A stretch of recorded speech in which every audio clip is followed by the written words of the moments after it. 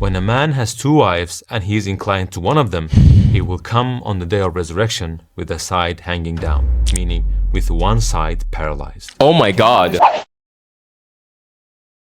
Your favorite Ultra Giga Chat pretty boy's What back. is the value of women in Islam? Does it degrade them? Does it treat them as second-class citizens? Although I have a bit of an acne breakout because I ate too much sugar. The first thing they ask is about women in Islam. Why do you think it's the case? Because large groups... Okay, so right off the bat, I'm just gonna say right off the bat, guys, don't click off. So this is how Islam is perceived in the West. This is not my view. Islam is perceived by most people in the West regarding women as a thing that oppresses women a lot. Obviously, that's not the case. But this is how it's portrayed in the West, though. Groups on both mainstream and social media have put all their efforts into using the topic of women as a propaganda tool against Islam. And they continue to attack it. But what's really surprising are the other statistics that we have. In the US, 4 out of 5 people who convert to Islam are women. Additionally, another study in the UK found that almost 75% of people who converted to Islam between 2001 and 2011 were women. If Islam were truly a threat to women, shouldn't these numbers be the exact... Although I did not know this. This is actually surprising. Popular belief, they found the value they've been looking for. I was honestly expecting this to be more balanced, but why is it overwhelmingly women in majority? In Islam, we have very That's a good question to ask. ask. And of course, some famous questions to answer. Can a man have 4 wives? Is the hijab covering the head and the body truly a restriction? Why does a woman receive half the inheritance share of a man? And a famous Quranic verse that has faced many Oh my objections. gosh. If you're ready, let's begin. I'm gonna have a lot to say in this video, I already know. In the 1700s, an English historian and author set foot in Istanbul, Lady Elizabeth Craven. And this Islamic city left her in awe. What women were experiencing in her country and what was happening here were worlds apart. This place was completely different, and she described Muslim women as the happiest creatures breathing. She would record her observations as follows. I think I never saw a country where women may enjoy so much liberty and be free from all reproach, blame or criticism as in Turkey, the Ottoman Empire at the time. So what was it that surprised her so much? What did she witness in England that made her say these words? Unfortunately, we don't know enough about history. None of the problems I'm about to mention existed in the Islamic city she visited. For example, in England and America, when a woman got married, all of her personal property would often come under her husband's control. Even if she worked, her earnings legally belonged to her husband, and she had no right to claim them. When her father died, her share of the inheritance would go directly to her husband, and she had no rights to it at all. In case of divorce, all the children were given to the father. The mother would be separated from her children, whom she had given birth to, raised, and made all kinds of sacrifices for. And of course, the children were torn away from their mothers as well. Except for a very small minority, women were not even given alimony, meaning financial support after divorce. Moreover, these were not just social injustices, they were legally established rules. And on top of these, women faced even greater moral and emotional injustices. In England, until the 20th century, strange practices still continued, and one of them was wife selling. What does that even mean? What the hell? It is hard to believe, but when a man became bored with his wife or lost interest, he could take her to the market and sell her like an object. What? According to I never knew this shit. An Englishman sold his wife for £1. What? What was happening in medieval Europe was far more horrific. Between the 15th and 17th centuries, the Catholic Church carried out witch hunts. Okay, I knew this part. Were executed. Yeah, I know this part. And slander. According to records, between 40,000 and 100,000 women were gruesomely executed, burned alive. Can you imagine? Yeah. If someone found a woman unattractive, they could say she might be a witch. Or if a woman rejected a man, she is now a witch. Their lives are over. Even the thought of it is terrifying. And in the same society, people were seriously debating questions like, are women even human? Do they have souls? Lady Craven did not say these words for no reason. What she witnessed in that Islamic city was the complete opposite of what was happening in the West. The rights that women in the West were able to obtain a century later, in 1882, were already enjoyed here for centuries. How was this possible? A woman could file a lawsuit, make legal agreements, own property, receive inheritance, and have many more rights than English women. You can probably guess that during that time, women in the West were not given the opportunity to receive an education as well. On the other hand, when we look at the world's oldest continuously operating university, we see that it was founded by a Muslim woman. You can see it in the Guinness World Records. The University of Al-Qarawiyyin in Morocco was founded by Fatima al-Fihri in 859. Wow. This shows that women were given the opportunity to receive an education in the Muslim lands, and that's how she was able to do this. You know what's crazy? Yeah, I actually have low-key heard that the Muslim world actually was more progressive than the Western world. Women's rights in Islam and polygamy in Christianity. No, here's the thing, right? About women's rights in the West. There is something to note here. Women in the West, some, like how women weren't really working. Women weren't really allowed in the workforce in the West, okay? They were just completely barred from it, right? That is something that women actually in mass supported. Like, they preferred to just be at home because they didn't want to work. Jobs were more dangerous back then. People were dying more often at their jobs. And it was like, hell nah. I don't want to do that. I'd rather just stay at home, be with my kids. There's that to note as well. You even see now, go look at data at the types of jobs that women have. It's never really like these dangerous type of jobs. It's so rare to see a woman in a coal mine, a woman in an oil rig, a woman out in the field.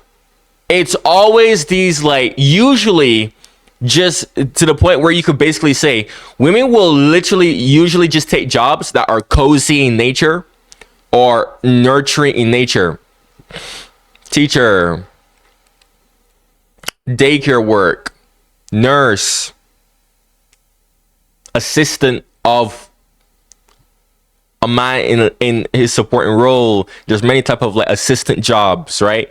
Like, for example, I said I'm gonna become a healthcare assistant, right? I'm done with my vocational school of that. Gonna get my certification this week. In my field, 95% of it is women working.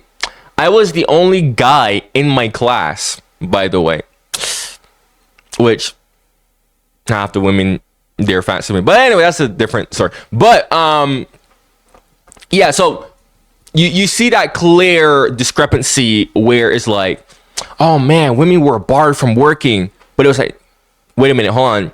You dig deeper and you see like, wait, no, they just didn't want to work. And even then today, something that I've noticed with women is that women don't really want to work. No, let me say this. People don't want to work. Because men don't like working either. But men are more able to handle it. Women, based on what I've seen, majority of women, they're only like, they work, but they're like, bro, I don't want to be working, bro. Like, I always constantly hear like women who have like jobs and whatnot. They're always like, honestly, bro, I just kind of just not even kind of. I just want like a husband that's able to just provide, because I don't really want to like be working like all the time. Like, I don't want to work. Like, women just don't want to work, bro. Like, if they really had the option to, like, definitely women would be like, yeah, nah, I'm out of here. No, like I said, people don't want to work, both men and women, but women far more are just like not really, they don't really want to like work. Like, you know, people just work out of because they have to, but for women that is especially as true. So there is that caveat as well. Other things to note is because due to the fact that men had higher responsibilities, compared to women, this is why you see that big social discrepancy where men were like dominating everything in terms of the man leading in alimony, the man leading in who dictates who has the property. Because the whole idea back then was, well, men have all of these responsibilities on their shoulder, and women, all they're doing is they're just staying at home and they're just taking care of children and just cleaning the house and cooking. So obviously men, with great responsibility, comes much more privileges because of that responsibility, right? Think of it as of a child versus an adult. A child would look at an adult and be like, oh man, you're so cool because you have all this freedom. You could do so much things that I can't do. But an adult will look at the kid and be like, yeah, because I have more responsibilities that comes with that, obviously, because I'm an adult, I'm grown. You don't have to worry about that. So obviously you're not in the same position as me. You're just a kid. All you're doing is just sitting at home playing with your toys, watching TV, cartoons or whatever. Or I don't know what the hell kids nowadays do now anyways. But, just think of whatever a kid does. It's like, yeah, you're not doing much. So why would you need to have these same privileges as me? Oh, you get to have a car. Oh, that's so cool. Yeah, because I need a car to go to work. Right? But anyways, so there is that as well. Like, now I'm not saying that I support, like, I really actually fully support, like, fully restricting women. Absolutely not. And I have to say this because it seems like a lot of people have this habit of misappropriating and misinterpreting what I'm saying in my videos. And I see this a lot with people where they misinterpret what the heck I'm saying. Let me make this clear. Now, if you watch my videos anyways, and you actually hear me talk, you would actually know, one, I'm constantly calling out men on their stuff. Two, I actually lean more towards women and like that whole like, oh, women versus men's rights, blah, blah, blah, blah, blah. Right? So, like in my videos, you will literally hear me just straight up say, like, no, this is not how this should be. This is too male-centric, and men need to stop doing it.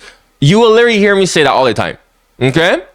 So I don't want people misinterpreting what I'm saying. Back then, I used to not really like clarify myself because I was under the assumption that people were capable enough to just from context understand that's clearly what I had in mind. But a lot of people just cannot understand that. Cannot understand what I'm implying now. So I gotta go and give out these extra explanations now. So no, I said this before actually, but I'll say it again. I believe that whole system where all women were completely restricted was dumb, because even though a lot of women, a majority of women actually preferred it like that, there are still some women that are different, where they're very much capable. They want to do the same thing that a lot of these men are doing, but they weren't able to just because, oh no, you're a woman. Like, bro, like, this is why I said, like, that stuff shouldn't be restricted. Just let the people choose for themselves. But that whole idea where they just outright restricted it, that did not make any sense, quite frankly speaking. But anyways, this also means that women had the right to own property. Otherwise, she could not have established a university. Additionally, it shows that Muslim women could take on important roles in society, which made this achievement possible. And most importantly, it means that she was raised in a Muslim family with self-confidence, feeling the value of her gender and identity, not with humiliation. Close your eyes and imagine this scene. More than 100,000 people waiting with excitement and curiosity. In front of them stands a leader who changed the course of history, Prophet Muhammad, peace be upon him. It's the year 632. And while delivering his famous farewell sermon, at one point he said these words: "O people, I advise you to respect the rights of women and fear Allah in this regard. You took women as a trust from Allah, and you made their decency permissible for yourselves by making a promise in the name of Allah. Just as you have rights over women, they also have rights over you." Among countless other things, in terms of women's rights, he profoundly changed the region he lived in. Now let's take a look at the life cycle of a woman living in that society and compare the differences between the time before and after Islam. Before Islam, when a girl was born, her father often saw her as a source of shame, and in many cases, she was buried alive. When Islam came, it completely abolished this practice. Yeah, this is still a problem that goes on in China, by the way, where men are preferred and girl children are just,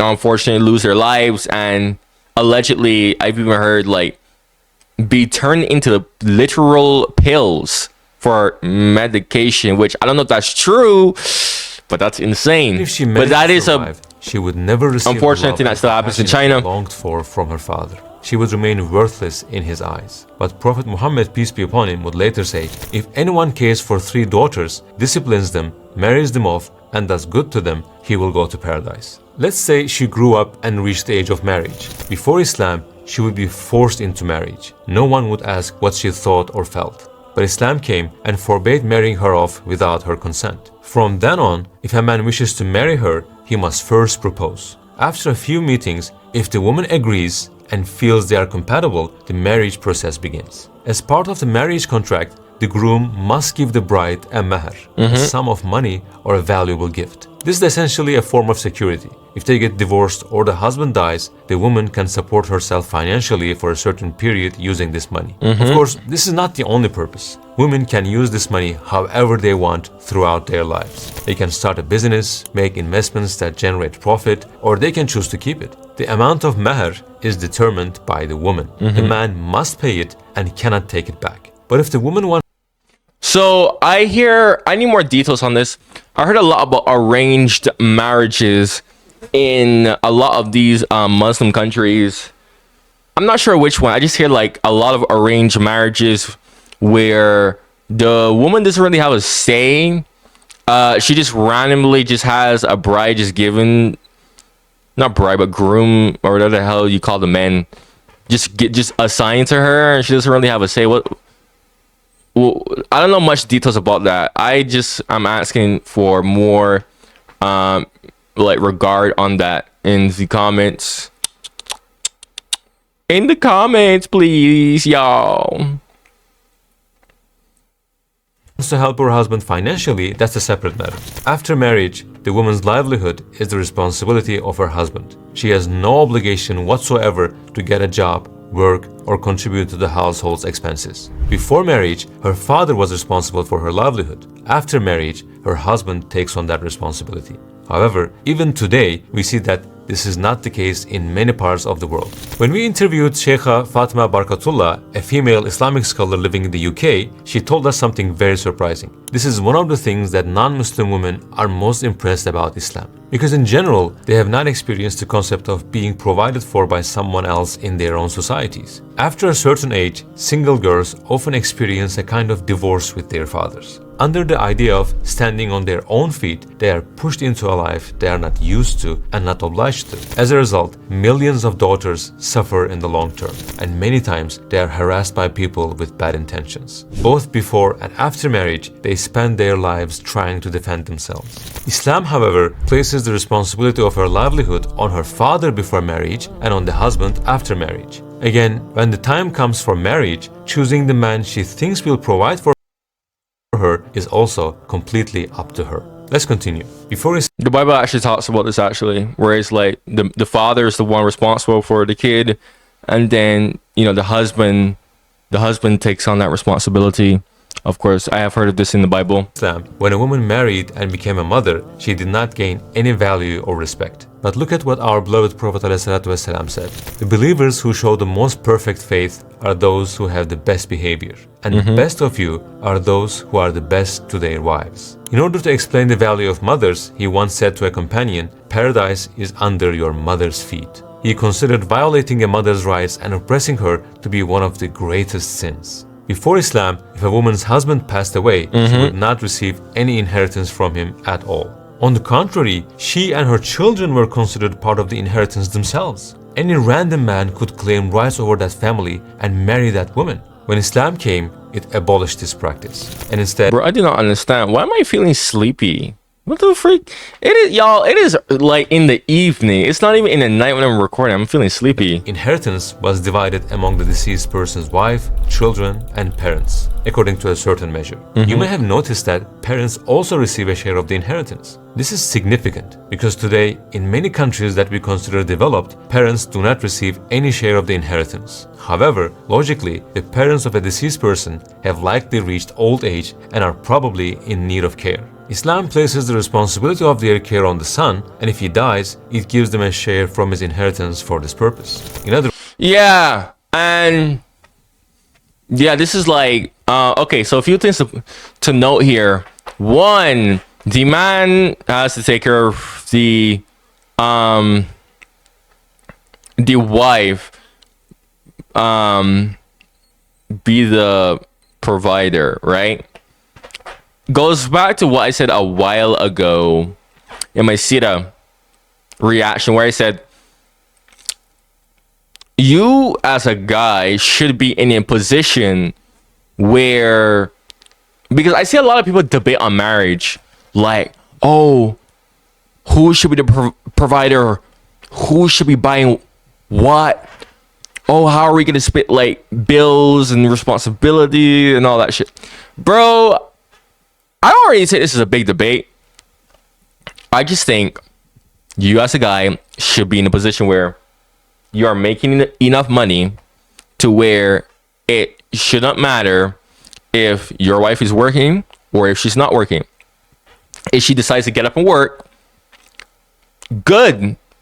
Just more money for the family, for the kids, right? Because the whole idea in my head when it comes to marriage, a lot of people like really don't even think about this. People are so selfish. They're only thinking about, oh, what do I get? What do I get? What do I get? What do I get? Which is true. Marriage, relationship, you have to bring something. You have to bring value. Duh. But I'm talking about marriage here. Marriage, bro, if I'm married to somebody, I'm thinking to myself, okay, I'm gonna have children with this person. Because what the heck is the point of marrying someone if you don't intend to get children with that person? At that point, bro, just being in a simple relationship with that person, don't get married. Don't get married if you're not going to have children with that person. So it's like, so from my perspective, I'm like, okay, marriage. Okay, children is gonna be in the mix. So I'm like thinking to myself, how do I make sure that by the time kids come, that they are able to be properly provided for? Now, like I said before, a man should be in a position where it doesn't matter if the woman works or does not work anyway. That's my personal belief. Because look at this, right? When a woman is pregnant for 9 months, let's say you have a situation where I see people do this all the time.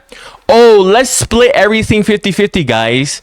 Let's split everything 50-50. The man pays half and the woman pays half. Sounds great, right? Okay. And the woman is working, right? Okay, sounds great. But then you know, what happens when she gets pregnant? 9 months, she can't work. Now you have a problem. Half of your income source is gone for the entire household. Now you're in a situation where she can't work because she's too busy being pregnant, obviously. And not, you know, the financial burden is going to be on you, right?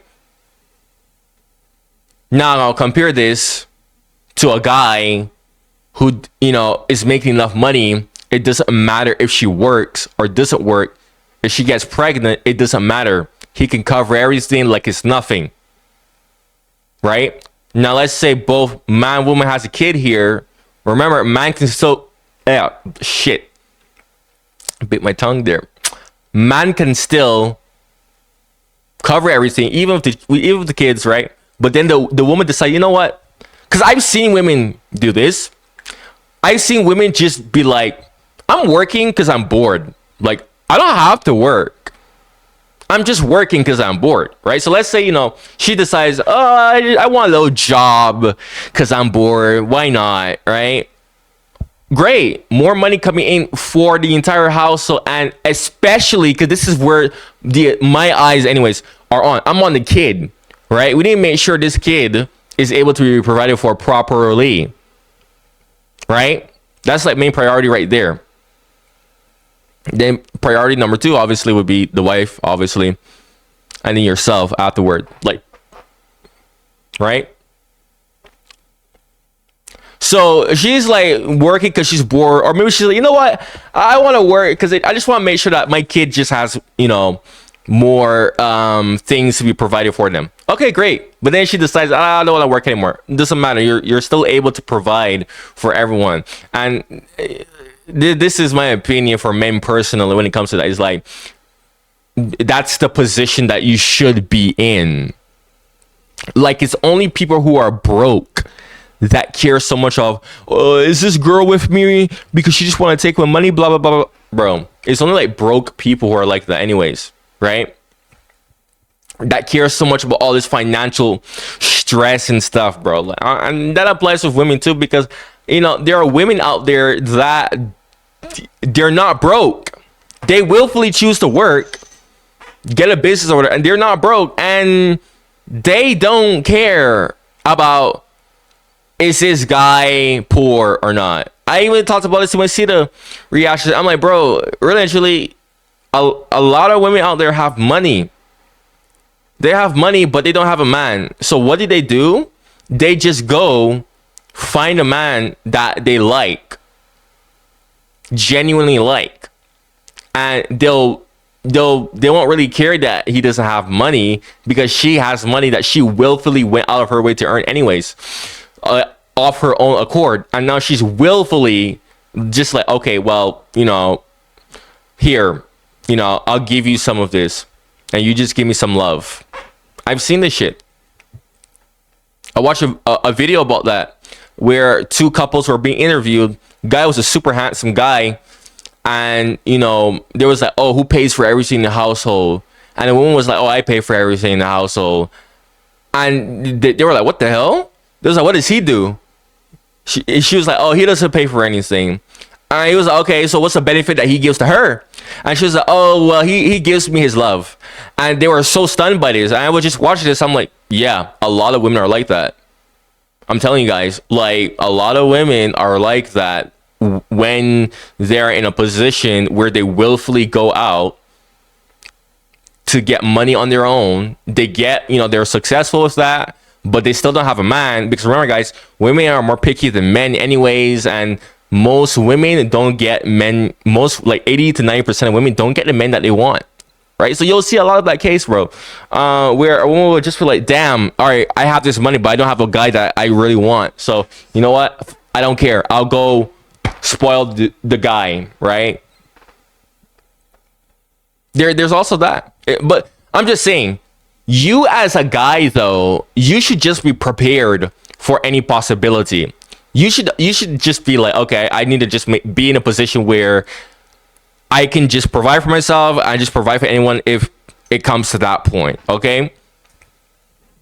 Another thing to note here, shifting topics here, the only thing that I'm curious about is, from an Islamic perspective, what value is the woman supposed to give to the man? Exactly. Because that's like the hot debate on, like, in the West anyways. And I even said this in my like previous video 2 days ago. I'm like, most men, they only get married just for the sake of intercourse. A very shallow reason. Because men are in a position where they could just go and provide for themselves anyways, right? But women, a lot of women in the West, from men's perspective, just don't really bring any value other than just intercourse. And that's the thing, is like, even with me personally, I find that to be relatively true. Is like, and this is why I'm single, because my whole logic on this is like, okay, if I want to, I can just get up throw myself out there. If I feel like it, if I want to indulge myself in that, I could go do it. But if I don't feel like it, then I don't feel like it. However, if I meet someone, they have a great personality, you know, we bond together. This is why I said I would never marry someone for intercourse. Why would I marry someone for intercourse when I'm a pretty boy and all I gotta do is just walk around the block for a little bit, and chicks would literally walk up to me wanting that? I mean, even on my channel, I even said this before, like plenty of women who watch my videos that, I mean, yeah, like they would definitely want to go down that route. Like I've seen some of my fangirls try to shoot their shot at me, but like I said, I don't bring people in my lives that much, right? So I'm just like docile. I'm just like, oh, okay, like cool. I don't react in any certain type of way. I just let them just, you know, be there. But so that's my whole logic on that, is like, okay, well, like marriage to me is like, okay, this person is special, way special. This person brings something much more than just intercourse. This person brings like something that most people can't bring, appreciating me for my personality. We are able to get along on certain topics despite arguing. We are able to communicate better, because a lot of people are really struggling with that. I could go on and on. I'm just saying, right? So how does Islam go about that? Like, what is the woman supposed to bring exactly? Because Adam and Eve, right? Adam was lonely, right? Adam was lonely from the Bible perspective anyways, right? Adam was lonely, so God was like, okay, I got you, bro. And he created Eve. So the value that Eve was providing Adam was companionship, right? So it wasn't even intercourse, bro. It was like, no, it was just companionship. He just had someone to just bond with, right? Like he wasn't lonely anymore, right? And it varies. Like every relationship is different, guys. Like people have this misconception, and it annoys me so much, that relationships equal sex. Absolutely not. This is such a big myth that is so annoying. I even was reading people arguing about this on a Reddit post where people was like, what's the point of being in a relationship if you are not having sex? And I'm like, bro, what?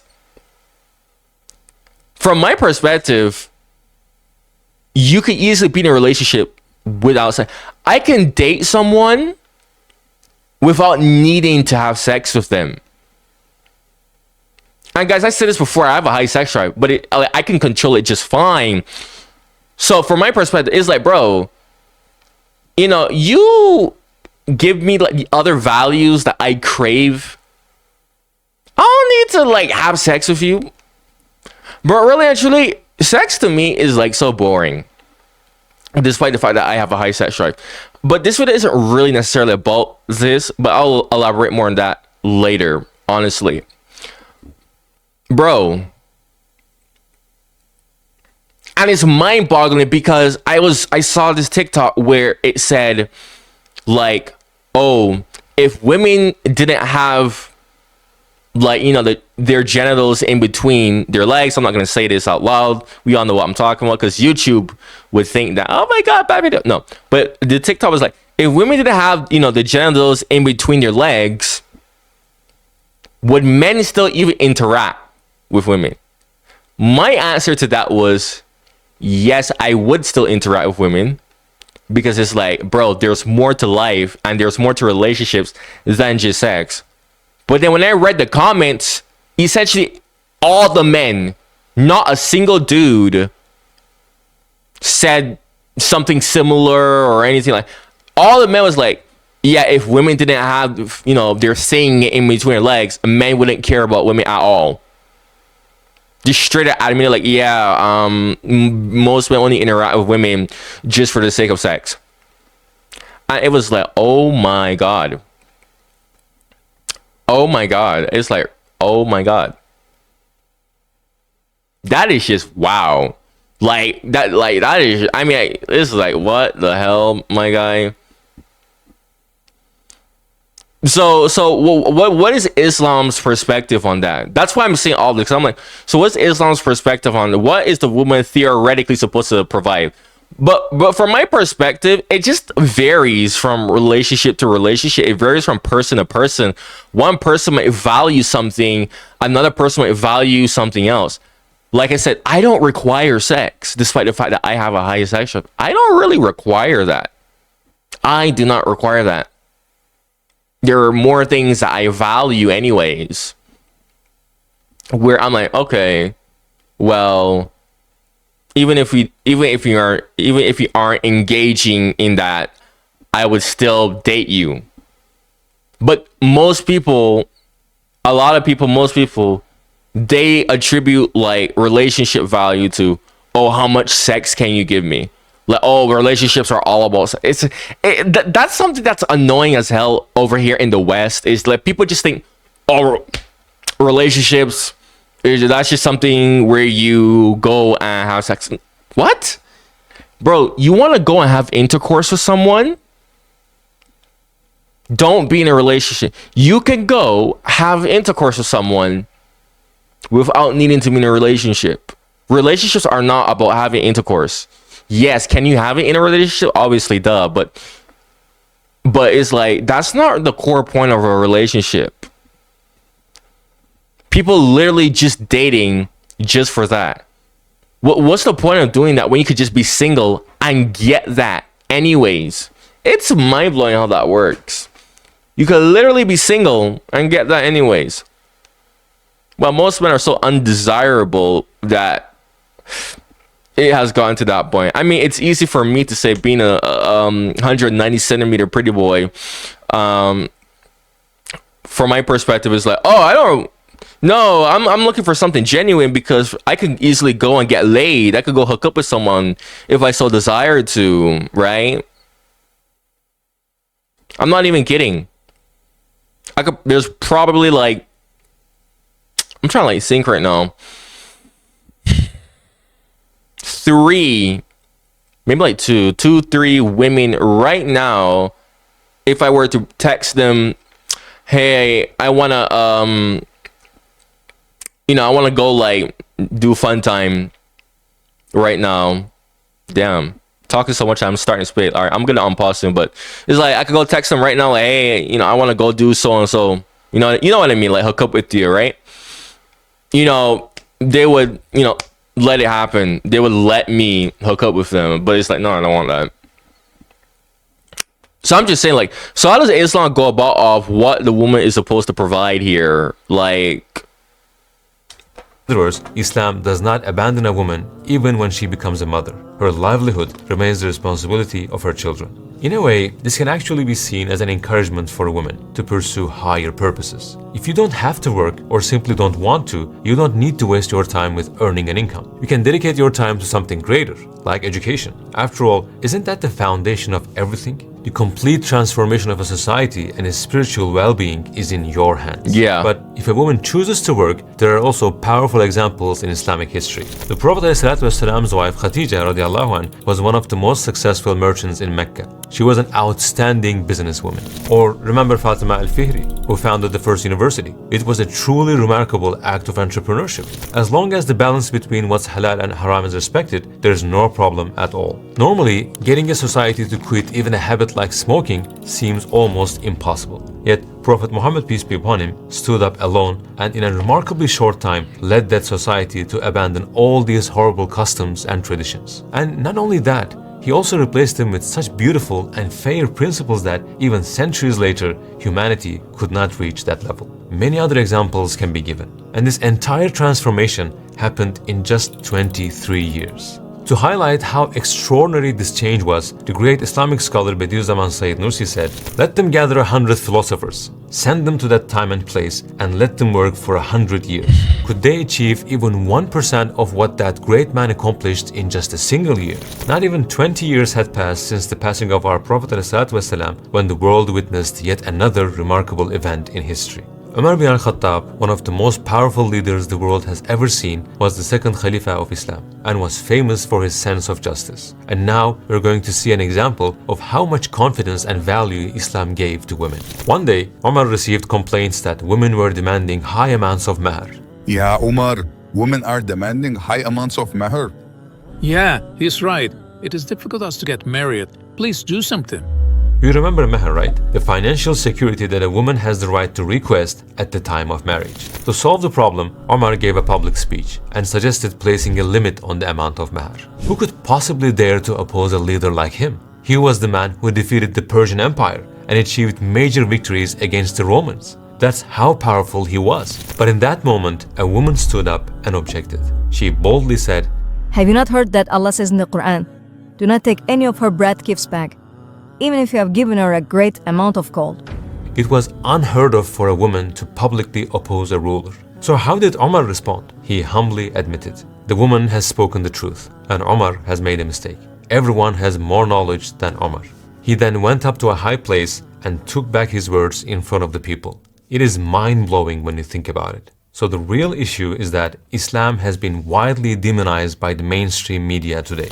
Some of you might remember the famous Irish singer who converted to Islam, Sinead O'Connor. She was known as a feminist. And when she spoke about her journey to Islam, she said, "I started studying scriptures from different religions, trying to find the truth about God. I never thought I would join a religion, but I left Islam until last, because I had so much prejudice about Islam." Indeed, there has been massive propaganda about Islam, especially when it comes to women. But when people actually started looking into it, they realized that the truth was completely different. That's why 4 out of every 5 people who became Muslim in the US are women. And that's why nearly 75% of those who convert to Islam in the UK are also women. Now, let me ask you this. If Islam were a system... Okay, so women like the idea of being taken care of. So obviously, these rates are going to be higher.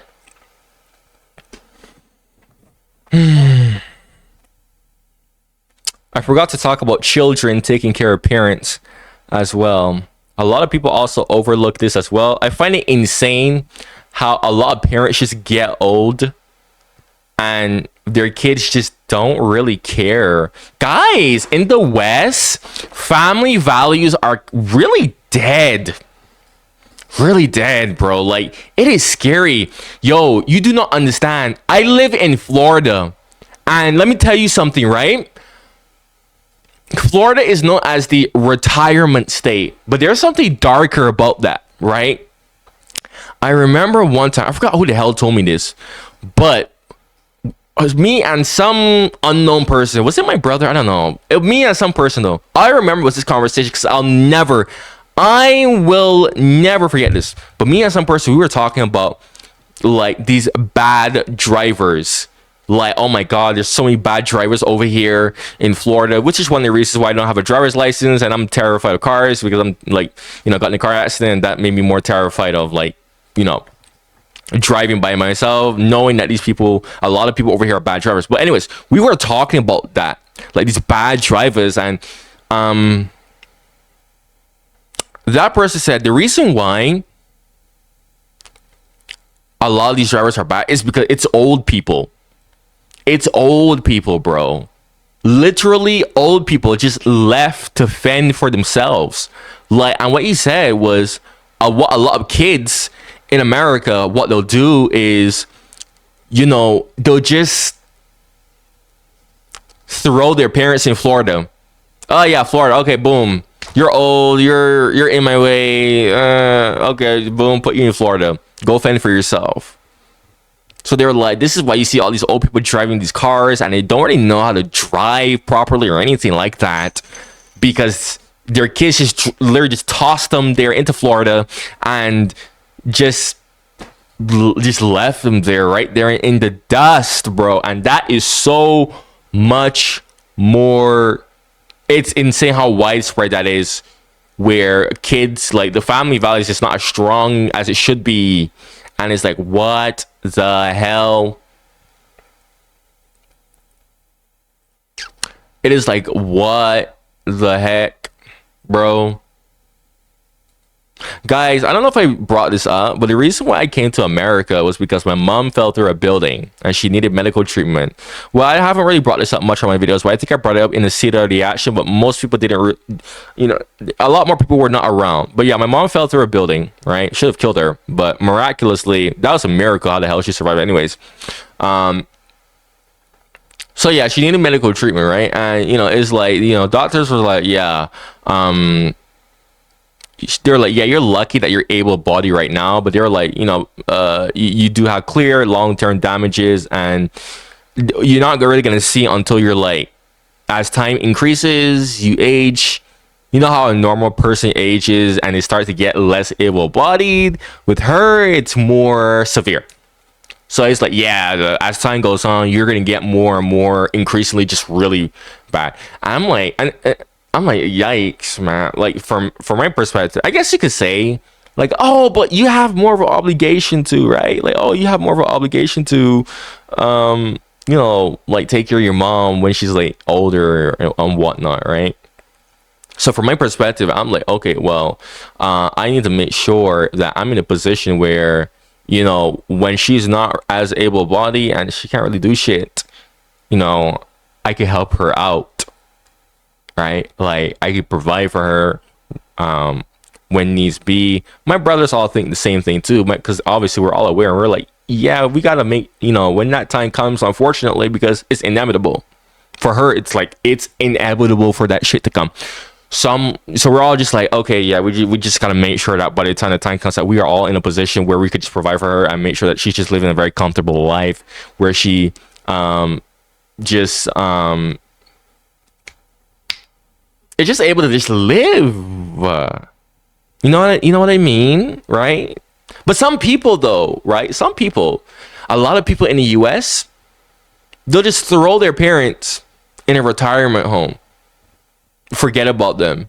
It's so common. Even when they have conditions like that or whatever, a lot of kids, bro, oh my God, they will just throw their parents just straight in a retirement home. And it's like, what in the world? And this is another reason why I low-key just don't really care about women, because, bro, like, a lot of women just are not worth focusing on, because they bring a lot of problems more than they do benefit anyways. From my experience and what I've seen a lot of men go through, it's like, bro, I literally am more worrying about my mother that, seeing a chick who appears to be bringing more problems. I'm like, I'm like, bro, I don't care about you, whatever. Like, I'm not even gonna focus my mind on that. Like, I'm not even gonna waste my time on that, or even, encourage that, or feel, I don't got time for that. And that's another reason why I'm not like a man, like I'm not promiscuous or already doing anything. I'm too busy trying to get myself together so that I'm in a stable position where, I could provide for myself and provide for my mother. I'm 21, guys. Oh, but you're 21, you have your whole future. Bro, your 20s go by like this. Now, even though, yes, I am in the middle of those stepping stones, like I said before, obviously it's like, oh, I have this YouTube channel anyways, which is still fresh. I have a lot of things that I need to do with this YouTube channel. Very much so, there's a lot of plans for this YouTube channel, guys. And like I said, I'm gonna, I'm done with my clinicals. I'm gonna get my healthcare certification this week anyways. I could go work as a healthcare assistant right now if I really want to, right, guys? That's literally all just the beginning, right? Really and truly, right now, if I go work as a healthcare assistant, I'll be able to provide for myself perfectly fine, because I live a very frugal, simple life anyways, right? But there's still more. It's like, yeah, this is not enough for me. This is technically sufficient, but it's like, this is still not enough in the grand scheme of things, guys. So I'm grinding more. Like, I'm still in college for something entirely different, y'all. Right? When my face is done, right? Because remember, you always hear me talk about, oh, I look better than most men. Oh, you're only seeing 70% of my potential. Yeah, well, when my face is done, I'm gonna go check out modeling agencies when I'm at my peak looks potential. right? And that's not going to be happening until like 1 to 2 years anyways. But actually, I did go through a modeling program. I mean, a modeling coach personally looked at me compared to everybody, and he was like, you have the potential to go extremely far in the modeling industry, but that's a story for another time anyways. So it's like, I'm like looking at all this stuff because in my mind, I'm like, bro, my mom, the main driver of this is not just for me, is like, I need to look at my mom. I need to do everything possible, especially whilst I'm still young too. It's like, do everything that I can. If something fails, I'm young, I can recover from it, right? But if something does take off, it's like, boom, perfect, excellent, right? But I'm just saying all this because I'm just saying that a lot of people here in America, even in the West, to be honest, they're not like that, bro. It's like, you're old as shit. I don't give a shit about you. I be hearing people talking about I haven't talked to my parents in like, I don't know, a month. I don't know. I already talked to my parents like that anymore. I'm like, what? What?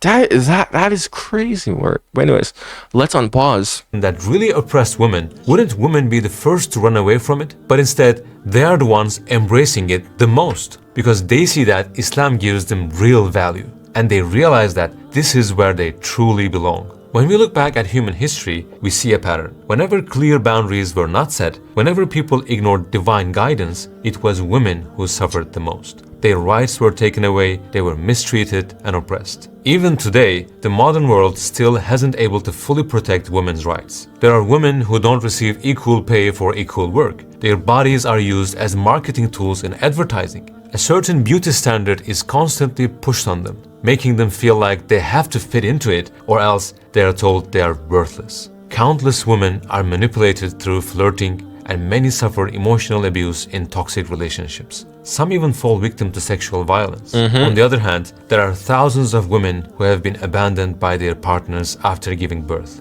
In 236 countries across oh my god, more than half of all households are run by single mothers. Yep. This is a big problem that men do not want to talk about. Oh my god. Fun fact, do you know, right? Single father versus single mother. Mothers, there's a 5 times more rate of single mothers than single fathers. It's ridiculous. It is so ridiculous, bro. Like, men need to stop that shit. This is why I say in my videos, like, men need to stop dehumanizing women. Because these men are not raised. That's the problem. Men are not raised with this proper discipline. This is why I said when I want kids, I want sons, not really daughters. Maybe one daughter is fine, but I want sons because I want to raise these sons, these men. This is how you're supposed to be. Go spread that teachings, right? I have a social media presence, so a lot more people. I'm a nano influencer, right? But still, nonetheless, influencer people, you sit down here, you listen to what I have to say, right? I have an influence on you, right? So whatever. But still, yeah, this is one thing that really annoys me is men will complain, oh, women are like this, women are like that, women are like the next. Whole time, men are no better. If anything, men are worse. So much worse, bro. Yo, let me tell you something, right? I said this before. I didn't really say this much, but I was talking to a friend, and I looked at my friend, and I told that friend, I was like, let me tell you something, buddy. You don't see it from me much, but trust me, I sided with women more than I sided with men. In fact, I even said I straight up do not care about men's problems, to be honest. I don't care about men's problems. Do you know why I, as a man, don't give a shit about men's problems?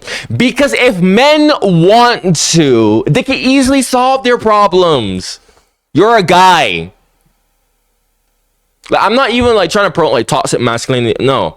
But it's like, dude, if men really want to, and not only that, but a lot of men's problems is so trivial. It's ridiculous. That is like, really? Oh, male loneliness, bro. Oh my god, male loneliness, bro. Oh my god, men are so lonely. No, the problem is that men feel entitled to women, men feel entitled to intercourse, when that's not how that works. women in America, anyways, and the West, women being more able to freely choose who they want to have intercourse with, they're obviously going after, well, you know, studies have shown that men, like women view 90% of men as straight up just ugly. So yeah. So it's either you're just really attractive to women, or you're just ugly, bro, right? So because of this, men constantly having this domination over women, where they constantly restricted women historically, and they were basically just having intercourse with them without any problems, because again, women were very restricted and they couldn't do shit. Women don't have these restrictions anymore, and they're like, well, why the hell would I want to be with you? Now men are complaining. Oh, bro, I straight up see men literally saying, like, men should be entitled for intercourse because, oh, but that's how men are, bro. Oh, but men naturally want intercourse more than women. Even though this is something that is grossly exaggerated, there's a slightly, like, men are slightly higher in their drives, but it's just normal to just want intercourse anyways, right? Just that women want it too, but it's like, although I will say that women are very entitled with it as well, but it's not as severe as men. Now, what I will say, actually, because he did say some stuff here, I'm going to repeat what he said there. Their bodies are used as market. 75% of those who convert. Let's repeat, because he said a lot of stuff that I need to talk about. Now, let me ask you this. If Islam were a system that really oppressed women, wouldn't women be the first to run away from it? Gives them real value. And they realize that this is where, when we look back at human history, we see a pattern. Whenever clear boundaries were not set, whenever people ignored divine guidance, it was women who suffered the most. Their rights were taken away, they were mistreated and oppressed. Even today, the modern world still hasn't able to fully protect women's rights. There are women who don't receive equal pay for equal work. Okay, let's talk about this here. This is a statistic taken out of context. It's because there's more nuance to it than that.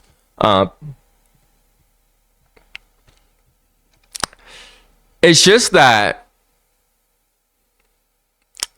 experience matters, how much skills you have matters, and men typically just far, like, let's say a person has 1 year of experience versus a person with 5 years of experience. Yes, you're both doing the same amount of work, but obviously, like, the person with 5 years of experience, they're gonna get paid more. Like, this shit like that matters. Like, when it comes, like, I don't like to use that statistic because it's like, that's a very, not, it's not black, like, as black as white as you think. Their bodies are used. Like, for example, I'll give you an example. I talked about modeling, right? Like, you know, becoming a male model, which is very possible. You might see me eventually become a male model, but male models, actually, there's a big discrimination in the modeling industry, and I know this because I've done research, because this might be an industry not am going to. Big discrepancy here. Women get paid way more than male models in the modeling industry for anything. Like, guys, look at the top women supermodels versus the top men supermodels. Big pay gap, and that's just how it is in the modeling industry. Women are just, yeah, they're just valued more, and thus they get paid more. And not only that, but women are more taken care of and more cared after. Men, not so much. Like, for example, in the modeling industry, there's creeps. There's a lot of creeps and predators, both for men and women. Because, you know, there's like people who are who like men who like men, and a lot of creeps like this exist where I hear a lot of stories from male models where they're like, yeah, this so and so person who was taking my photographs, he straight up told me to get naked, and he told me that if I don't do it, he's gonna go and like ruin my reputation. And guys, reputation really matters a lot in the modeling industry, right? Let's say you have a client taking your photos.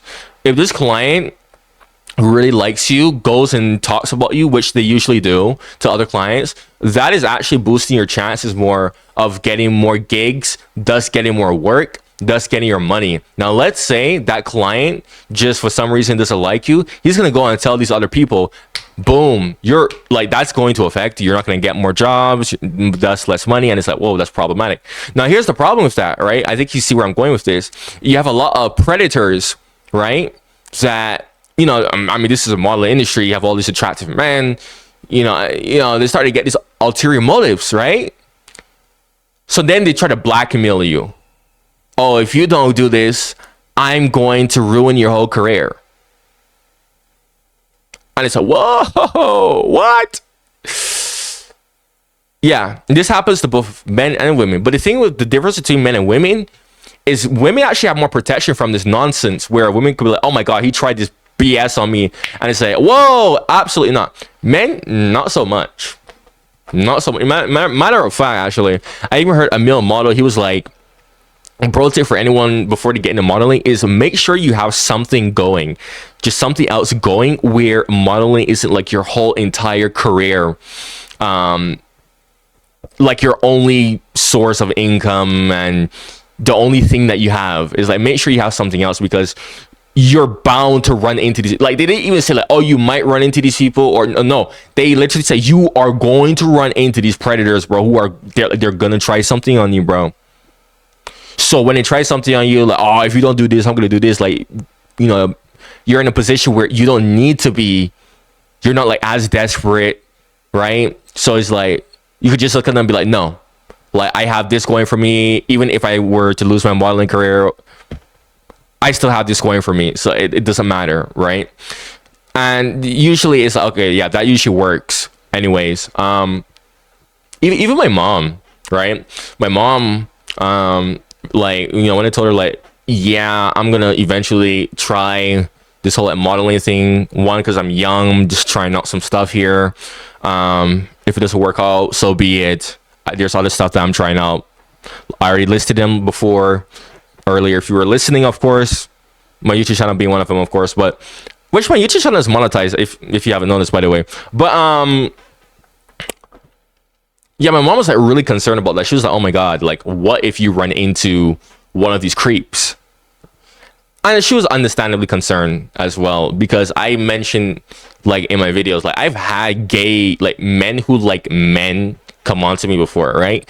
I mentioned in my videos how I had a gay guy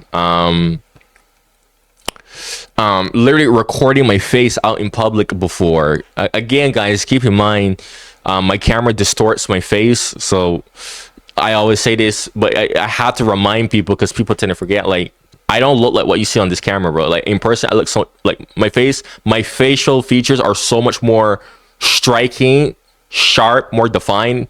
It's crazy. But anyways, and this is just me when I'm nerfed, by the way. So it's like, yeah, okay, well, I had that experience with like gay people. My mom was like, okay, but you're going in an industry that is full of like gay men that has a reputation of a lot, like not all of them obviously, but a lot of these men are literal predators. And they're like, bro, what if they try something on you, right? I'm like, look, man, I'm like, I understand your concern, but trust me, I'm not gonna let anybody do that nonsense to me at all. Absolutely not, really and truly. Because my mom was like, yo, if anyone like touches you in any weird way, like, what are you gonna say that? Which is true. That's a common tactic that they like to do, by the way, is they like to, because in modeling you can be like hands-on with the model to make them do a pose or whatever. Common tactic that these predators like to do is they will touch your like private part and be like, no, guys, I'm just, this is all a part of the work, don't worry, guys. Whole time they're just being perverted. So it's like, yeah, I understand what she's talking about. I'm like, look, man, if that happens to me, trust me, I will make sure that does not happen. Which is another reason why I didn't like straight up rush into modeling anyways. Because it was like, okay, let me make sure that I have a bunch of stuff going for me first before I even think of modeling. So yeah, But I'm just saying, like, compared to men versus women, like, yeah, there is that to note as well. There's that big discrimination where men, people don't really care what happens to them more often compared to women, where women are paid much more and they're cared after more whenever a predator tries to do anything funny towards them. Used as marketing tools in advertising. A search Okay, all I will say is women in this context here, most contexts where you see that women willfully sign a contract, willfully saying like, yeah, I'll do that at least. So I'm like, beauty standard is constantly pushed on them. I agree with this one. I did a whole project on this in 9th grade where beauty standards, I was like, yo, there's a big problem with beauty standards in modern society where a lot of women that look perfectly normal are extremely insecure because of these toxic beauty standards. I went into details about how there's like different body types, and let's say for instance, it's actually natural for someone to be bigger than another person. Like, I'm naturally lean, I'm naturally skinny. And you know what's so funny about this is people actually made fun of me for this shit. I'm like, bro, go away. I'm like, bro, go away. Like, this is just how my body naturally is. The problem is that a lot of people don't really understand that. Even men too. I'll see men be like, oh my God, look at this person. They're so big and buff. I'm like, well, they were naturally genetically inclined to be like that, right? Now you look at somebody like me where I can get muscle, but it's not gonna be like big buff muscle. No, it's gonna be like lean, lanky, because you know I'm lanky, right? And funny enough, actually, that is actually normal for men with high testosterone anyways. Men with high testosterone, they're lean and they're lanky. So, lean, lanky, tall. But yeah, that's a big problem too. Again, men don't care about this either. Making them feel like they have to fit into it, or else they are told they are worthless. Yeah, that's a big problem. Are manipulated through. And this is a big problem too with adult websites and adult movies. You know, PORN. I'm not gonna say the word. Where these adult websites, they have unrealistic. Guys, let me tell you something, right? If you ever watch those adult websites, fun fact, do you know that everything on that is fake? Even the bodies. Bro, I'm not even kidding. A lot of these adult actresses, these porn stars, they will literally enhance their genitals the way it looks like. I'm not even kidding. That most people don't know that. I do. I know that because, well, I like research into this and that whole like rabbit hole of like the adult industry, blah blah. Bro, so the problem with this is like men, you know, on these adult websites, they're seeing these fake bodies pretty much, and they're on these adult websites so much that they're thinking, oh, this is how like the average woman is. Whole time it's not. And this is why I'm not really on those adult websites. I even talked to my friend about it. I was like, yo, I'm not on those adult websites really, because it's like that's gonna distort my perception of how women are. Then it's like the problem with that is you're on those adult websites too much. You know, you see all these fake bodies. You don't know they're fake. So when you do get in a relationship with somebody or whatever, or you're just having a casual hookup and you see an actual body, your mind is like, huh? This is not what I'm accustomed of seeing. Right? So obviously now you're gonna be like, huh? You're gonna be perplexed. Thus, you're not gonna be like aroused. And obviously, it's very obvious when a man is aroused, and women notice this shit, and women get very insecure by that. Like women will get very insecure if they see that they cannot arouse a man by that. I've seen it all the time, right? So then they like, oh my God, like I'm not good enough for him. Oh my God. Whole time she is good enough, but this guy has a distorted wrong view because he's been seeing fake bodies all his life on these adult websites and these adult films. So that is a big problem there that nobody isn't talking about, and it needs to be talked about. Flirting and many suffer emotional abuse in toxic relationships. Okay, so yeah, toxic relationships. This goes like both ways. I always preach to men like you should not be manipulating women. That is not okay. And again, this is coming from someone who's a desirable guy, where I could have been in a position to do that if I want to, and I willfully choose not to, right? But at the same time, women also need to understand, they need to be able to figure out when a guy is toxic and when he's not. A lot of the women swear on Jesus's name that they have such a great intuition, but what I've seen is quite the opposite. They don't have good intuition. I'll even give you an example, right? Of my own self here. On my YouTube channel, right? So I reacted to a song that was talking about relationships, and I made my own comment. I don't already feel like repeating everything that I said. All I basically said was, you know, like, I'm an honest dude. I don't play with people's feelings. You know, long story short, like, a lot of women just find that boring, or they just really hate that. And even a lot of men actually agree with that statement too, where they're like, bro, I mean, I had some men in my comments that was like, bro, I know what you're talking about. Like, I remember I used to be a bad dude and I had so many women around me. Then when I finally changed and become a good dude, it's like, boom, they're all gone and I barely have any women attracted to me, blah, blah, right? So, yeah, there's a big correlation there for some reason. But the reaction that I got was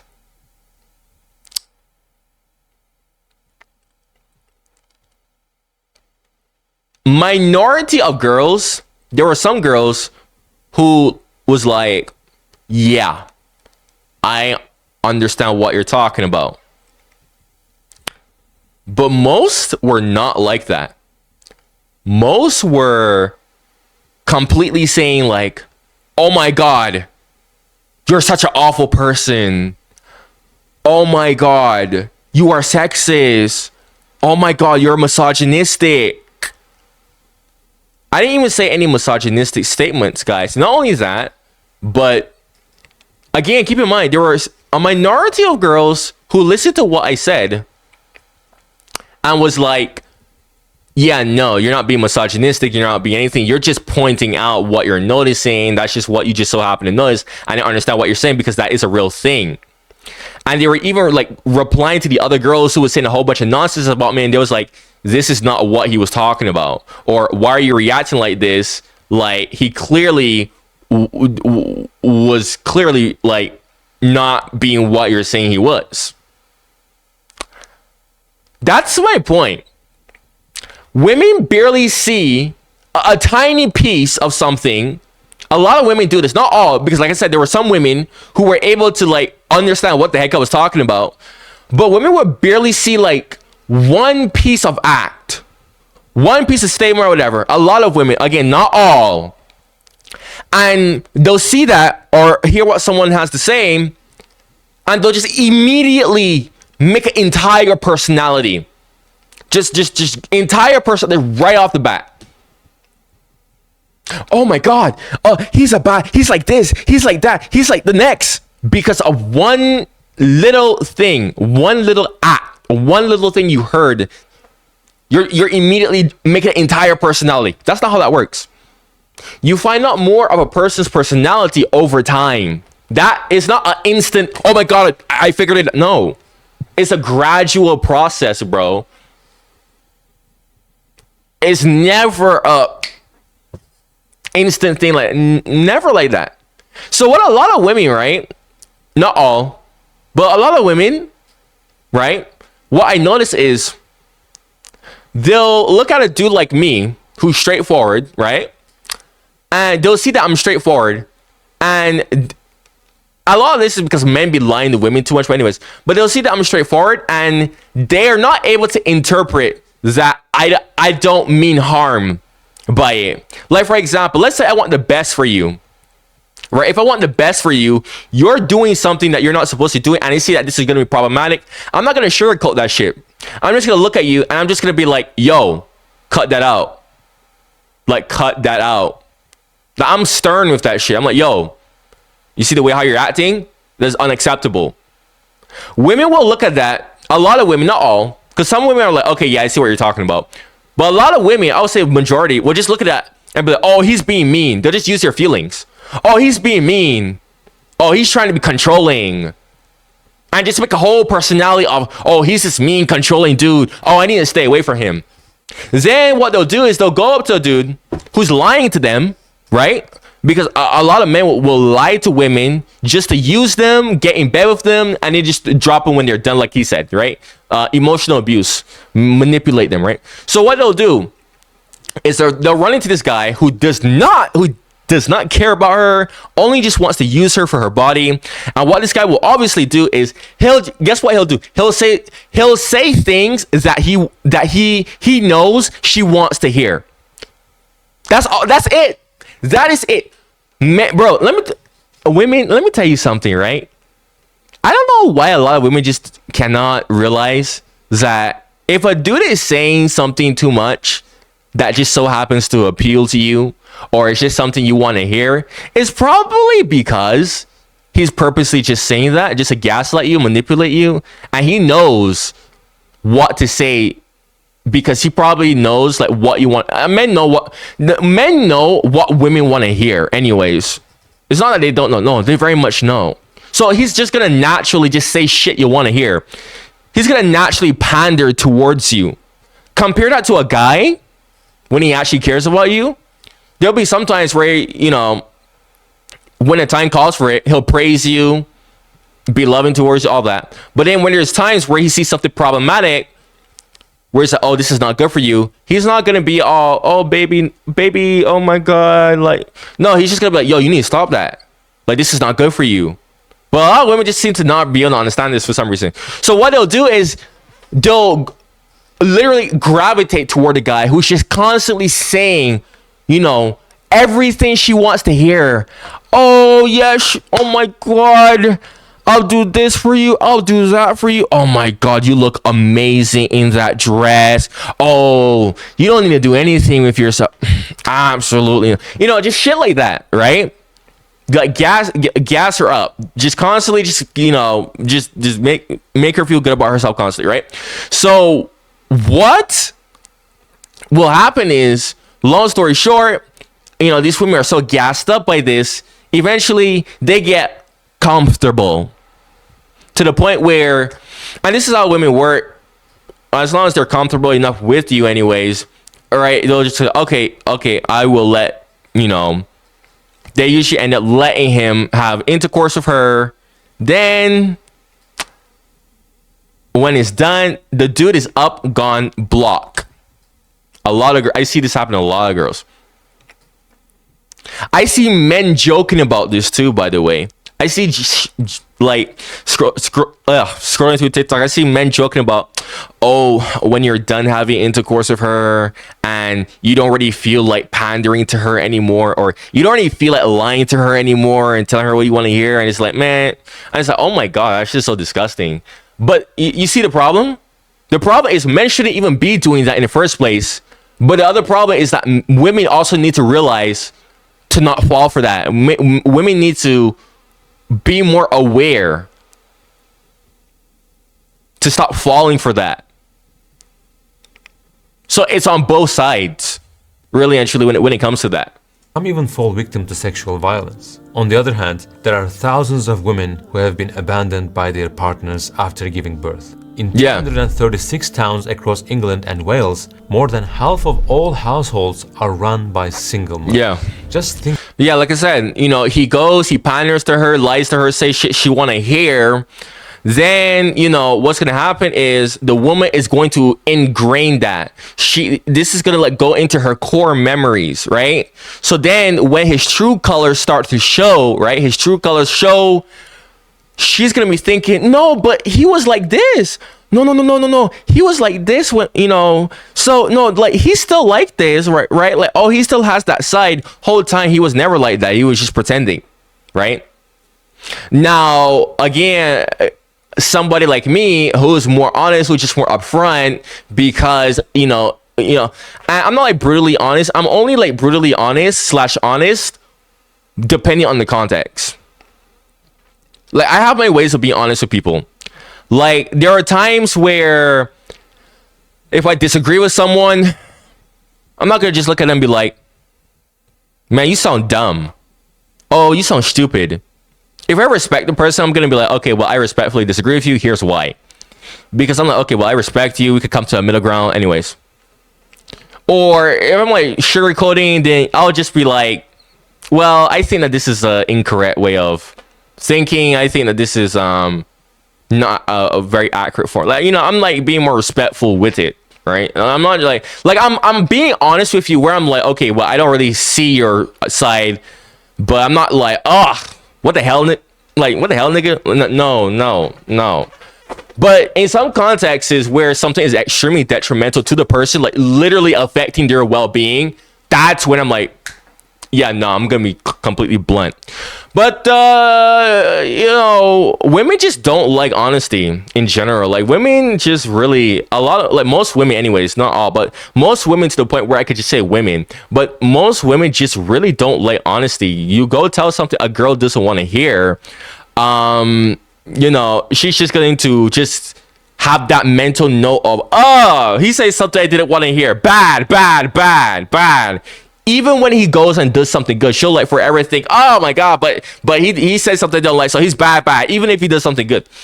And then it's the opposite with the shitty guy, right? Where it's like, oh, but he treated me, but he was like this, so he definitely still has it in him, even though he's literally beating the hell out of me, even though he's literally controlling everything that I do now.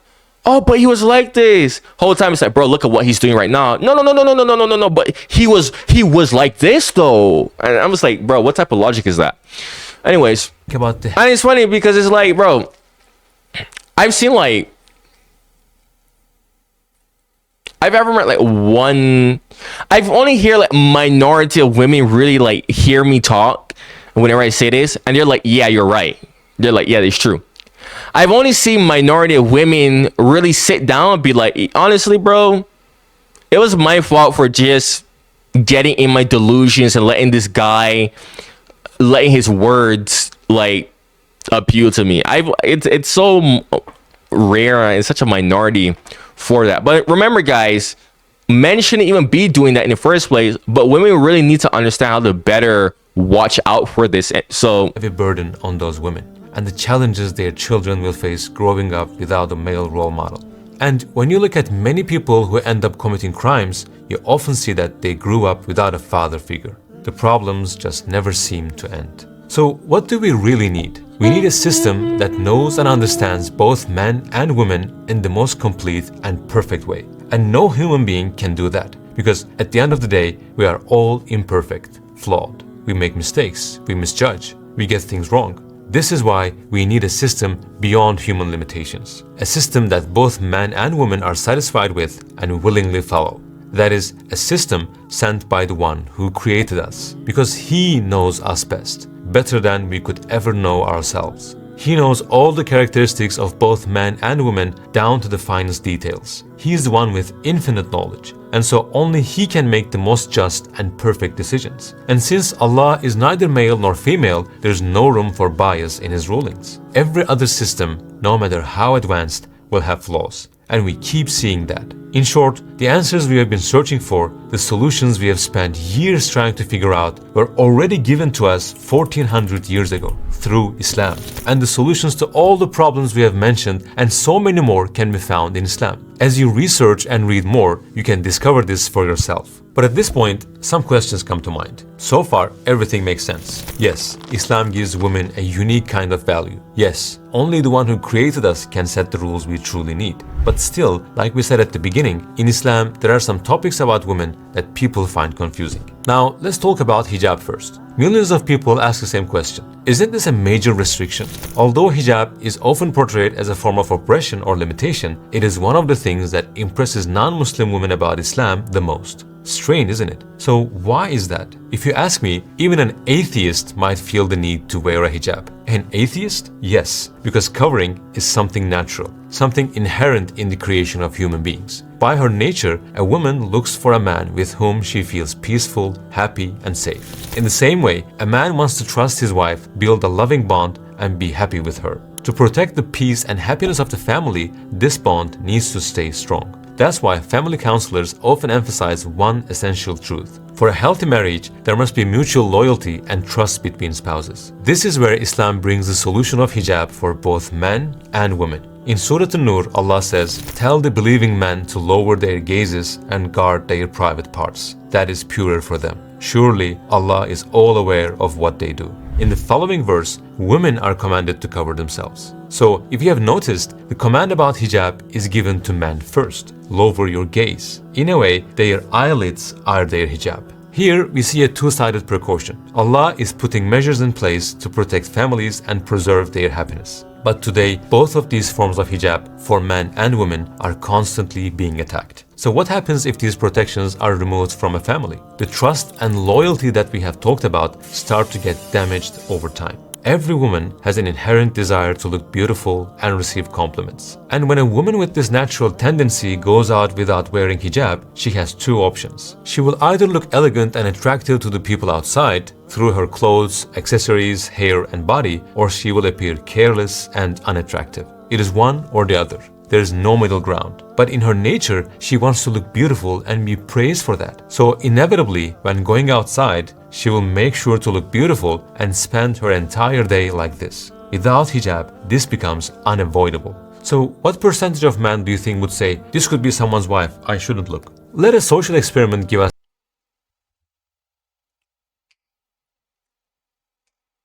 Women dress to compete with other women. Women are very competitive with other women. It's so strange how competitive women are with other women. Like, every time there's a group of women, there's always a competitiveness.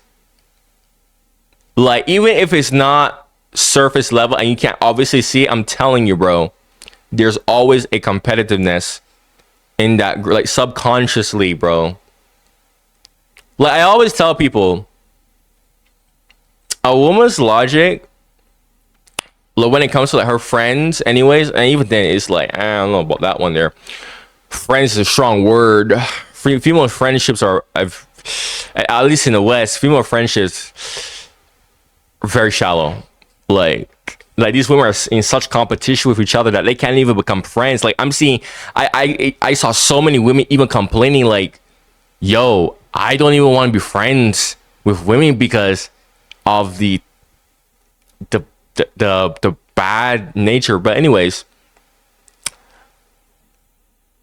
in a friend group, right, women's logic is this, right? They have a friend, right? It's like, I want the best for you, bestie, but I want the best for you, bestie, but you know, when you're going too far above me, right? You're getting too far up, like you're becoming more successful than me. You see this in men too, but interestingly enough, I attribute that to the lack of the dropping of testosterone rate in men anyways, where men are acting more and more like women in this regard, where they get more envious of men and all that. But anyways, so yeah, let's say a woman is like doing better than another woman, or she physically looks better, because women know when a girl looks better than them, and my god, the way how they will react to a girl that looks better than them, yikes. So yeah, let's say she has a friend like that, right? It's like That's where things start to get problematic. Like, oh, you look better than me. Okay, yeah, that's problematic now. Oh, oh, this is a big one, probably the biggest one. Oh my God. When it comes to men, right? If there's something that I know about women, bro, is women, like, I mean, like what he was saying in this video, is women seek a guy that they want. All women are like this. And remember what I said? 90% of women do not get the men that they want. Like I said before, studies have shown that women view 90% of men as ugly. Right? But we're seeing all these people who are married in relationships. Yeah. Because they settle down. Because women don't get the men that they want. They're forced to settle down with someone who they actually don't want. So, you know, this is the biggest context of this. Let's say you have a girl, right?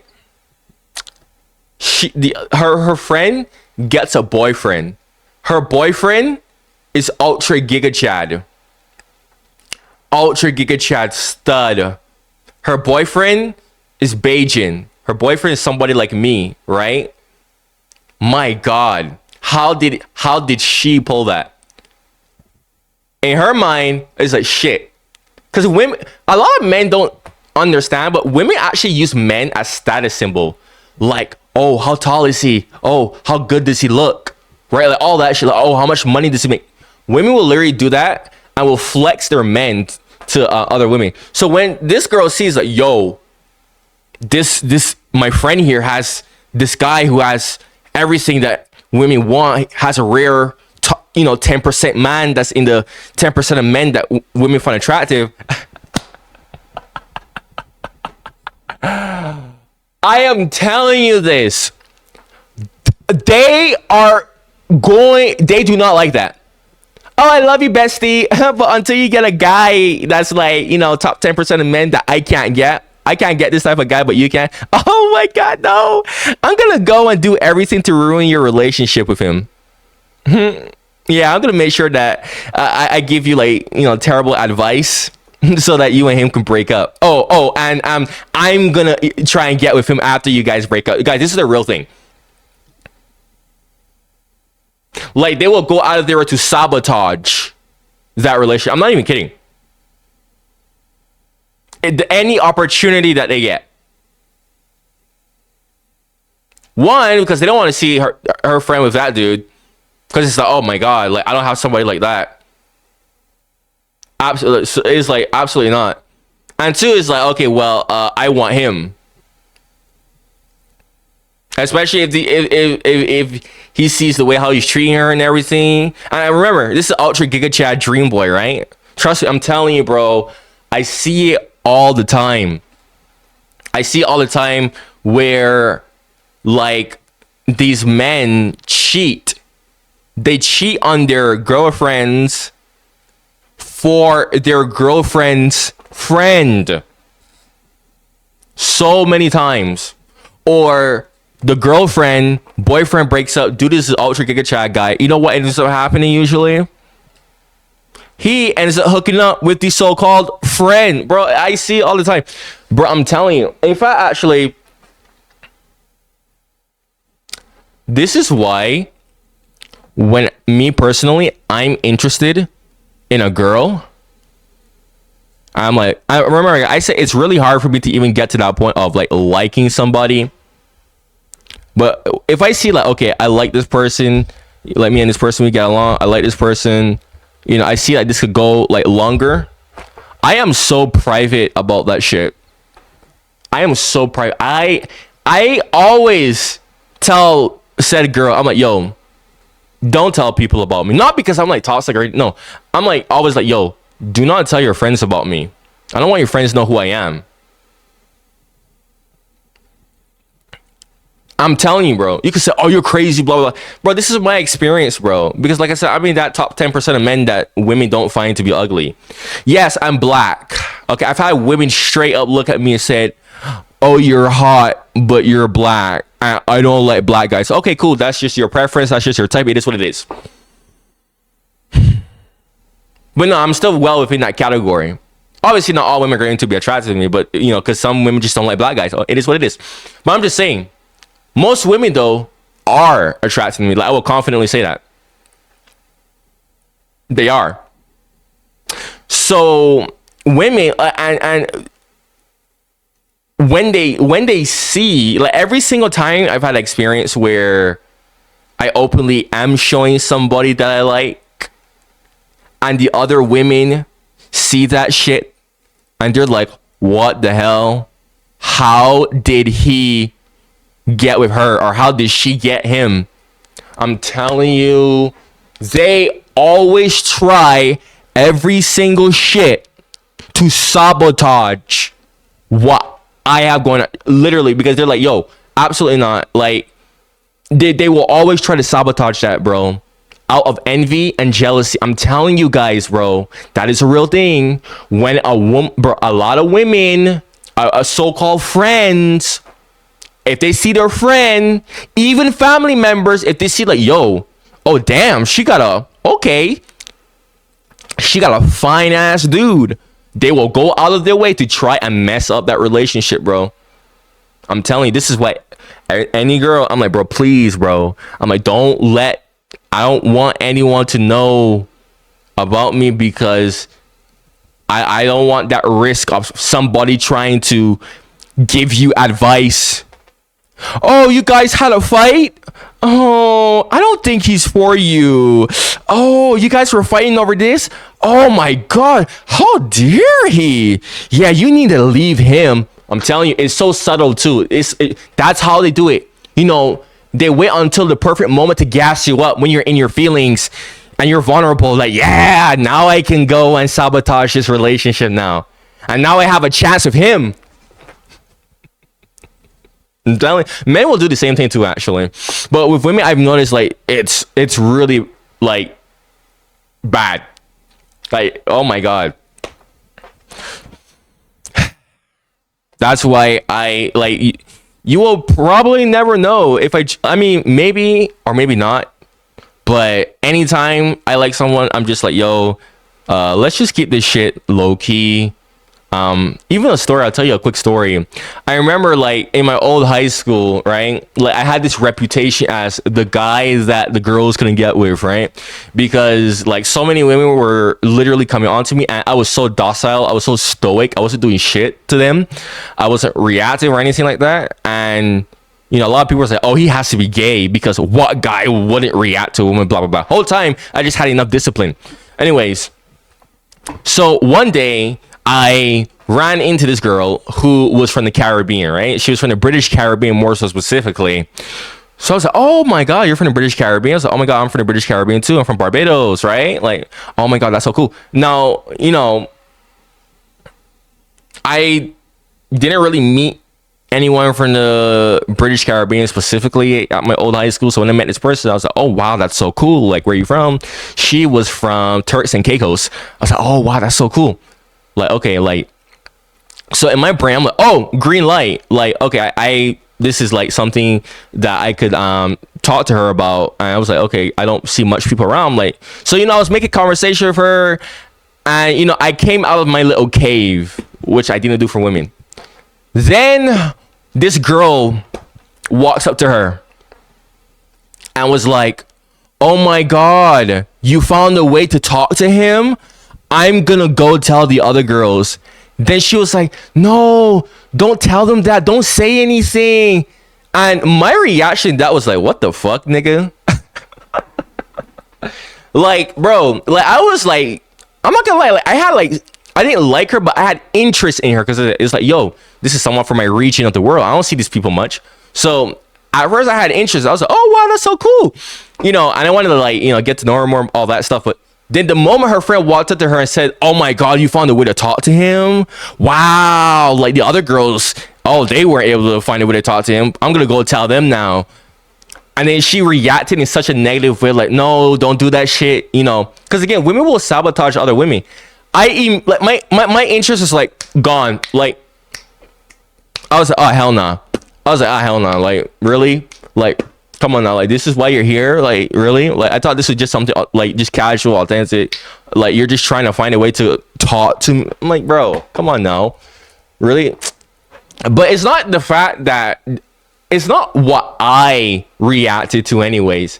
It's what the girl who walked up to her, which is one of her friends, by the way. It wasn't a random girl. No, it was one of her friends. One of her friends walked up to her and said that shit. I'm gonna go tell all the other girls that you found a way to talk to him. And then how she reacted to that was where I was like, whoa, what in the world are you talking about? I was perplexed, actually, because I'm like, wait, other women are talking about me? And they're like trying to find a way to talk to me? What? But anyways, yeah, so that's just a good example to show you guys what I mean by that. That's the answer to this. From a few years back, maybe you have seen it too. A woman walks around New York City for 5 hours wearing revealing clothes. And as a result, 108 times she was verbally harassed, meaning she received inappropriate remarks. And on top of that, many men stared at her with bad intentions. But here's the interesting part. The same woman repeated the experiment, this time wearing a hijab. The result? No one looked at her the same way as before. Whether spouses realize it or not, this situation gradually damages the trust between them. Jealousy. Like I said, a lot of women are in competition with each other, and this competition that they do is by flexing their bodies at other women. This is something that I've realized. Like, I even hear so many women say this on like social media all the time. Like, we're not dressing for men. Oh, men think that we're dressing for them. Whole time we're not. We're dressing for ourselves. And men will think like, no, you're dressing for us. Actually, no. A lot of men, like if you're a guy watching this, I'm telling you, they're not really dressing for you. They're not trying to get your attention. They're just trying to show off their bodies to other women to feel good about themselves. Seriously. Literally. Like, I have a body that you want. I feel good about myself now. It would be like me, like cutting my hair off, styling it into a fade, putting makeup on to really enhance my looks, just to flex to other men. Oh, look at me. I look better than you, bro. Like, just to feel good about myself. It's literally like that, to be honest. So, yeah. So, it's just that men will just so happen to see them dressing like that. And a lot of, we live in a society where men's libidos are not under controlled as they should be. So men will just naturally just give a remark, but it's not intended for men. It's actually intended for other women to see. Yeah. So it's more like a second. It's more like, oh, this guy catcalled me. Oh, okay. Oh, he's ugly. I'm going to take that as a creep. Oh, he's attractive. I'm going to take that as a compliment. You know what I mean? And trust issues start to emerge, which then disturb the peace within the relationship. No man would tolerate anyone looking at his wife with ulterior motives. He becomes jealous and possessive. This is simply in his nature. Similarly, bro, let me tell you something, right? Oh, he becomes jealous and possessive. Bro, first of all, I know I'm pausing a lot, but there's a lot of stuff to talk about. Never do this shit with a girl. Let a girl be however she wants. If it doesn't fit with your standards, just get up and leave her. Simple as that. Bro, why are you forcing something? Be like God. Be like God. God isn't forcing us to do anything, my guy. He's like, oh, well, if you want to go indulge in sin, that's just what you like, my guy. You like sin. Oh, well, okay. There's a special place for you over there. Oh, you're a good person? Yeah, there's a place for you right here in heaven, in Jannah. But God isn't controlling, like, I'm going to force you into Jannah. No, he's like, no, like, okay, I'm just going to sit here and just see the type of person that you are and go forward from there. Be the same way. Bro, if I ever have a chick and she likes to wear revealing outfit, I'm going to just look at her and I'm going to just be like, okay, that's what you like to do. I'm just not going to be with you. I'm just going to get up and go and just find someone who respects, it was not going to revealing outfit. Simple. Because there's plenty of women. Guys, women know how they dress too. Women know how they dress. Women know damn well what they're wearing, bro. I'm a good example of this shit too. Like, let me tell you something, right?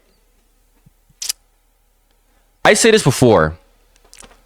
I am light skinned, but I easily tan myself. And because of this, I get dark skin. I see both worlds of this. Damn it, overbite. But being in this position where you're an attractive dude, but your skin tone isn't really like one skin tone. You're one moment, you look super dark. Next moment, you look bright as hell. What do I even look like? Hold on a second. My skin right now looks in between-ish, kind of more on the darker side of things. But anyways, right now. But even then, if you watch my videos, you'll see my skin tone is like super bright, super dark, in between. Right now, it is like kind of in between, right? So when you're a dude that's desirable anyways, whenever I'm dark skinned, there's this stigma that, oh my god, darker is better. That's not true, obviously, YouTube algorithm. But there's that stigma, right? I mean, scientific studies even do show like humans find darker tones on average more unattractive. I just associate dark with bad or harm or some shit like that, right? So yeah, there's just like stigma like dark skins, obviously. So obviously not everyone's like that, but it's like an epidemic really. So days that I'm dark skin, I'm really tan, no hint of me looking light skin, I'm walking in public and like women see me, barely glance their direction, and they're like wearing something revealing. I shit you not, and this shit always pisses me off. I shit you not. Every time they see me barely just glance, I'm not even looking at them in a perverted way. I just so happen to be looking at their direction too, by the way. I barely glance their way. They're wearing something revealing. They're always like trying to like pull down their shirt to cover their bellies. Always trying to like cover themselves. I'm like, every time I see this shit when I'm dark skinned and I'm tan, I just feel like, I'm like, girl, you willfully wore that. You willfully wore that, bro. Why are you like, oh, I need to cover my, bro, you willfully wore that. You had the free will and that's what you choose. Oh, I just so happen to be fucking tan that I'm dark skinned for the day. Now you want to pretend to be uncomfortable. I'm like, bro, go away. Oh, you want to associate me like, oh my god. But on the opposite, right, where I'm light skinned, not my natural skin tone, right, I get opposite reactions. Quite frankly, I'll glance, not to look or anything. Girls will see me, they don't care. They don't try to cover themselves. If anything, they're some of them will be very like full of themselves and they'll say, oh, he's looking at me, and they'll actually feel good by it. They'll literally put themselves in a position where I'm forced to look at them. I'm not even kidding. I've witnessed women literally put themselves in a position just so that I could just look their way, just so they could have that validation of, oh my god, light skin attractive dude, oh, I want validation from him, oh my god. But when I'm dark skinned, it's, oh, I need to cover myself, bro. So women know what the fuck they're wearing, my guy. You do not need to restrict women. It's different from girl to girl. Plenty of women I've met were like, yeah, I would not wear these revealing outfits. Hell nah. And plenty of women where they would wear it. It's different from girl to girl. They know what they're wearing, my guy. They have their free will. They consciously choose what they're wearing. They know. This is why I'm like, bro, you don't need to restrict a woman and how she's dressing. This is why I'm like, I already say hijabs are necessary, because women literally know what they're wearing. Like, they know damn well. They know too much. Just let her wear what she wants to wear. She'll show the type of person that she truly is. Simple as that. Never force anything in a relationship. The moment you start forcing things in a relationship, your relationship is over. There should never be force in a relationship, because by that point, if you're forcing something, it could be anything. That's not a relationship anymore. That relationship is over. It's not genuine. It's not authentic. It's cooked. If you have to force intercourse, your relationship is done.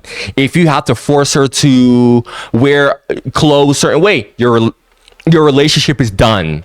If you have to force her to stay at home because you're insecure about where she's going, your relationship is done. Women don't need to be restricted. Women know damn well what the hell they're wearing. If she's truly attracted to you, she will initiate intercourse with you. Okay? A woman who truly respects you, loves you, she won't care to go out to places where she's not supposed to be going. She will just immediately, automatically do this stuff. No big, and that's how it's supposed to be anyways. So the moment you're forcing something, you're done. You're cooked. Just leave, my guy. You're literally trying to save a person. It's like trying to save a person with terminal illness. They have a terminal illness, my guy. You can't do anything. Maybe you could prolong it. Yeah, you could prolong it. Yeah, we could prolong it, but they're still gonna die. It's literally like that. Like you're trying to save a relationship that's bound to be over. Like you're gonna prolong it, but it's still gonna be over. But let's unpause. It's in a woman's nature to want her husband to be interested only in her and not to look at other women. These two feelings can find peace and harmony when both parties follow the commandments of hijab. Now, let's imagine the opposite scenario. Yeah, but you're still left with the idea of, oh, but what if we didn't have these hijabs? Would he be looking at other women?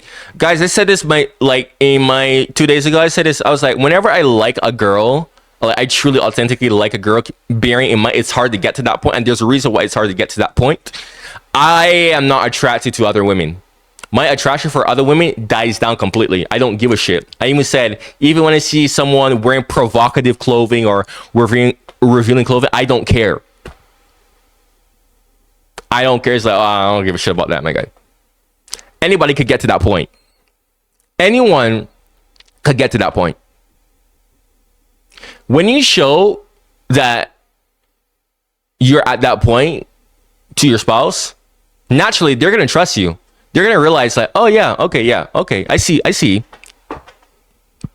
So they won't even care about, oh my God, what if we're out in public and he looks at this person, that person?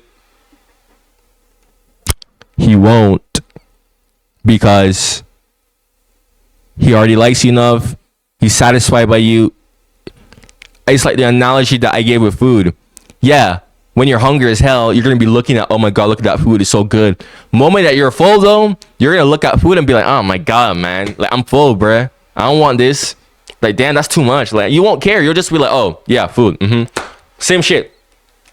This is why I'm like, bro, you don't need to force anything on anybody, bro. Come on now. Let's say both sides are careful about their hijab. What would be the difference? A husband would no longer have any doubts or worries about whether other men are looking at his wife or not. Similarly, when a you're just being insecure. That's stupid. I'm worried about men looking at my what? That's just insecurity, my guy. Why are you worrying about, dude? Like, that's normal. Some men are just going to look regardless. Especially, like, I'm a single guy.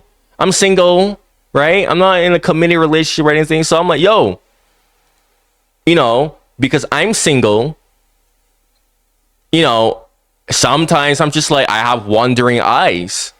I'm a single guy. I could do whatever I want. There's nothing restricting me, right? I don't have no obligation, none of that. I'm single, I'm free. So sometimes I just have wandering eyes. It's like, bro, you know, if I see a dude with a girl, like, no, I don't do this frequently, but it's like I said, I'm a single guy. Sometimes I might check her out for a bit and go about my day. Not like, oh my God, like I'm drooling over. No, I'm just like, oh wow. Like, oh damn, okay. Like, okay, I see her. Okay. Right? Just single eyes. I'm single. You're going to have single men. You're worrying about men who are single? Really? Looking at your girl? Because whenever I see a girl with a boyfriend, I'm just like, she has a boyfriend. Oh well. But I could still at least appreciate her beauty at least. But I'm like, oh well, she's going home with him at the end of the day, so you shouldn't be caring about, oh my god, this person's looking at my girl. You're the one going home with her at the end of the day. As long as you're doing what you're supposed to do, my guy, your girl isn't gonna be looking at these men and won't care about these men. Same thing with men.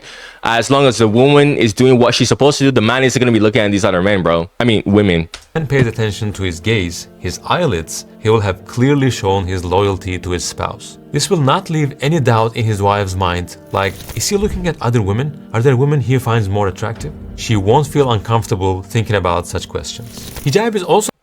Okay, oh my god. Pretty girls are everywhere. Pretty girls are everywhere. Bro, pretty girls are so common. I don't care about them. Every time yo, this is why I said, like, okay, yeah, I'll have wandering eyes sometimes, but it's not as frequent as you think, to be honest. It's just like, every time I see a pretty girl, I'm like, yeah, like, all these other women are pretty. Okay, cool, I don't really care. Pretty girls, bro, other men say this too. Even women have been saying, I see so many women saying, why do you say that I see so many attractive women everywhere, but I do not see an attractive guy? It's so rare. Like, once in a blue moon, I see a genuine, authentic, attractive guy. What is going on there? Bro, pretty girls are literally everywhere. It's like, I don't give a... Okay, bro. And not only that, you don't even have to be like the prettiest girl in the world anyways. You just have to be pretty. At least for me anyway. It's like, bro, think of it like this, right? You have a guy that has $20 million versus a guy who has $10 million. You have $10 million. The guy has $20 million.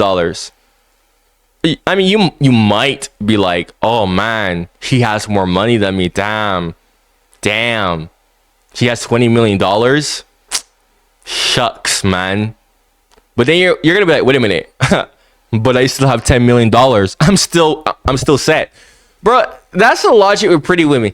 It just gets to a point where it's like, okay, cool.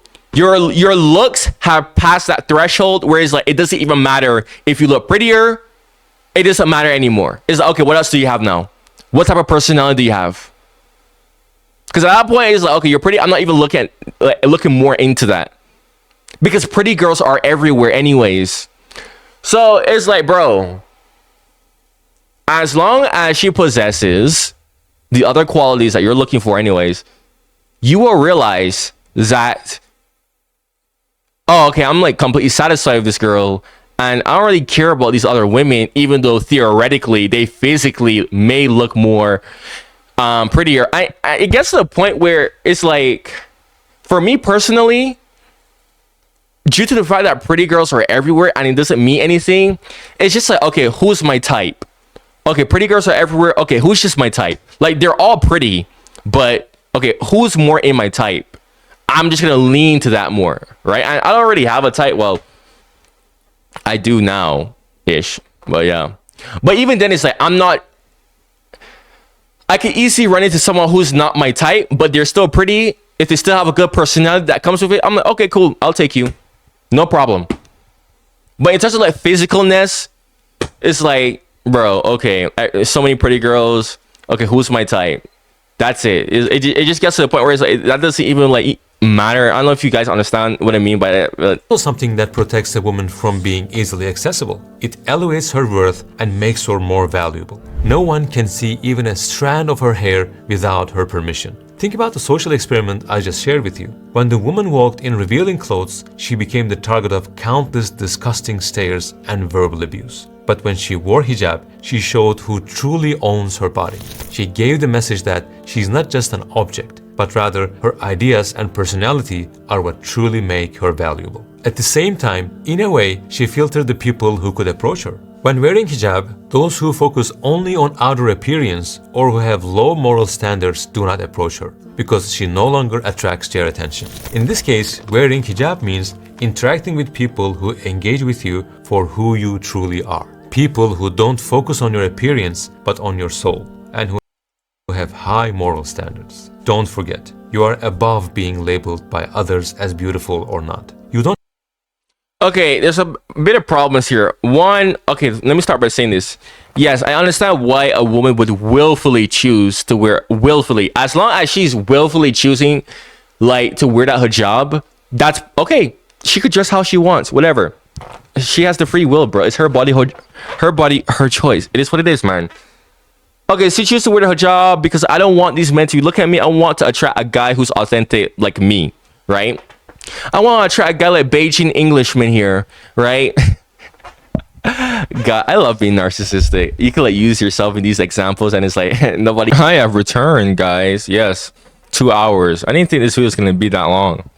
But it's like, okay, I gotta take a break, y'all. Can you imagine how I gotta take a break?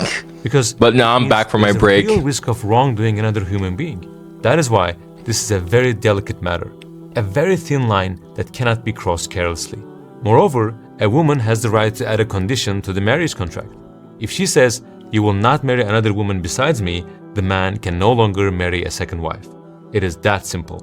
On the other hand, a woman is also free to choose to become someone's second or third wife.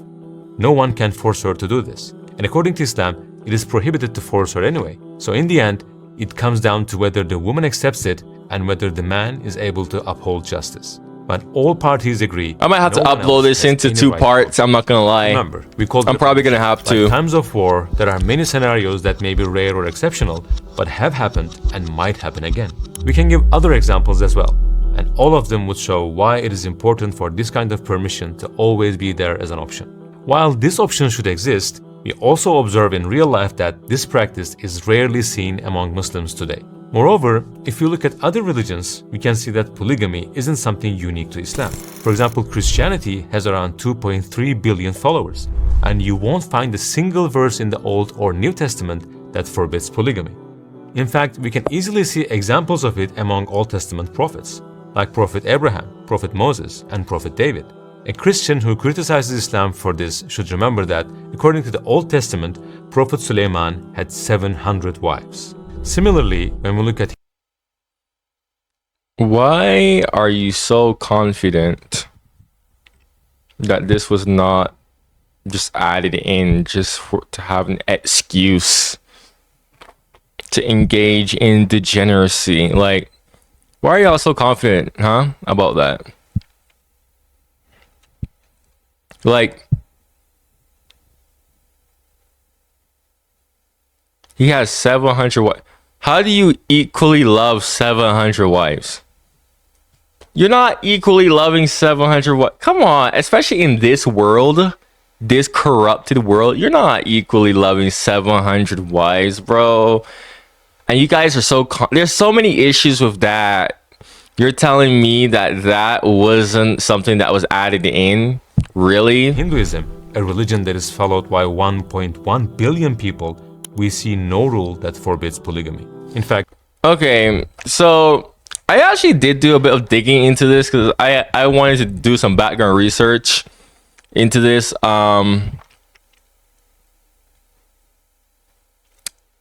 There really is no text in the New Testament. I'm focusing on the New Testament because the New Testament is the New Covenant.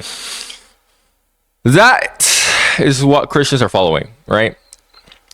So I'm focusing on the New Testament there. There is no like straight up polygamy is banned.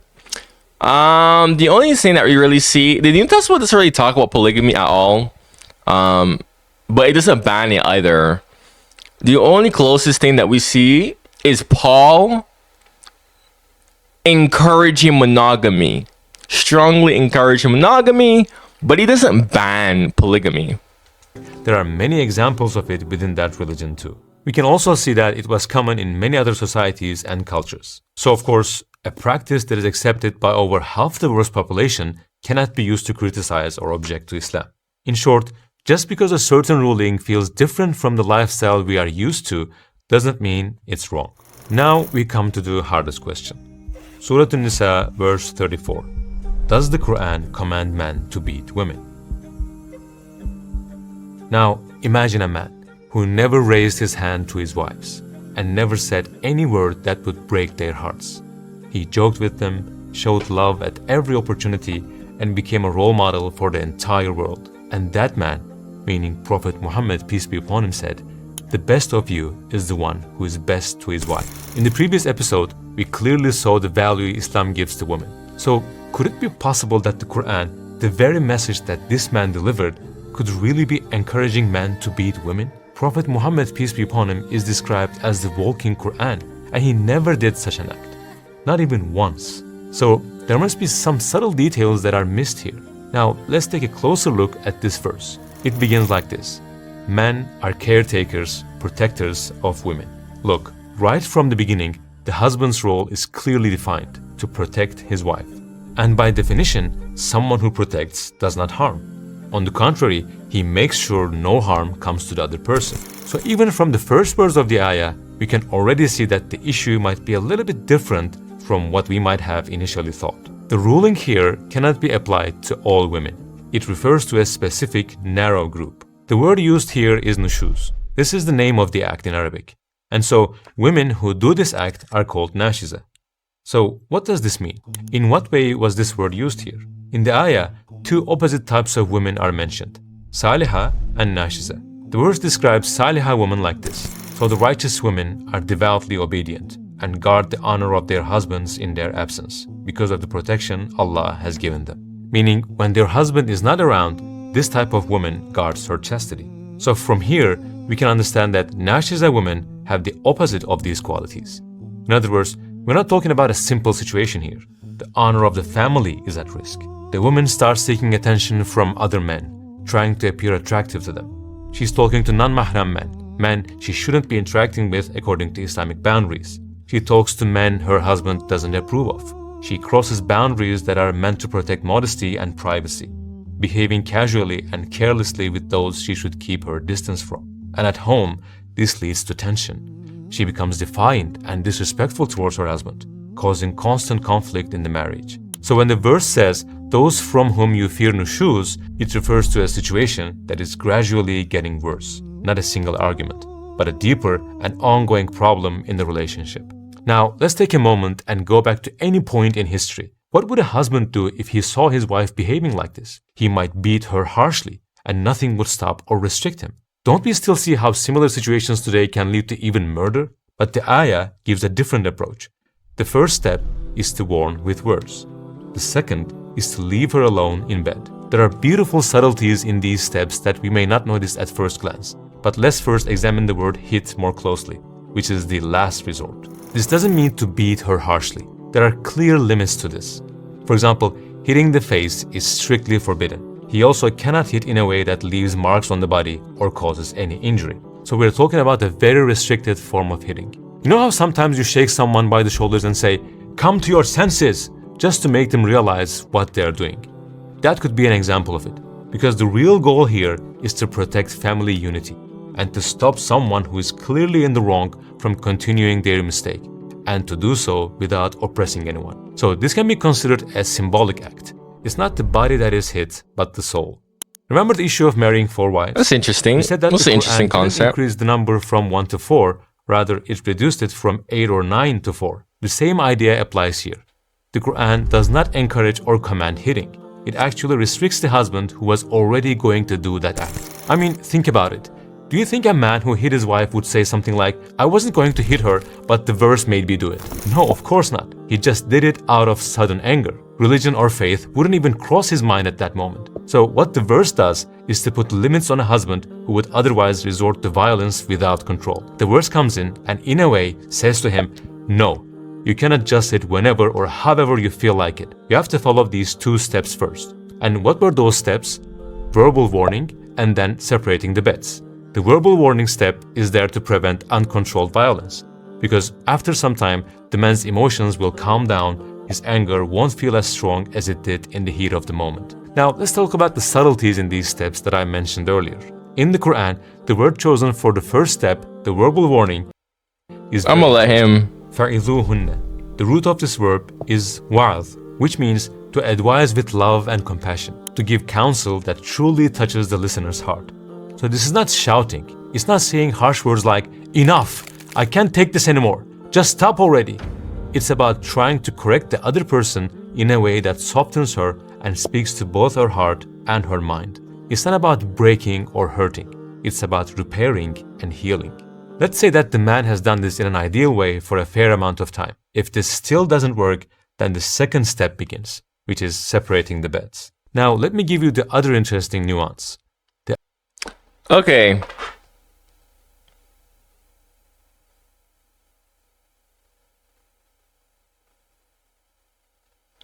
This raises a question.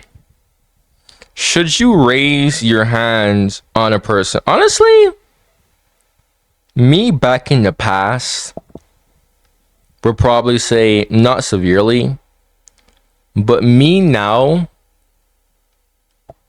would say no.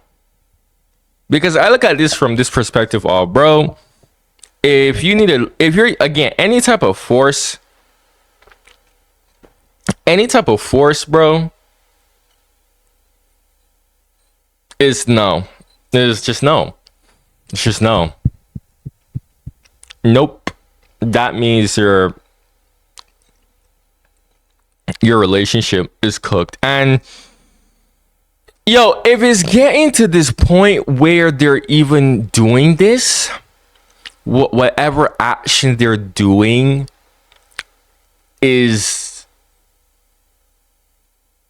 that severe, bro, I always say this. I'm gonna have to blame you. That you did not vet that person properly. You didn't verify that this person that you're dealing with is the type of person you want to deal with. Because let me tell you something, and this is why I always tell people, like, I only need 6 months before I know someone.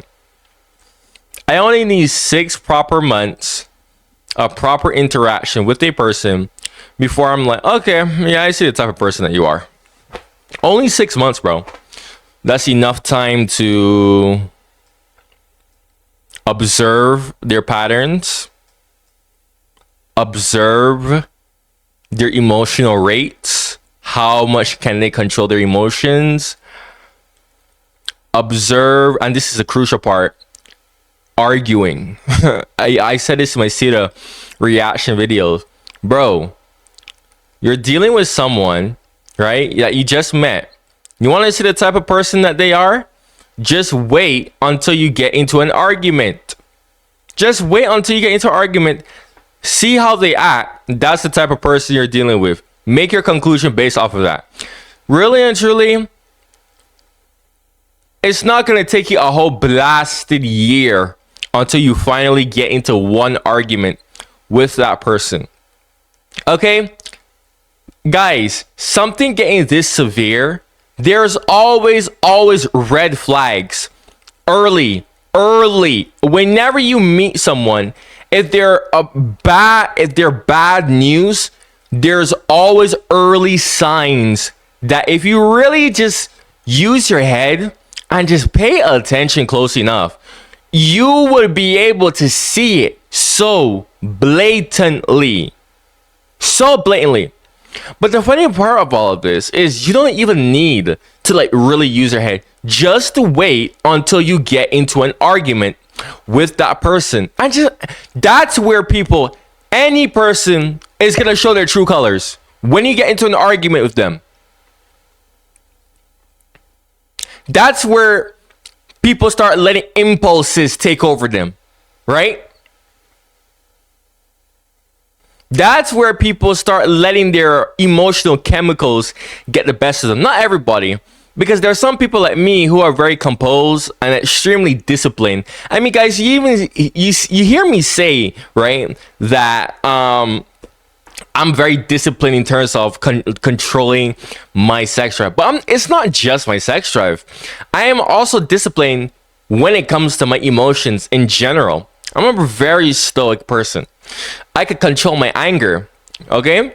I mean, even whenever I'm angry, I could literally turn on and off my anger whenever I feel like it, okay?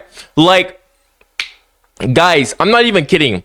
There are days where I need motivation to, like, just keep going on my grind.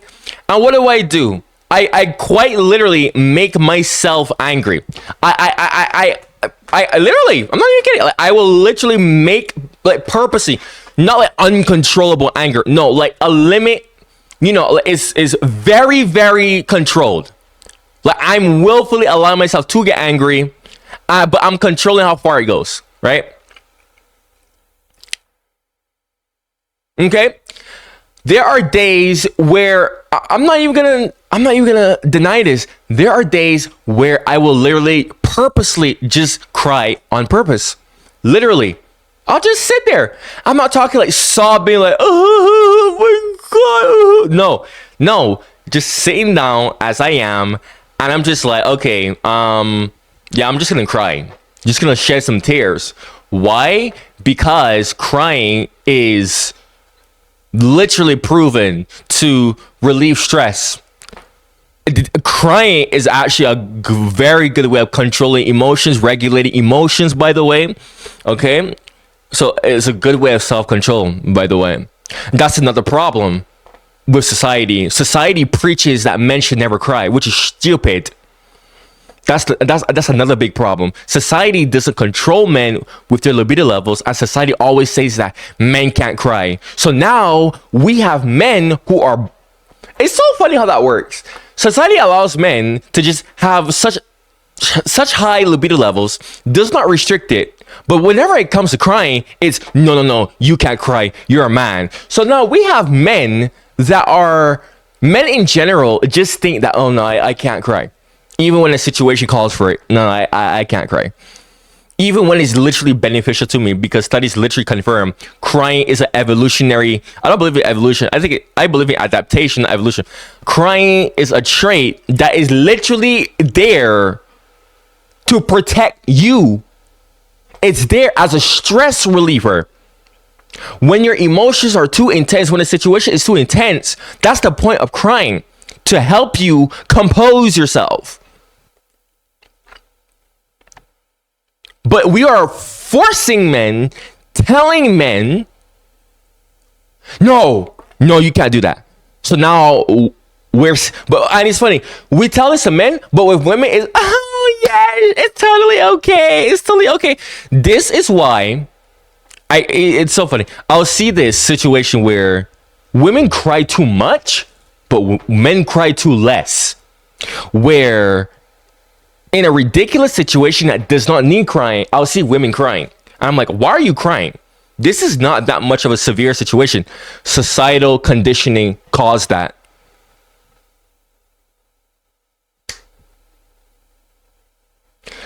Bro, I'm gonna tell all y'all dudes something. I'm gonna tell all men something, right? Because men have that problem where they feel like, I can't cry. I have to force myself not to cry. No. Bro, I'm telling you this right now. As someone who does this frequently, I even admit this on my videos too. I mean, there are even some videos, if you really watch my videos, you'll see me like just tear up a bit. I'll like shed some tears on camera. Trust me, those videos exist. My advice to all men, bro, is literally just cry. Not in front of people. Just if you're by yourself, you're super duper stressed, just allow some tears to fall from your eyes. There is nothing wrong with it. You don't got to tell nobody about it if you feel ashamed about openly talking about it. It's funny how that works. Like, men feel ashamed about openly talking about this because the way how society has conditioned men to be. But it's funny because we see the effects of this too, where you're forcing yourself not to do something that your body has in it to help you, to protect you, where men are not able to cry because they're forcefully shunning it, just like how women can't be open with their libido levels, so they have to forcefully shun it. This has a cause and effect relationship where instead of just crying and just recovering normally for men, men's anger is just gonna increase now. One, because again, society promotes that. Oh, only men can only be angry. Men can only have high libido levels and be angry. So wrong, by the way. But anyways, so because of this is why you see this rate of like these men, when they get emotional, they just lash out. and they do this violence. A lot of that could easily be avoided if we were to simply just tell men, bro, it is okay to just shed some tears sometimes just to relieve your stress. A lot of these violent acts that men are doing would drastically decrease. But no, society socially conditions men that it's not okay to cry. It's stupid, man. It's stupid. How the hell do you think I'm so stoic on camera? Why do you think, and even if it's not always, why do you think I'm so level, I'm so calm, I'm composed? Why? Guys, there are days where people and their BS and their nonsense, it's overwhelming. It's overwhelming to me, bro. I just sit down there by myself. I think about it. I'm like, man, this is the nonsense I have to do. And it's like, it just gets so overwhelming. Just think about all that. I'm not like saying like anyone specifically. I'm just in general, like just realizing like, wow, like the average person is dumb, or the average person doesn't care about other people. And this is, I gotta be around these people. I gotta like work around that. And it's like, oh my God. And the more I think about that, the more, it just is like, it just makes me want to sigh. Like sometimes, just to alleviate myself. I'm just giving a few examples, but in a situation like that, I'll just sit down, I'll just shed a few tears. When I just feel overwhelmed by that shit, bro, by stuff like that. Right? Maybe like 10 minutes, 30 minutes. I don't know. Depends on the context, to be honest. I mean, sometimes like 3 a.m., 4 a.m., like by myself, I'm just like sitting there in my bed, just lying down, just literally just shedding tears. Next day, I'm well composed. I go on camera and do my video, and that's that. Like, bro, go and just bro, use the traits that your body is supposed to do. But yeah, that's what I mean, though. Like, I can control my emotions. Okay, my emotion is so well regulated. It's not even a joke, my guy. God damn, bro. Like, shit. Ayah doesn't actually say sleep in separate beds. It says وَاهْجُرُوهُنَّ فِي الْمَضَاجِعِ. I'm gonna let him finish here. Which means leave them alone in their beds. In other words, the one who should go to the couch is the man. With his actions, he's basically saying to his wife, I don't want to be next to you right now. Because of your behavior, I would rather sleep somewhere else. But I still want you to be comfortable. You stay in the bed.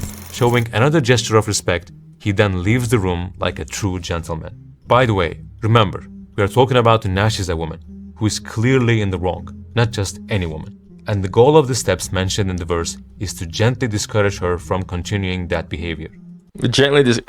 Sometimes you can. I'm not gonna lie.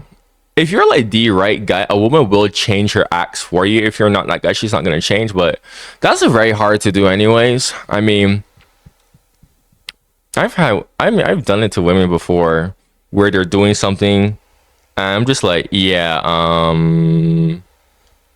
that's unacceptable here. I'm not going to tolerate that. And this is what I mean by don't force anything. Just express yourself like, yo, this is unacceptable what you're doing right now. If you see that this person ain't doing shit, bro, just up and leave. Just up and leave. Bro, just up and leave. Stop stressing over this. Find somebody else that's not going to be. That's all it is. Just find somebody else that is not gonna be like that. Guys, I'm a narcissist. I'm a narcissist, bro. I think we all realize that by now, right? You realize I'm a narcissist, but at least I have something to show for it, right? But guess what? You hear me say all the time, yeah, I'm a narcissist, but I could control my narcissism. Oh, if I'm around a person that I respect, yeah, I could control my narcissism. Bro, people know how they're acting, and depending on who they're around is how they're gonna act, bro. I'm telling you, if someone knows damn well they're not doing something they're not supposed to be doing, bro, especially if you're a grown adult, you know what you're doing, bro. They know what they're doing, my guy. Simply express yourself. Hey, I don't like this. Okay, they still do it. Up and leave. Up and leave. My God, some people just don't care to go and limit themselves or to stop this. Some people just don't care. This is why I'm saying, I'm like, bro, why are you even getting to the point where you need force? You could easily have figured this out, who this type of person is, by just properly observing them and just waiting to see how they get on when you guys get in arguments or heated debates. Especially when you guys get in arguments and heated debates, that will show the type of person that they are.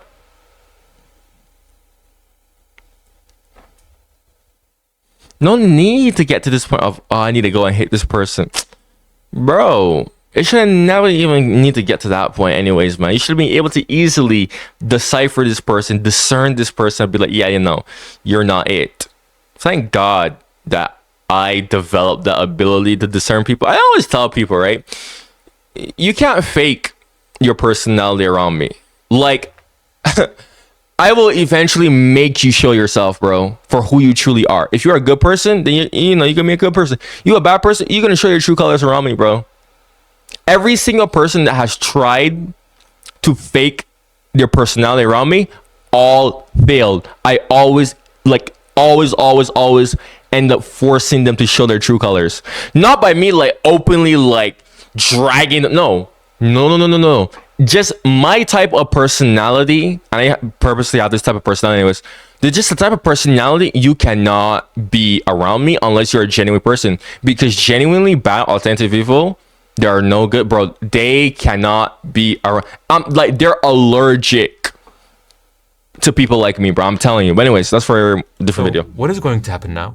Actually, this is where everything begins. Single people may not fully understand the weight of this, but for a woman who is married and has that emotional bond with her husband, it feels very heavy. Single sisters who are watching can ask this to the women around them who are married. Please ask, if your husband told you he wanted to sleep separately for 5 days, how would you react? What would you feel? Being apart for 2 days or 3 days is one thing, but when it gets to 4 or 5 days, no one can tolerate it anymore and wants to find a solution. Because during those nights, she cannot fall asleep before an hour has passed. There's a battle going on inside her mind with endless thoughts and worries. The lack of attention brings pain and leads to self-blame. She then begins to question her faults. Not only the wife, but also the husband doesn't like experiencing this situation either. And of course, if they sleep separately at night, we cannot say their relationship is great during the day, can we?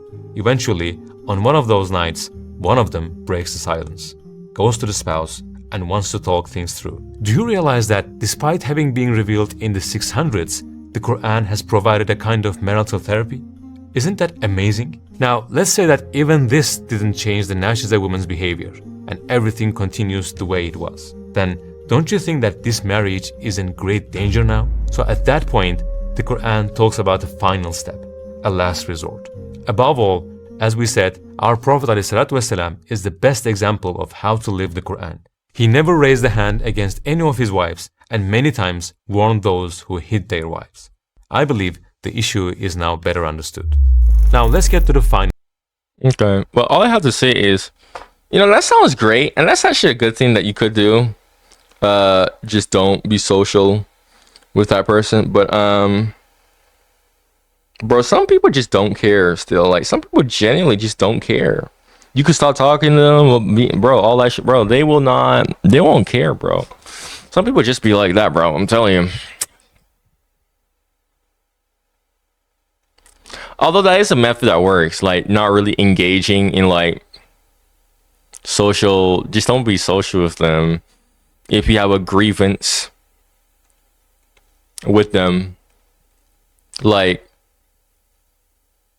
that will get there. Like, silence is that is traditionally known. Like, silence is a killer. Silence is a big killer. Like, don't be non-reactive, honestly. I'm partially like that as well. It's like, okay, well, you want to go and be on your BS, bro? Okay. Come back to me. I always tell people, like, you know, whenever you're ready, come back to me, okay? I'm not like playing along with that shit. Question. In Islam, why do women receive half the share of inheritance compared to men? Isn't this unfair? Because women are Let's go weaker. back to the previous video. Roll Before credits. Islam, women didn't have inheritance rights, but Islam granted them that. In fact, Oh my in the God. UK and the US, women didn't have this right until the 1800s. But why do women receive half the inheritance share in Islam? Because justice can only be served this way. First, we need to understand this. Equality and justice are not the same thing. True justice is giving shares according to people's responsibilities. Remember, we also mentioned in the previous episode that the financial burden of the family is on the shoulders of the husband. The wife has no such duty.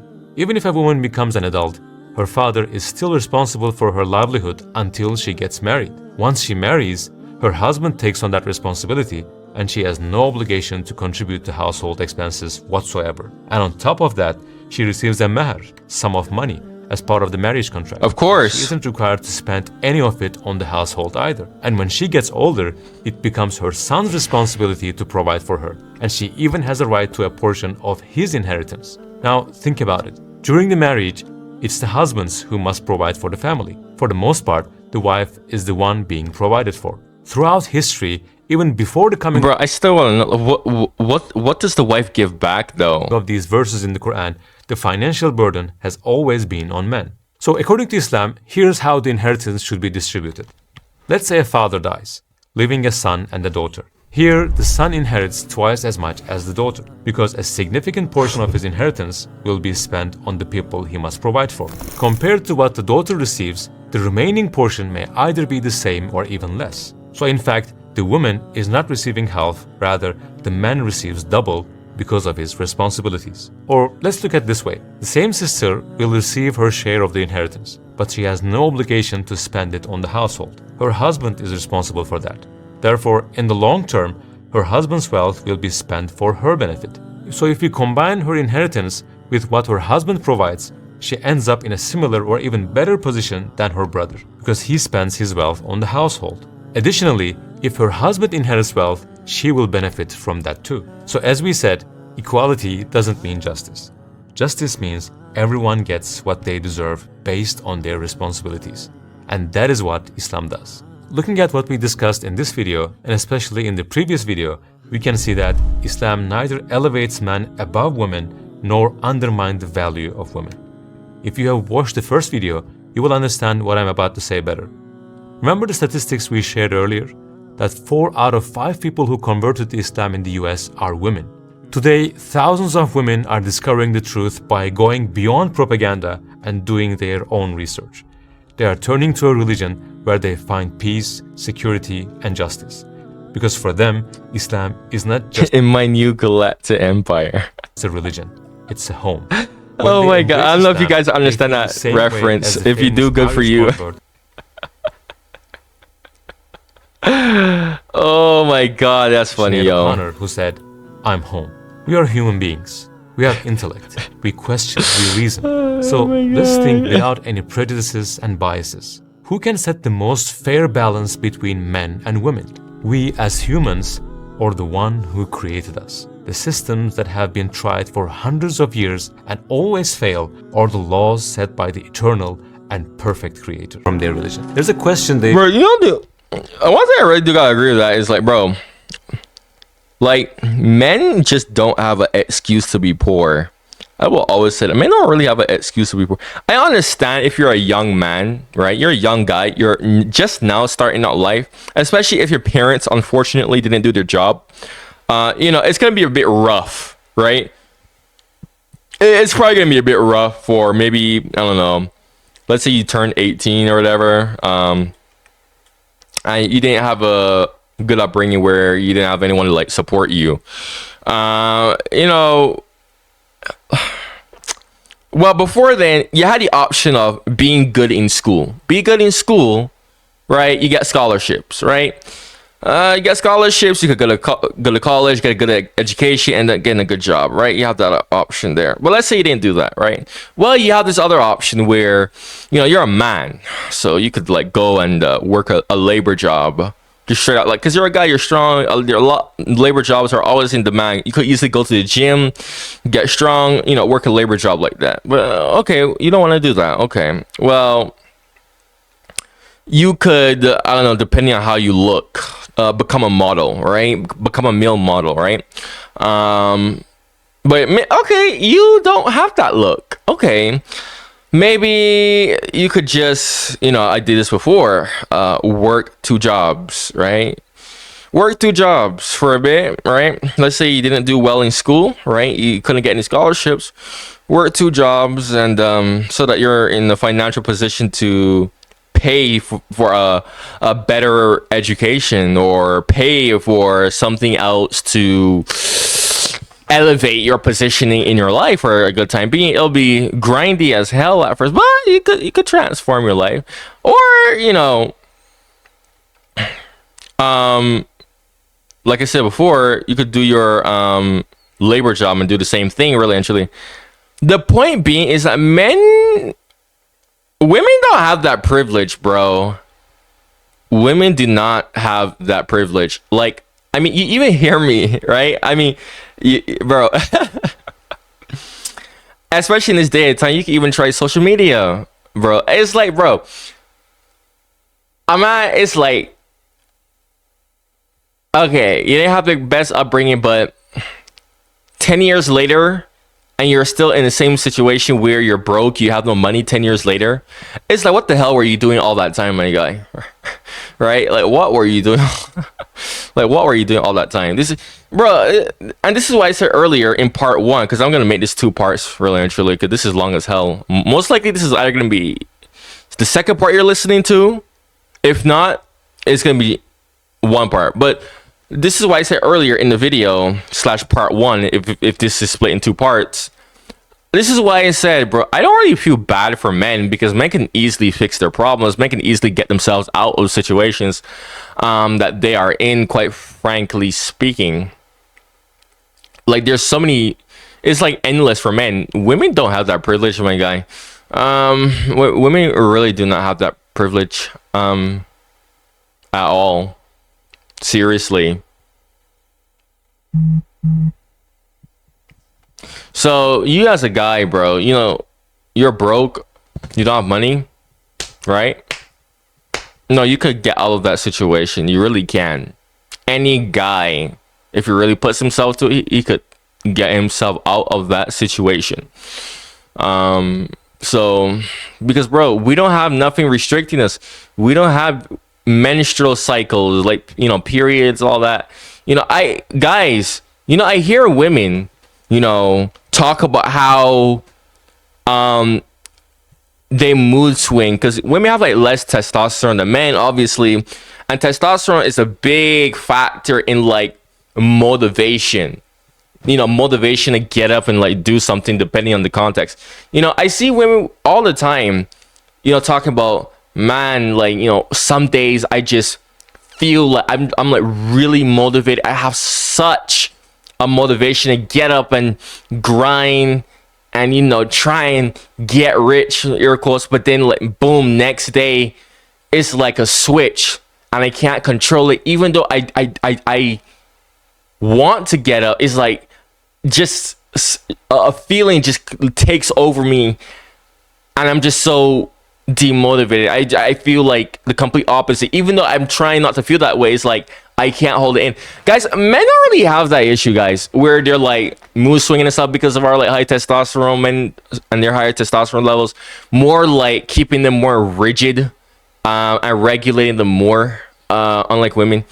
This is what I mean. Like, bro, I'm so glad that God made me a guy. I cannot be a girl. Like, if you are a girl, like, I'm like, bro, bless you, because I can't be a girl. I'm so glad that men really should be happy that they're a guy, bro. Like, men already got problems, bro. Been using and trying to bring forward on every occasion they can for many, many years. Inshallah, today we're going to answer that question very clearly. Until now, people of various religious beliefs have come to our madrasa. Atheists have come, Christians have come, even believers in the spaghetti religion have come. All kinds of people have come. What the hell is the spaghetti what? Questions and left. We don't trust ourselves. We trust the wise Quran and the Islamic books we read. So what is the thing that hypocrites have been talking about for many years and today's Islamophobes also use a lot? Since our Prophet ﷺ married many times, they accuse him of being, ma'adallah, a lustful person. They say that if he hadn't been such a man, he wouldn't have got married so many times. That's they wrong. also say that if the maximum number of women a man can marry is 4 in Islam, then how did the Prophet have more than 4 wives at the same time? It may seem like a challenging question at first, but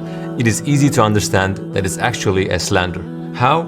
Simply by looking at the life of our Prophet ﷺ. If we only look at one part of his life, we may get the wrong idea. But if you look at it holistically, from different perspectives, the truth will come out. First, let's ask this question. When do boys enter puberty? Generally between the ages of 12 and 14, right? Of course, at that time and in that region, it was a little earlier. Biologically, libido, sexual desire, is high in men between the start of puberty and the age of 40. After 40, it decreases. When we look at the age when the Prophet ﷺ got married for the first time, we see that it was 25. A late age for marriage for those times and region. And at the age of 25, did our Prophet ﷺ marry a 16-year-old girl? How old was Khadija radiallahu anha, his first wife? 40 years old. And she was a widow. So he married someone who had been married before. Plus, she already had 3 children. Moreover, Khadija radiallahu anha proposed to the Prophet. He was known for his handsomeness and ethics. He was a chaste and honest person. No one heard him lie to anyone even once. Everyone trusted him so much that they gave him the nickname Al-Amin, that is, the trustworthy. Even his enemies did not hesitate to entrust their belongings to him. I was reading a Christian source, actually, a Christian website, talking about Prophet Muhammad. It was saying the good, the bad, the ugly, all aspects of Prophet Muhammad. It mentioned that the Prophet was raiding caravans and robbing caravans very early into his journey into Islam in order to get money and funds, which is interesting. Now, I didn't really I took note of that, at least, but I didn't really go and check other sources to see if that was true, because that was the first time I ever heard anyone saying that that was what the Prophet was doing. Even for Christians, it was like, wait, hold on a second. If he was actually doing that, then why did I not really hear this from much Christians at all? Because, you know, a lot of Christians like to gaslight and exaggerate any and everything they can about Islam, and especially the Prophet. So that was like, okay, interesting, but this is the first time ever that I'm hearing about something like this. I'm like, okay, well, I'll take note of it, but I'll probably dive into that more later. See if any other sources like confirm this at all. But this wasn't something like I was like so fixated in it, because I'm like, okay, this is my first time hearing this. This is a Christian talking about this. Perhaps it could be exaggeration, maybe. But when it comes to history, anything that someone says, you should always take it into considerations until you are provided with proper details and, you know, to change your opinion, stance according. I didn't really take a stance on it. I was just like, okay, maybe that did happen.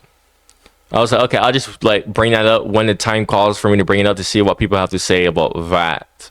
I didn't really bother to check other Christian sources to see if that was true, because that was kind of so far-fetched to me that I was like, huh. I never really heard anyone talking about this before. Not even non-Muslim sources ever really saying the Prophet was raiding.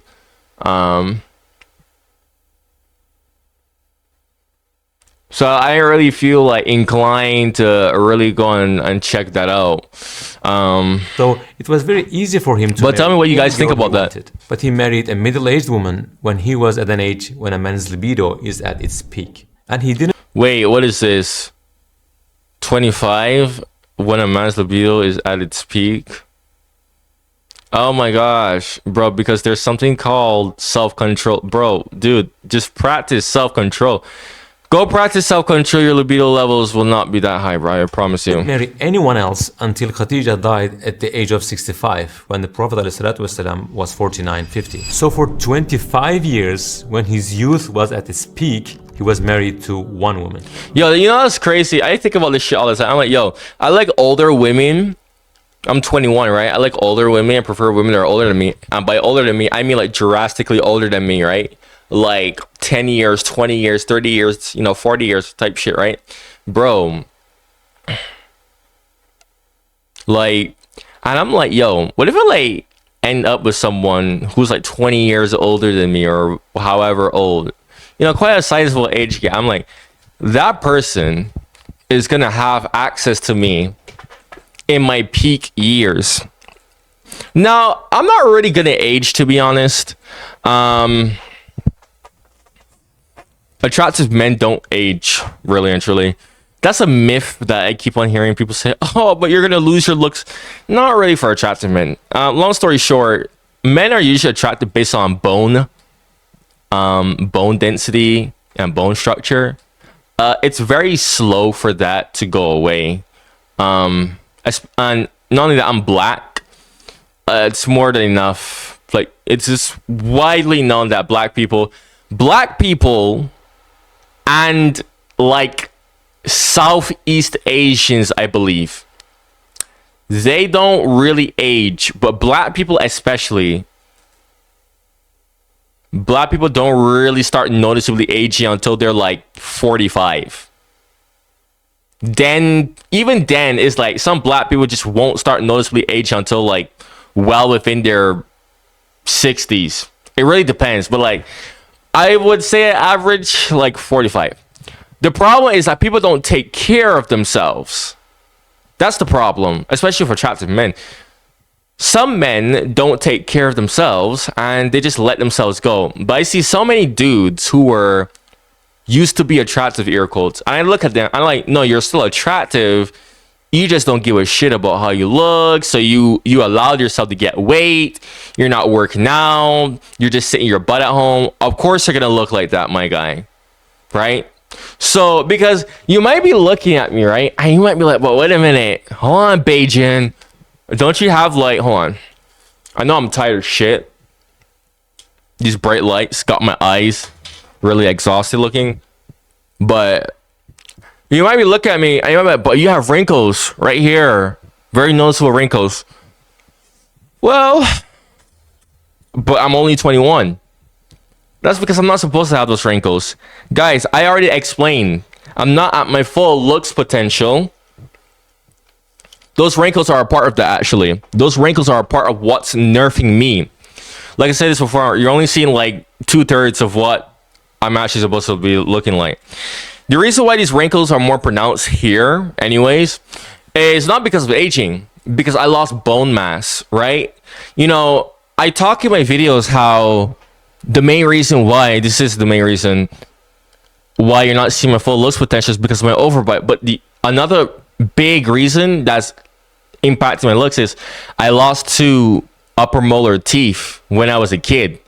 And when you lose teeth, you lose bone mass. The thing that is literally responsible for sculpting your face, bone mass, right? That's why when I showed my x-ray, I was like, yeah, you see how thick and dense my skull is? But yeah, I lost bone mass. Like, it's like, imagine when I get that fixed. I gotta go, and this is also why I have braces too, by the way, is because my teeth caved in due to that lost bone mass, because there wasn't any bone in there anymore. So the tooth just, caved in.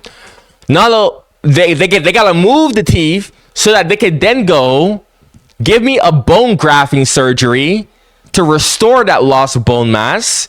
Then they're gonna put new teeth. When that happens, guys, right? I won't be having these wrinkles here. I won't be having these wrinkles here, my guy. Whenever you lose upper molar specifically, your mid-face, your appearance in your mid-face becomes less defined. It becomes less sculpted than what it's actually supposed to look like. You become nerfed. Not only does it become less defined, but your nasal fold lines or smile lines, as it's called, they become more pronounced than what it actually is. Because again, you lost bone mass. It's like you're losing support.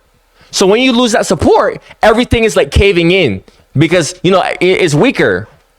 You know, the support that's holding it up is gone. So obviously shit is going to cave in and shit is not going to look like what it's supposed to look. But the thing is, guys, is one, I'm only 21. My jaw is still in that phase of growing.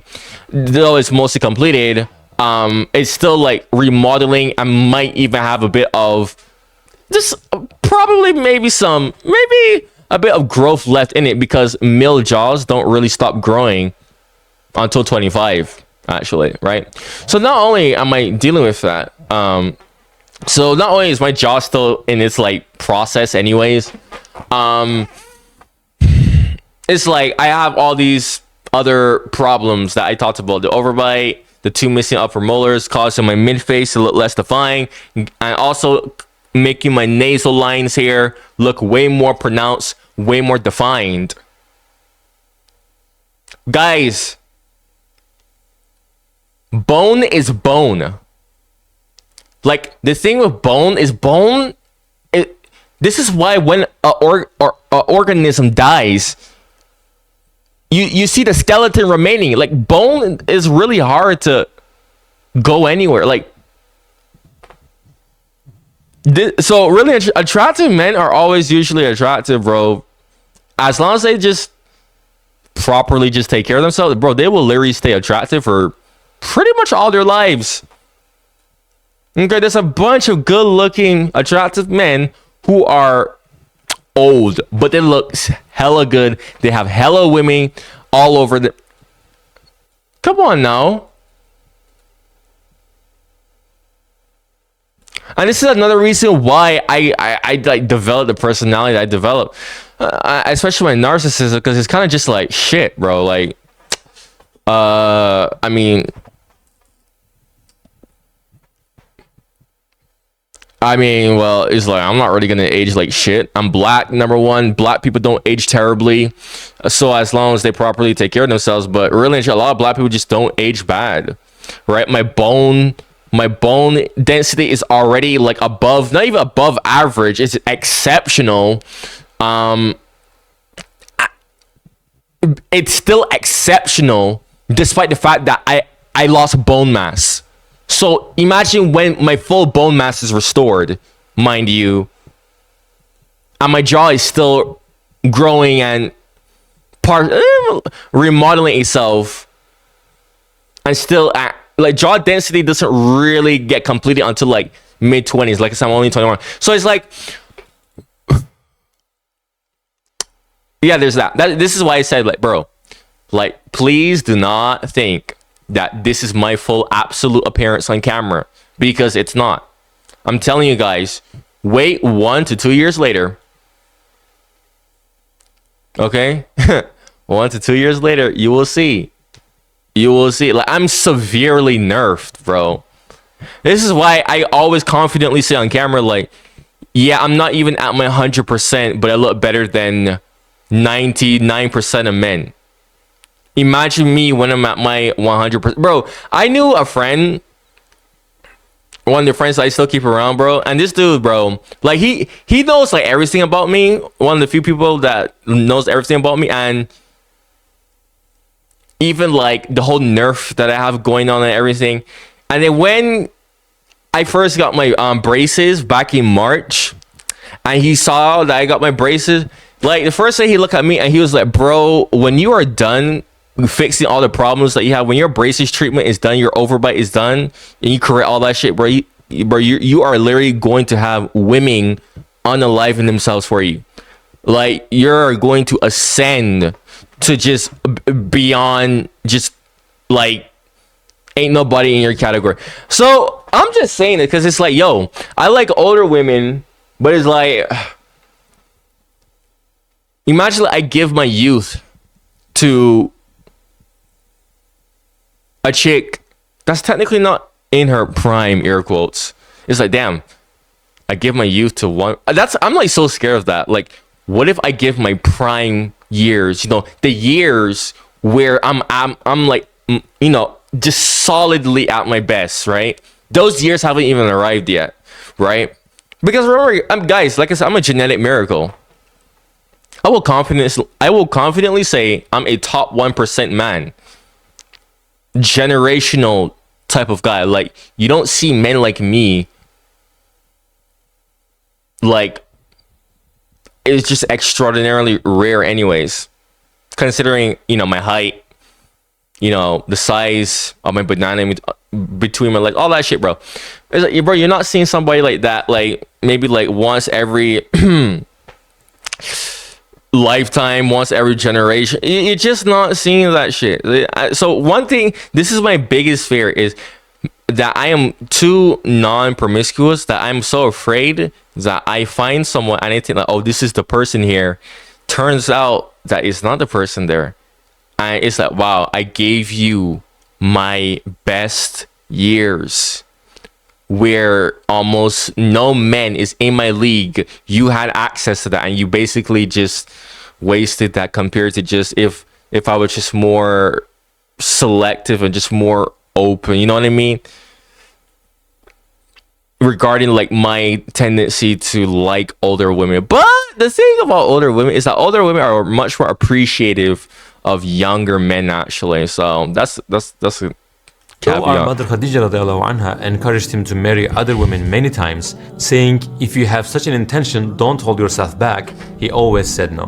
When she became an old woman and lost her beauty, the Prophet ﷺ didn't even think of looking around for other wives. After her passing, for 2 years, he stayed single. So which person in their right mind could think that such a person was lustful? If he hadn't been that way, wouldn't it already have been evident in his youth when libido is high in man? However, his life shows the opposite. The multiple marriages of the Prophet ﷺ that they mention took place after he was 50 years old. Then those marriages must have had different reasons and benefits. We are going to deal with them too, but when we look at his life, we clearly understand that nobody can find any excuse to slander him for being a lustful person. What are the reasons for those marriages? What is the wisdom behind them? Most of us like historical war movies, right? In those movies, we see the custom of marriages between tribes and kingdoms. For example, the daughter of the King of Scotland marries the King of England. There are many marriages like that, and there are really countless examples of it in history. So, what do you think is the purpose of it?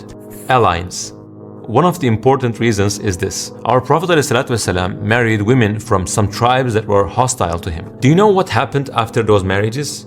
If the leader of a society married his daughter off to the Prophet, would he want to make war with him? That is one of the wisdoms behind the marriages of our Prophet ﷺ. State relations, strategic relations. Our mother Juwayriyah radiallahu anha was an example of it. Also, even if there was no animosity, because there was a tribal culture at that time, generally different tribes did not interact with each other in a warm, nice way. They were protective, always on guard. And since our Prophet ﷺ's main mission was to deliver a message, it was very strategic and logical for him to reach people through marriage. The second wisdom. When there are wars, the population of man decreases significantly. At the time of the Prophet ﷺ, there were many widows because of that and for some other reasons. Like some of the companions, our Prophet ﷺ also married such women who needed protection. Indeed, most of our Prophet's marriages were with widows. Do you think a lustful man would marry a 50-year-old woman with 5 children out of lust? Does it make sense? I mean, isn't it clear that the intentions of those who say so are not good and sincere?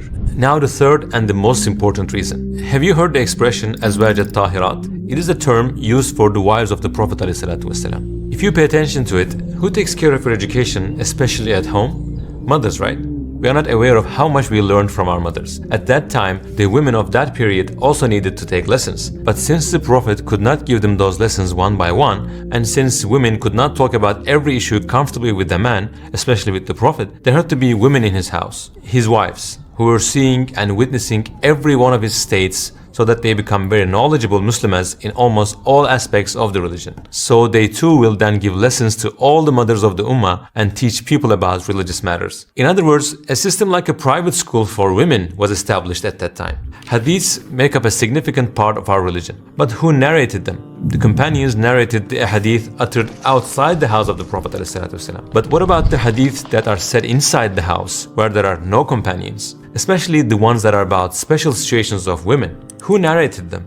His wives. In order to fulfill such an essential duty, there had to be multiple wives who are different from one another in terms of character, personality, ability, areas of interest, and age. You might find it interesting, but almost half of the Islamic rulings and information came from the wives of our Prophet. Our mother Aisha reported more hadith than Umar and Abu Bakr radiallahu anhuma combined. In short, the reasons for our Prophet's multiple marriages are basically those three items. If you remember, there was this other question. How did our Prophet ﷺ have more than 4 wives at the same time, although the marriage of a man is limited to 4 women in Islam? Actually, the answer is again those 3 items. But we need to know this. The Prophet ﷺ had more responsibilities than any other Muslim. For example, you might be surprised, but tahajjud prayer was mandatory for him, which means he had to interrupt his sleep in the middle of the night, even before the Fajr prayer. Damn. Pray tahajjud. While it is optional for us, it was mandatory for him. Similarly, in order to fulfill those 3 tasks that we mentioned, especially the third one,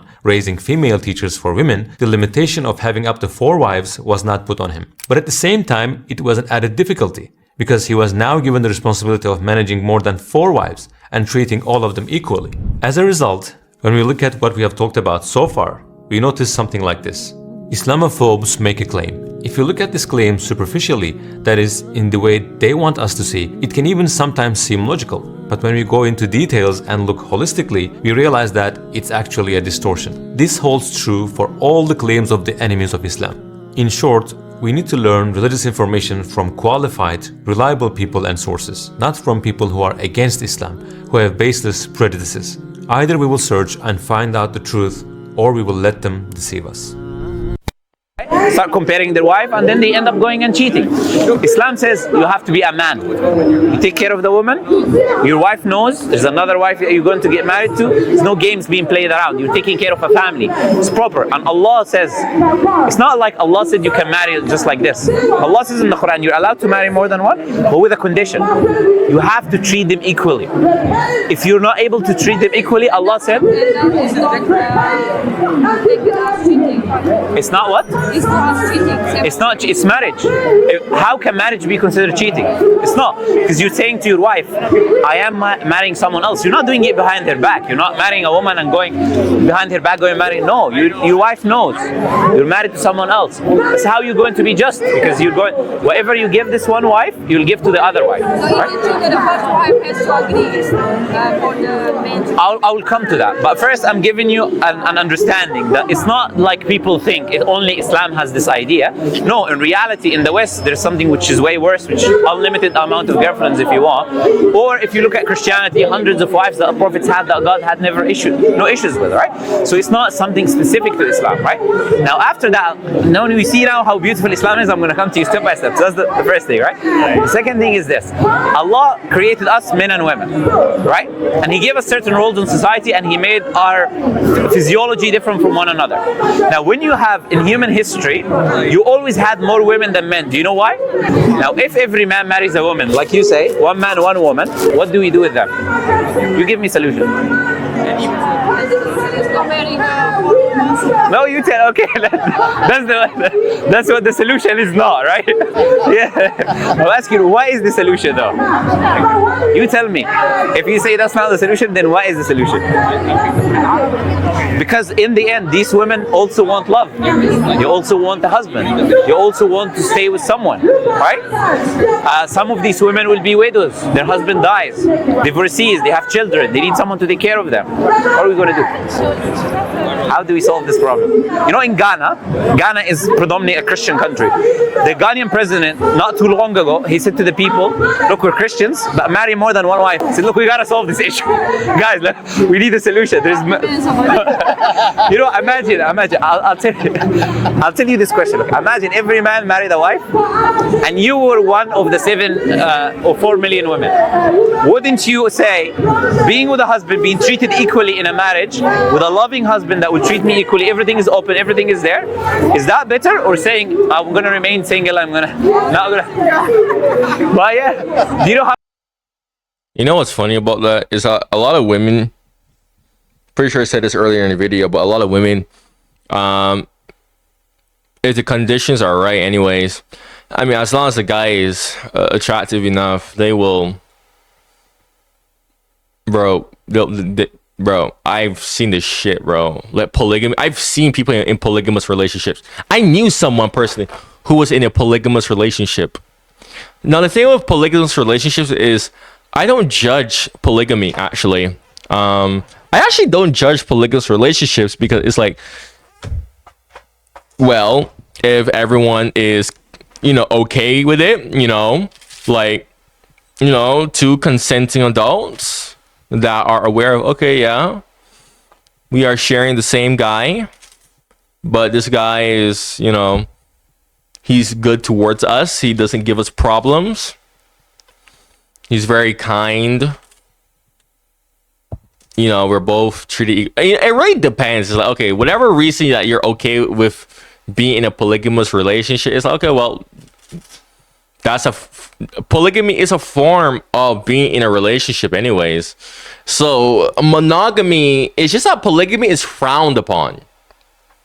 Polygamy is simply frowned upon, my guy. Like, bro. But remember how I said 90% of men are viewed as ugly to women? Guys, a lot of women don't openly like say this. Not all of them do it, but a lot of them, bro, they'll just share. They will just share a guy. Like one super duper attractive, they'll just share that guy, bro. Like it's, but you don't hear it because polygamy is frowned upon. And not only that, but just that whole idea in general, like it's like frowned upon. So you're not gonna hear people, but trust me, I've seen it, bro. I've seen this shit. And two, it's like the men that women find authentically attractive, such as myself, they're so hard to come across. I mean, y'all, I don't leave my house much. I'm introverted as shit. I hate being around people. Mostly because of the hate that I get. People look at me, they see, oh my god, look, Ultra Giga Tyrone pulling up here. People hate on me so much because of that shit. I already explained this so much in my videos, but I'm not going to explain that more here right now until the context demands it. But, that's what really led me to just being so introverted. It's so funny. How the dude was like, oh my god, bro, you try to act like you're so innocent and good. Really? So tell me how the hell I have 3 hours to make a video like this? How the hell do I constantly have hours upon hours on end to make videos like this? Tell me. You think that's me putting up an act? Really? Tell me. Have y'all ever realized that? Look at my videos. They're long as hell. Most people can't do that shit. Well, there's some people who stream for a long time, but they are introverted just for other reasons. I'm introverted for the reasons that I stated.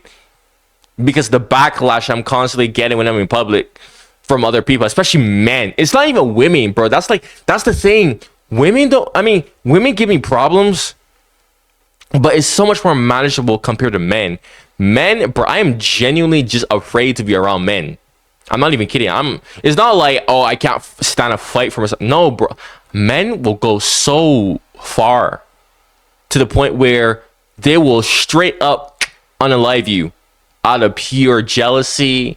And bro, I am not dealing with that, bro. Hell no. This is why I stay home. And even when I'm out, like I said, I ain't trying to style my hair.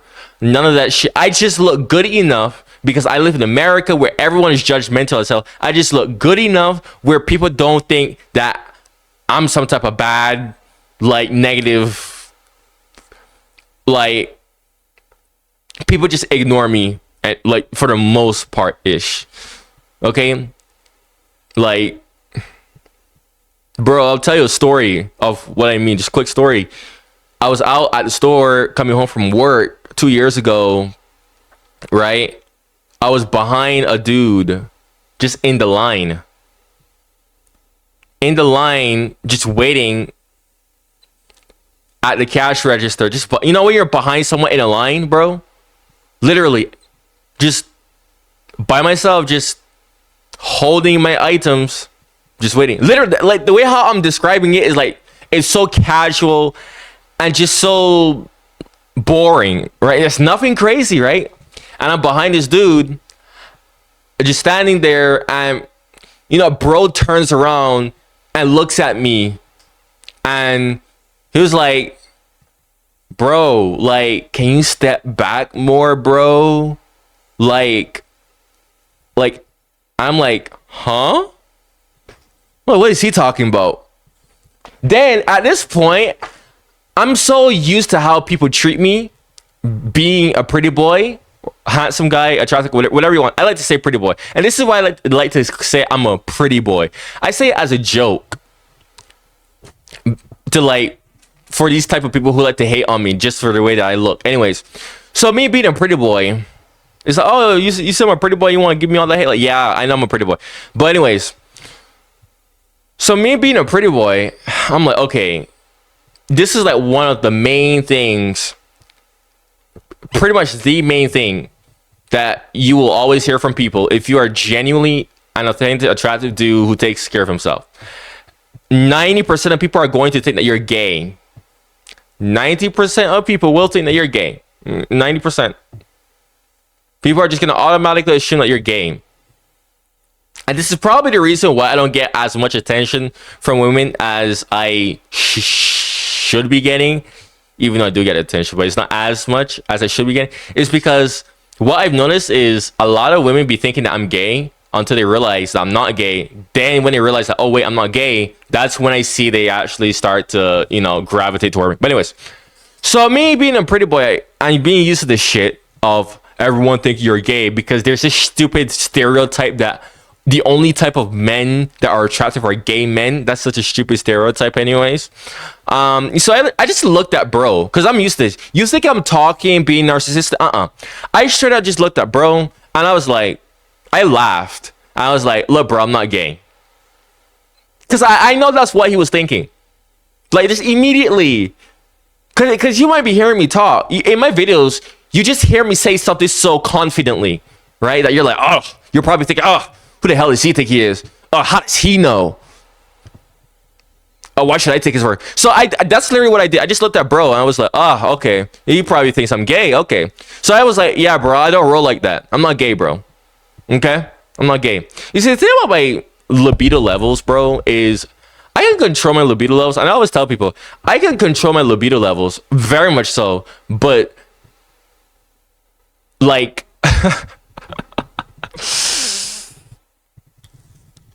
bro, when I choose not to control my libido levels, holy shit, bro.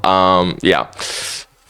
I'm not gonna lie. Like, I can control it fine, but when I willfully choose not to control it, whoo, yeah, that shit is extraordinarily like the way how I am is like, ooh, it's like whoa.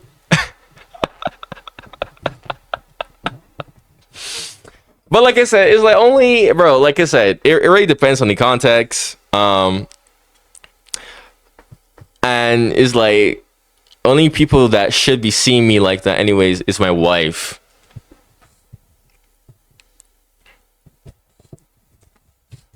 With her enjoying it, of course.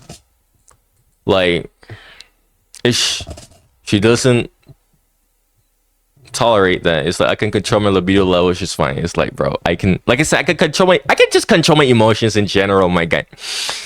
But anyway, it's just funny that, you know, most people think I'm gay, but it's like, bro, if you really see how I am, it's like I'm the furthest thing from that. Anyways, so I looked at bro, I was like, yeah, bro, I'm not gay. I was like, I'm not gay. I'm like, nah. Then, and this literally confirms exactly what I was thinking, that I was right. So he looked at me and he was like, oh shit, sorry bro, oh my bad bro, I didn't know. And then he laughed because he realized how wrong he was. And I just called him out like big and bold. I didn't even ask questions or anything. I was just like, nope, I'm not gay, bro. So don't even think that. Like, I know that's why you're telling me to step back. Like, you're just making a big assumption. I didn't say all that, but in my mind I was like, okay, he's looking at me that I'm a pretty boy, and pretty boys are associated with being gay, so he's probably thinking that I'm gay, and you know, this guy's probably like homophobic, right? And he's probably just expressing his homophobia. And that's another thing too. People think that because I'm a pretty boy that I'm this vulnerable guy. Let me tell you something, right? People see my pretty face and they say, and men, Men, not women, men. Men are so foolish when it comes to this shit, bro. Right? They see like, oh, a pretty boy, like, oh, he must be like scared to have his pretty face be hit, or he must not be he must be weak. Like, oh, he looks weak. And this, bro, men are so stupid. It's like, bro, I said this in my video. I am literally a walking definition of high testosterone.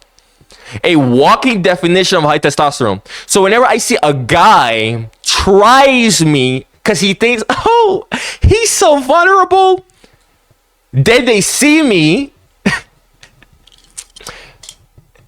they see my high ass testosterone, because what I realize is that men don't know how to actually like know when someone has high testosterone.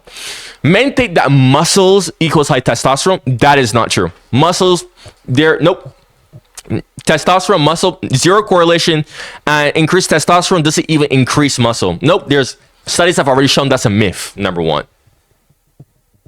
Like the actual physical traits associated with testosterone, being tall, being lanky, like lean, lanky. Remember, I weigh 155 pounds. You could go convert that in your European meters. I weigh 155 pounds and I'm 190 centimeters. I'm lanky, y'all. I'm lanky. I'm a lanky person. Yeah, I know. But, but that's unironically the opposite of what men think high testosterone is. What makes a masculine guy. And my bone density is thick as shit.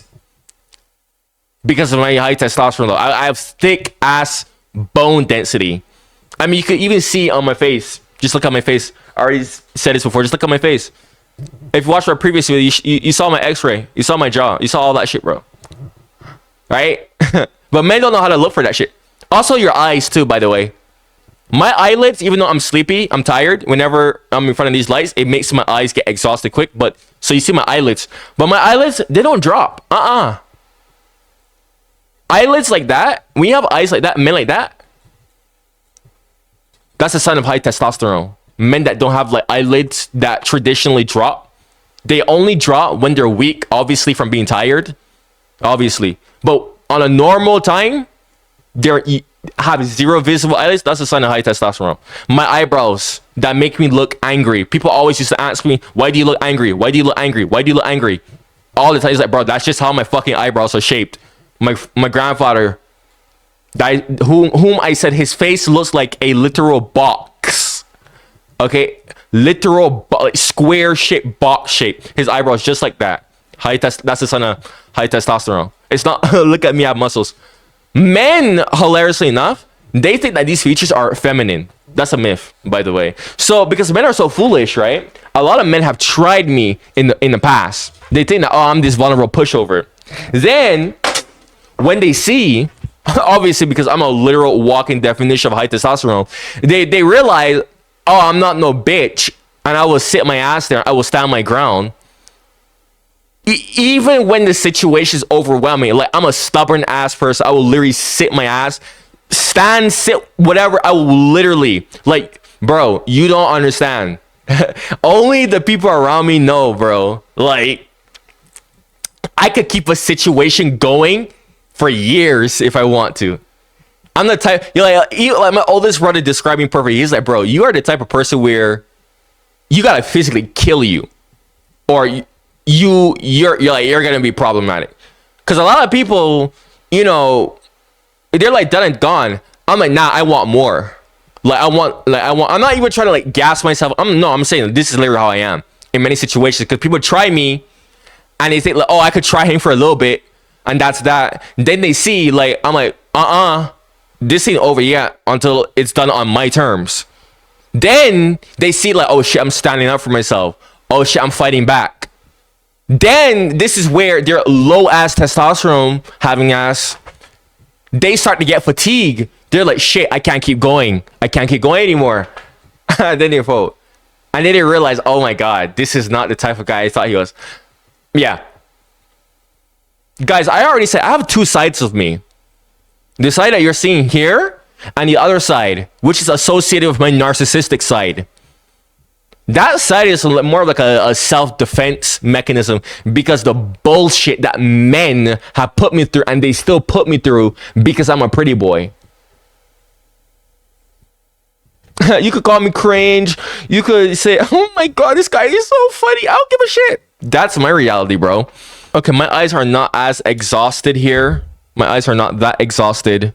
So I could take out these shades for now. Do you know how many women are married as second and third wives? But basically, I'm a tenacious person, which is associated with high testosterone. But there's many women I don't just fold easily. Like that. But still, you agree with me, you're not offering a solution, right? There has to be a solution, and God made us. But the question is, why are there more women than men anyways? Do you know why? Why there is more women than men? Because men go to war. Women do not go to war. Men work dangerous jobs. Women work safer jobs. The baby infant is woman. The female is stronger than the male. There are reasons that are natural, if you're gonna use that term. For all this while, you will have more women than men. Just look at Ukraine as an example today. Who's fighting? The men are all dying now. Women are staying in the home. You end up with millions of women don't have men.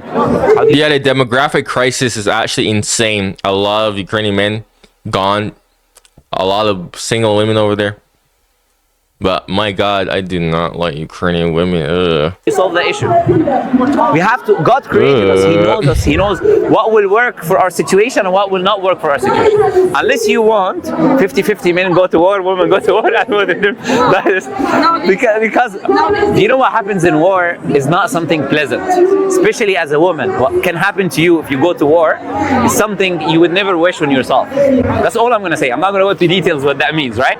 But you can imagine what I'm trying to say. It's not a place for a woman to be. Anyways, so Allah knows all of that. Now, is that it? No, I'll even add you more. You know, Islam is a rational religion as well.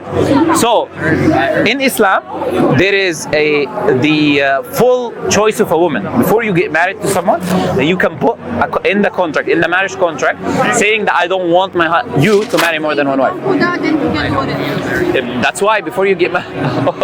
No, wait. Wait. Before that, let me explain it fully, right? So you're gonna get married, you're allowed, but this is how marriages work. It's with agreement. A woman might find a good husband that she cannot find somewhere else, and he will say, I want to keep that. Not necessarily I'm gonna marry another wife, but if you love me and you wanna be with me, or if you see me as someone that you're not gonna find someone else like, these are my conditions. And a woman might say, okay, I'm beautiful, I'm from this family, I'm rich, and whatever it is. These are my conditions. Marriage is about agreement in the end, right? It's about two people that are compatible with one another. So that marriage contract is about people agreeing to terms and agreements with one another, right? And if they agree, they get married. If they don't, you can always find someone else, right? That's how things are. So in Islam, there's a marriage contract. The woman is allowed to put a condition that, okay, I don't want my husband to marry more than one wife. But that doesn't mean he cannot marry more than one wife. Let me explain. He can still do that in the future because that's something that God allowed him to do, and you cannot say you cannot do something that God didn't allow.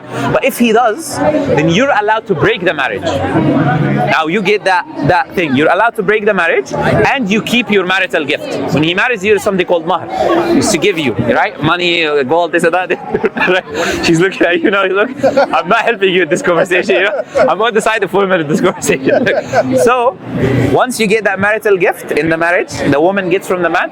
If he breaks the marriage contract, she can dissolve the marriage contract. Yes.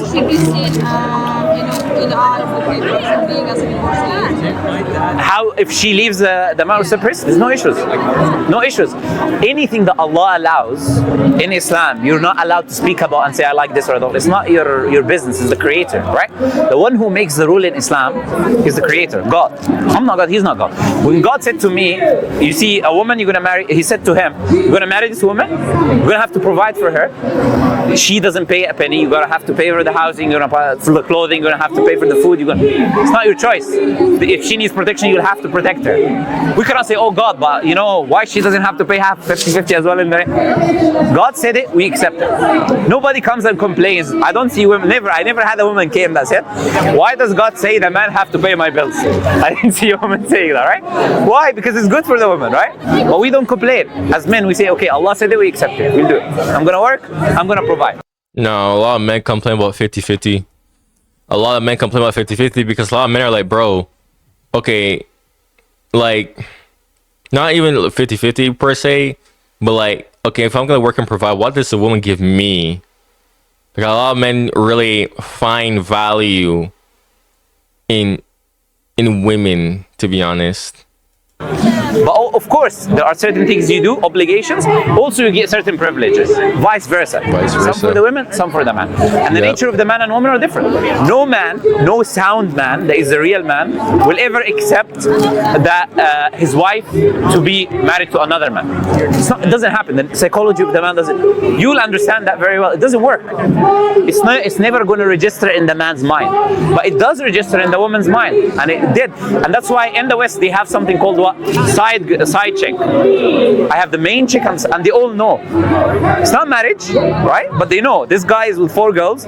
She's a side chick number 1, side chick number 2, side chick number. I'm the main chick, and they live their lives. They say, "Oh, we're allowed," right? They know these things, and they do it. And you know what's crazy about that is, like, bro, these side chicks, bro, they be knowing damn well they do not care. Bro, a lot of the times, bro, they love being the side chick. Yeah, they love it. Like I said, this is like one of the forms of sharing that happens, but that's the type of sharing where one of them knows that she's being shared. The side chick usually knows, like, yeah, this guy has a chick, the main chick, but I'm the side chick, and I don't really care. Like, cool, this girl might not even know about me, but I'm still gonna share this girl while she doesn't know. But then there's like the types where it's like, no, bro, like everyone is aware of what they're doing and they're all sharing the same guy. I'm not talking. We're not. It's crazy, bro. There's levels to that shit, and most people don't even know that. No. But they do all of this stuff on the side, right? Yeah, this hypocrisy, right? Allah created us. He knows our nature, but He's still given all of these rights that I told you to the woman. So if you really want, when it comes to the rights of women, when it comes to marriage, there's no other religion on earth that will give the woman more rights than Islam does. Whether it's atheism, Christianity, anything else, it will never give you anything like that. You know, in Christianity, if you take the opinion it's only one wife, you can never divorce from your husband if he beats you or he's abusive. You cannot, according to Christianity. The only reason is adultery. He has to cheat. And if he cheats, you cannot marry anyone else after divorce happens. You're done for life. That's it. You married him, he was bad, he cheated, cannot marry anyone else. That's what Christianity teaches.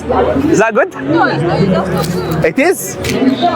You want me to show you in the Bible? Yeah. Where Jesus says that? Yeah. I will, of course. It's not, look, I'm not going to give you claims I'm going to give you. Look, because you might not take my word for it, but let me show you the verse where Jesus says that. Toy. Jesus, no divorce without Yes, it says that you have adultery. Yeah. Without adultery. But it doesn't say you can't marry or that Sure. to stay in the marriage, what you gotta do. We'll read the verses. We'll read the verses now. Number Matthew. Just pulling up the verses. Matthew 5:31 and 32.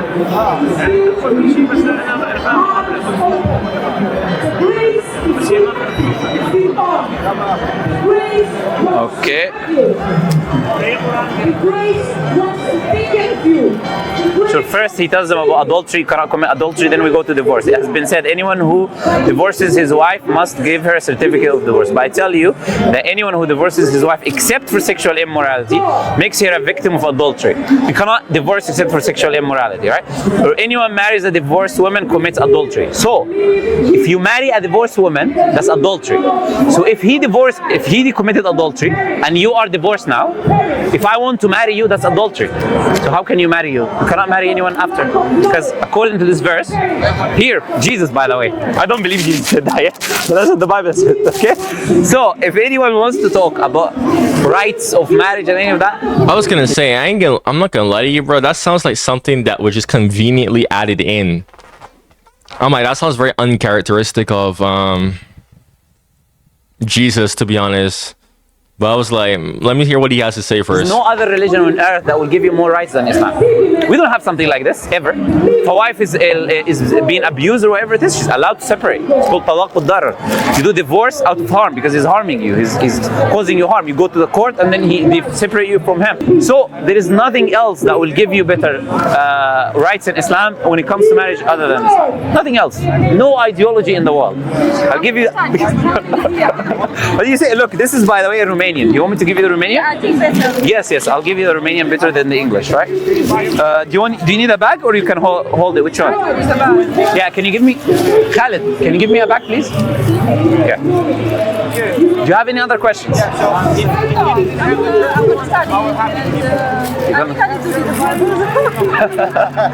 What else do you want to read about? The Bible? Yeah. Oh. Let me give you another verse before you go. If you really want to read the Bible about women, let me show you what the Bible says about women. Wait. Because everyone likes to talk about the Quran. But you don't talk about the Bible. Look, the Bible says. No, as I said, I do respect Islam. I do. I'm sometimes fasting to him Ramadan. You fast with him in Ramadan, you respect Islam, okay. Yeah, but that was my question about. No, of course. But I just wanted to show you a lot of women, they hear a lot of bad things, lies about Islam and women. Like they talk about 4 wives. They never tell you the details I told you, right? But they just say, oh, men are bad in Islam. They hear these bad things. But no one hears what the Bible says also about women. Why don't you bring that? Why don't you bring what the Bible says? Like the Bible says, if the woman in 1 Corinthians chapter 11, if you read verse 6 and 7, it says that if a woman does not cover her head, it should be shaved. You know, you go up in a machine to the barber, not cover your head. Sorry? No, that's what the Bible says. Islam doesn't say you shave your head if she doesn't cover her head. Islam says the woman should cover her head, but it doesn't say if she doesn't shave her head. That's what the Bible says.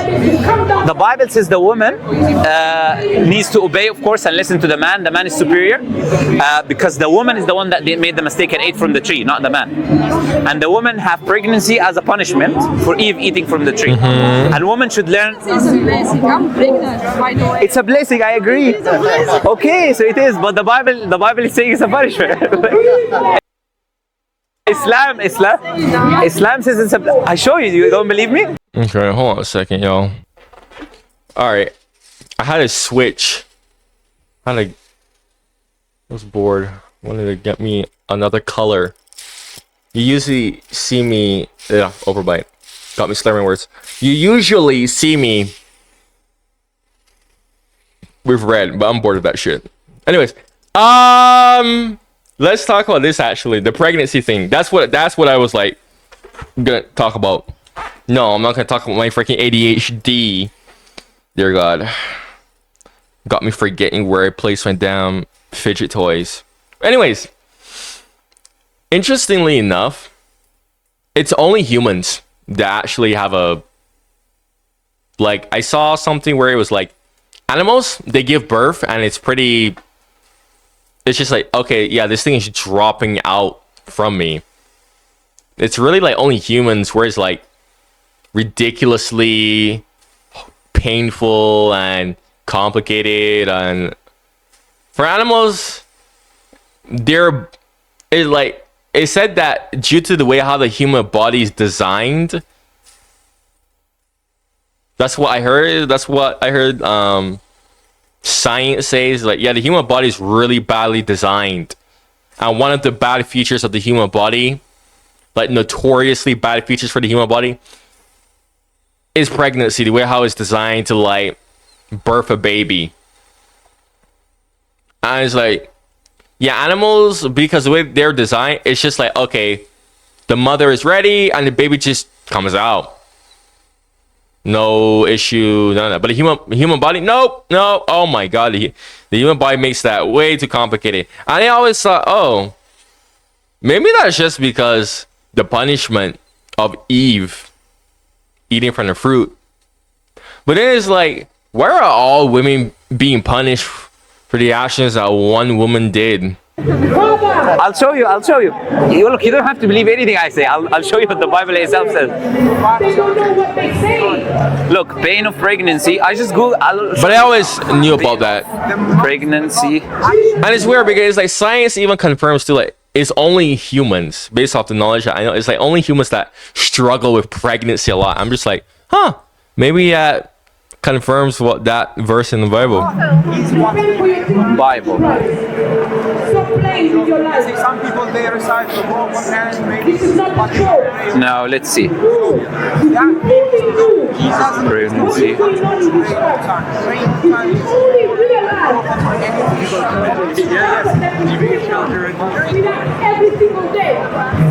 Here.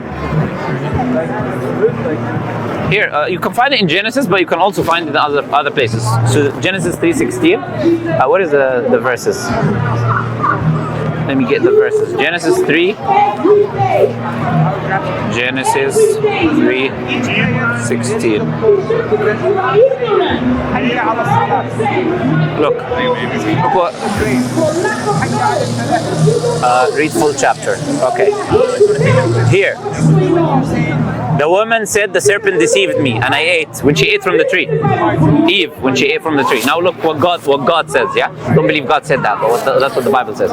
So the Lord said to the serpent, because you have done this, cursed are you above all livestock and animals. To the serpent, right? Etc., etc. You will call. And I will put the enmity between you and the woman, and between your offspring and hers. I will crush your head, and I will strike your heel. To the woman he said, I will make pains in childbearing very severe. With painful labor you will give birth to child. Your desire will be for your husband, and he will rule over you. So why did he say that to the woman as a punishment? Because she ate from the tree. You will have this severe pain in childbirth. That's like he said to the serpent, I'm going to destroy you. That's what the Bible says. Okay? Not only that, wait, I'm going to show you more. You want me to read the Bible? I'll read the Bible. I don't usually like reading the Bible. Okay, wait. Let me try and show you the rest of what the Bible says. Yeah, but God is the type of person to punish people anyways. He'll punish you, he'll forgive you. I mean, the Bible says fear God for a reason. I don't really see a reason for this to be a corrupted verse. There's no gain from this for man or anybody really and truly.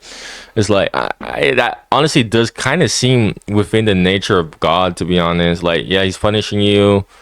And guys, God's punishments are not like light. No. You saw what happened with Noah, where he was like, I'm gonna just flood the earth and just unalive all these people that are sinning too much. Trust me, look, I don't know how Sodom and Gomorrah too. Women can read the Bible. A lot more examples. It's very hard. Look, this is here in first. This is Bible Gateway Christian website. Right? 1 Timothy 2. We read here. Look, let's read about the woman. I also want women to dress modestly, etc., adoring themselves. And then it says a woman should learn in quietness and submission. Should be quiet when you're learning. Submit and be quiet. That's what the Bible. But this is why Islam says the woman cannot. I agree. No, it doesn't say that. Islam does not say the woman should learn in quietness. Islam doesn't say the woman cannot talk. Countries. Submission, yes. Sorry? Why there are countries, Islamic countries, where they are women, they can't talk in the public, they can't. That's a good question. Which Islamic country? Name one. I usually saw it yesterday. Trust me, there's no Islamic country where women cannot talk in public. I'm Arab myself. I've been all over the Middle East, right? There's not a single Muslim country where this is the case. No, but you saw something doesn't mean it's true. You saw someone who lied about Muslims or Islam. Remember I told you, women see so many lies about women in Islam. They try to push women away from Islam by showing them these things. This is one of them. It's not true. Look, I should not permit a woman to teach or assume authority over a man. So women shouldn't teach according to the Bible. Women teach in Islam. There's no issues, right? She must be quiet. I'm reading the Bible. Show me. Where does it say they're equal? But there you go. It's not the same Bible. Where is your Bible? You have your Bible? To be fair, I mean, right off the bat though, it's like men were always created to be the leaders, and women were created to be the supporters. So when you look at it from that perspective, that's how the Bible frames things between men and women.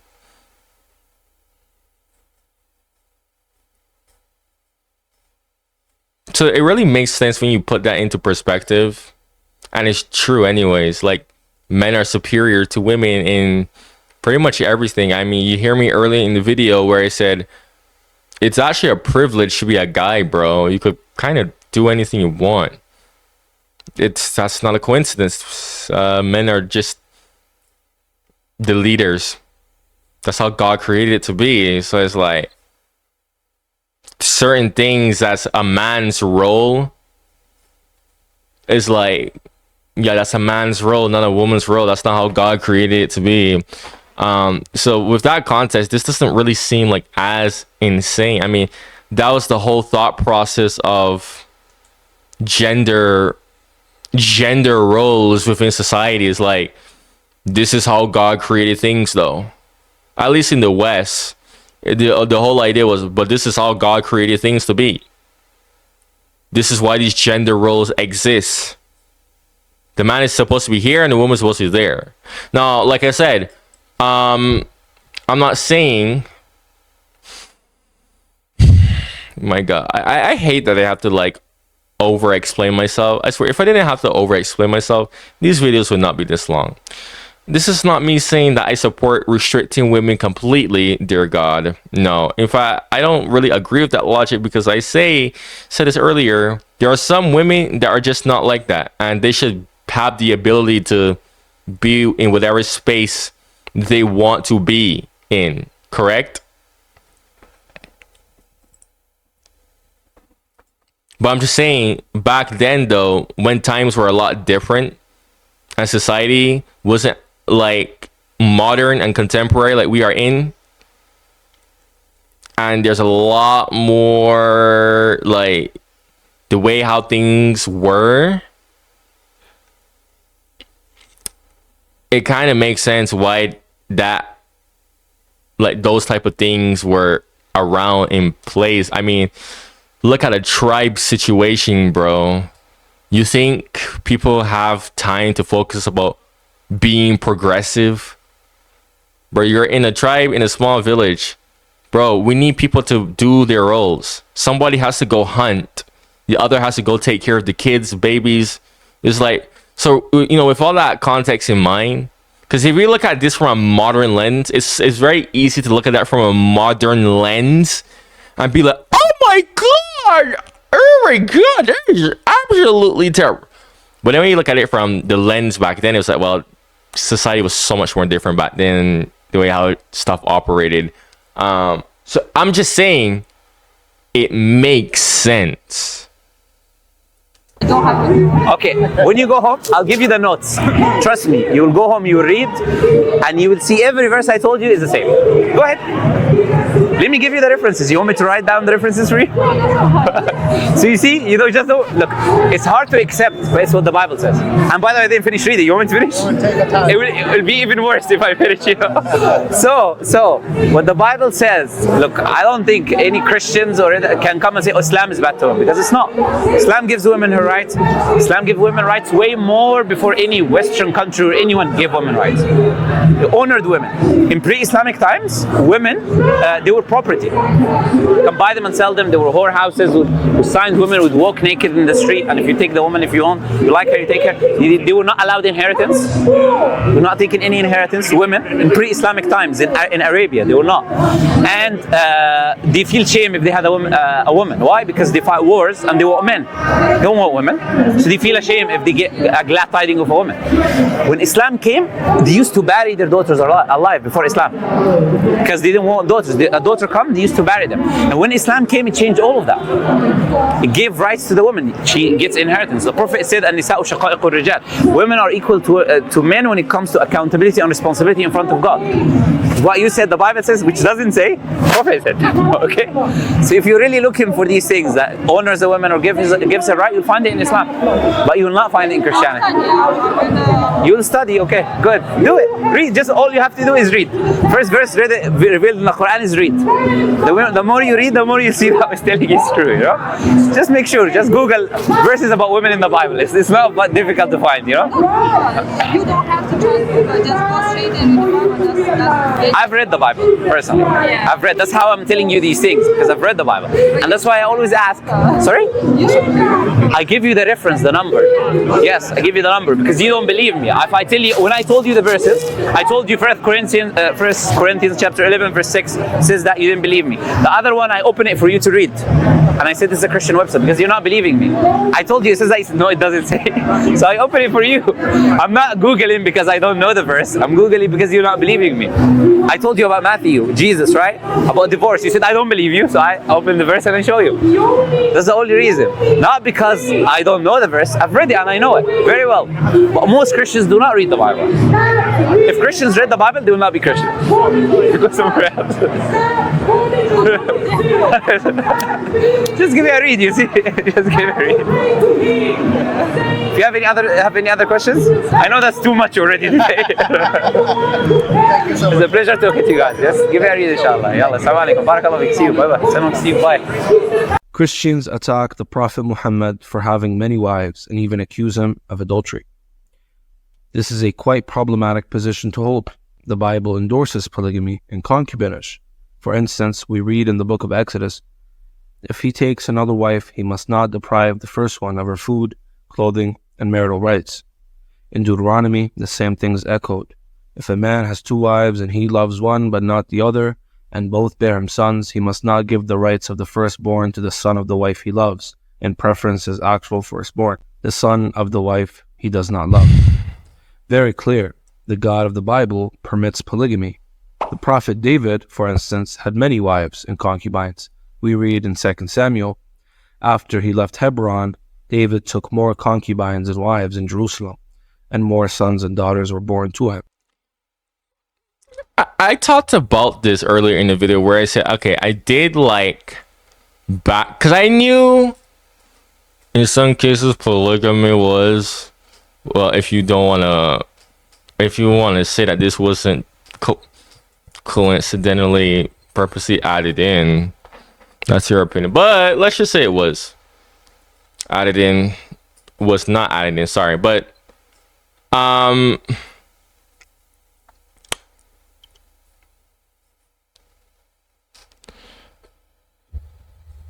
the New Testament, it's interesting because it's like, okay, the New Testament doesn't really ban it. So it's like, okay, well, it doesn't ban it, it just encourages monogamy. So I'm just like, okay, well, going by that logic,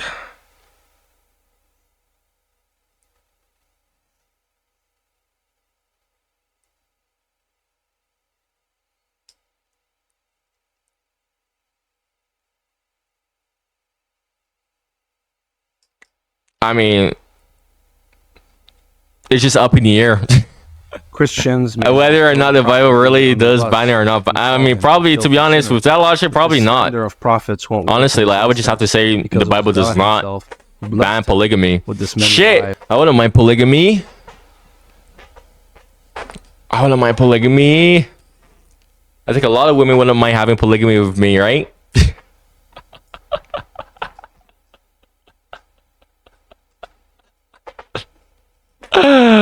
Okay, let me stop joking. But I think a lot of men actually would like polygamy if they had the chance. Like, unironically, like not joking here, actually, like being serious now. Like, because that thought came in my head, like, wait, wouldn't men actually like this? It's funny because it's like, wouldn't men try and promote this more?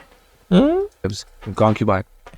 We read in 2 Samuel, I gave your master's house to you, and your master's wives into your arms.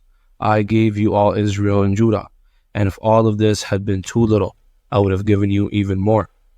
God himself says that he gave David all his wives. But it doesn't end here. God says that he was pleased with David in everything that he did, except for one incident, the incident with Bathsheba. We read in 1 Kings, for David had done what was right in the eyes of the Lord, and had not failed to keep any of the Lord's commandments in all of his days, except in the case of Uriah the Hittite. And let's not forget, according to Christianity, Jesus himself is the God of the Old Testament.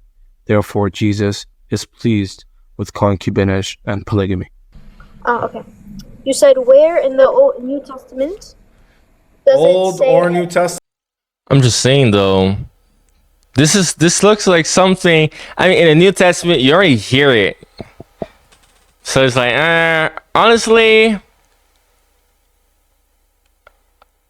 just because you don't really hear anything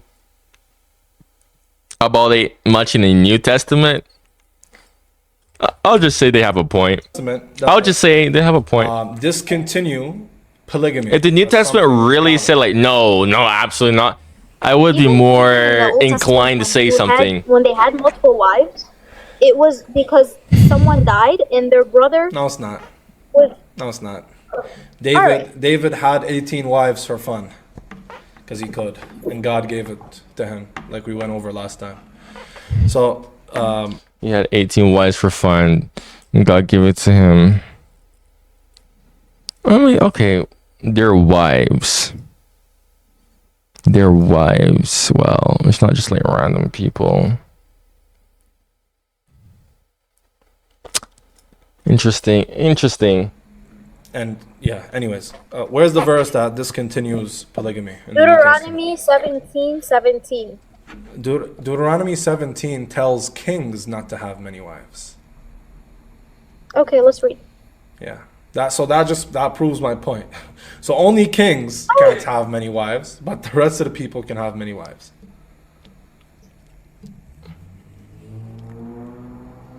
Like you just Because, bro, if the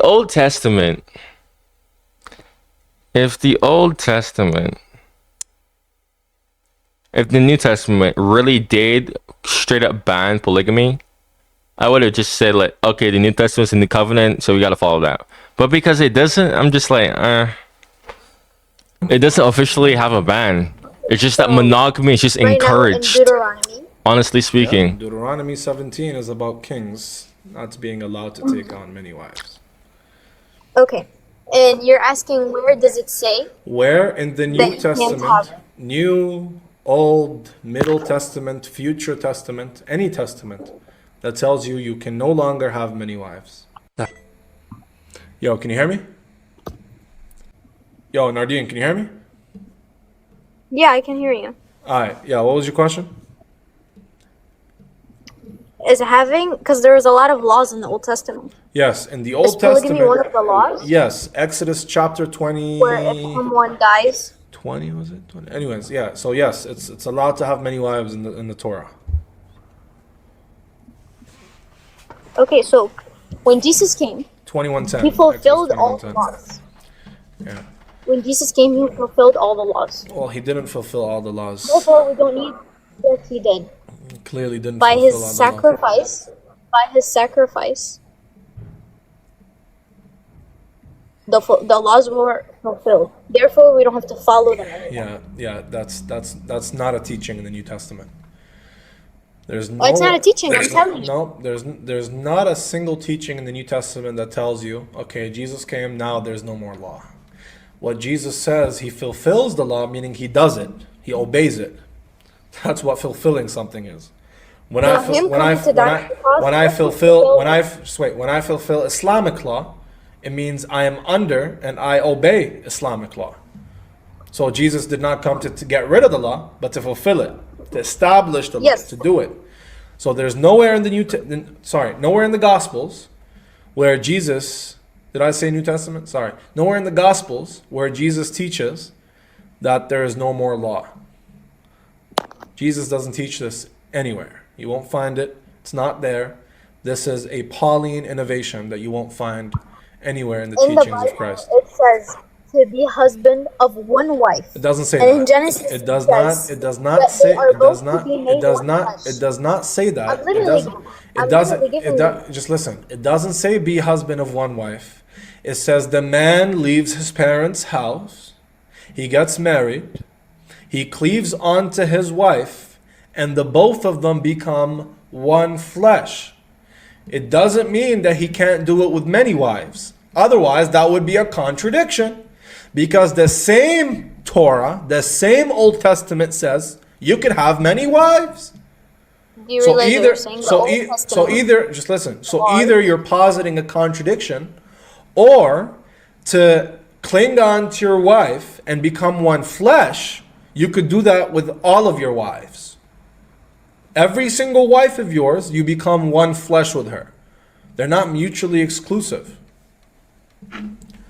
Like, I don't know why we have to go through this over and over and over again. You accuse. Yeah, I don't know either. You're the one that keeps bringing it up. No, you accuse. And I made it Just very listen. clear. Listen. You know, what I got from this is, okay, wife. That terminology is wife. Okay, wife is someone is like, okay, this person is willfully and consensually being with you. That's how I think of a wife, a consensual situation, bro. This is why when I'm like, hold on a second. In that other video, the 72 virgins thing, I'm like, 72 virgins? What? That sounds very derogatory, very inappropriate. And it's like, if it was something like, I have 72 wives, I wouldn't really be like, okay. If it was something like that, if like, okay, 72 wives, I would just think of that as, okay, all these women just openly like this guy and they all just agreed to like share the guy. But when I hear, it's the way how it sounds, 72 virgins, like the emphasis is clearly on the fact that they're virgins. Otherwise, you wouldn't be saying that like that. If the emphasis is on the fact that they were, people, you wouldn't be, you'd be saying something else. And it's like, okay, that's kind of weird, and that just sounds inappropriate. But like I said, I was understanding like that, like I like half understand that whole concept, like, okay, they like you. It's like they're your wives. Wait, are they? Wait, the 72 virgins, are they? Oh shit, I forgot. Are they wives or just 72 random? No, I think they're like your servants, my guy. So that makes that concept even more weirder to me. It's just like these people that don't know who you are just randomly binded to you just because God told them to be. Is like, that sounds so uncharacteristic of God. And they're just there just to be your play toy. Like, what? Sounds very uncharacteristic of God. That's why I was like, that sounds very derogatory. Like, it just gives the vibes of something derogatory. Like, people that don't know you, they're just binded to you. Just because you just want to screw them. You just want to have intercourse with them. It's like, that seems very shallow. But people are saying like, no, like, they know you. It's like, okay, they know you, but how? How do they know you, number one? Number two, how would, like, apparently, like, they also like you too?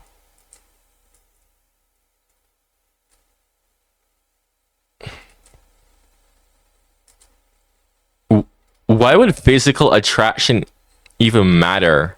I'm like thinking about that. I'm like, so how does that work? Why does physical attraction even exist? Because physical attraction exists here for the sake of reproduction. Physical attraction is the human's way of determining who's a healthy partner to make healthy offspring. So that's why I was like, wait, why are we doing reproductive actions on the other side? Why does physical attraction even exist. Like,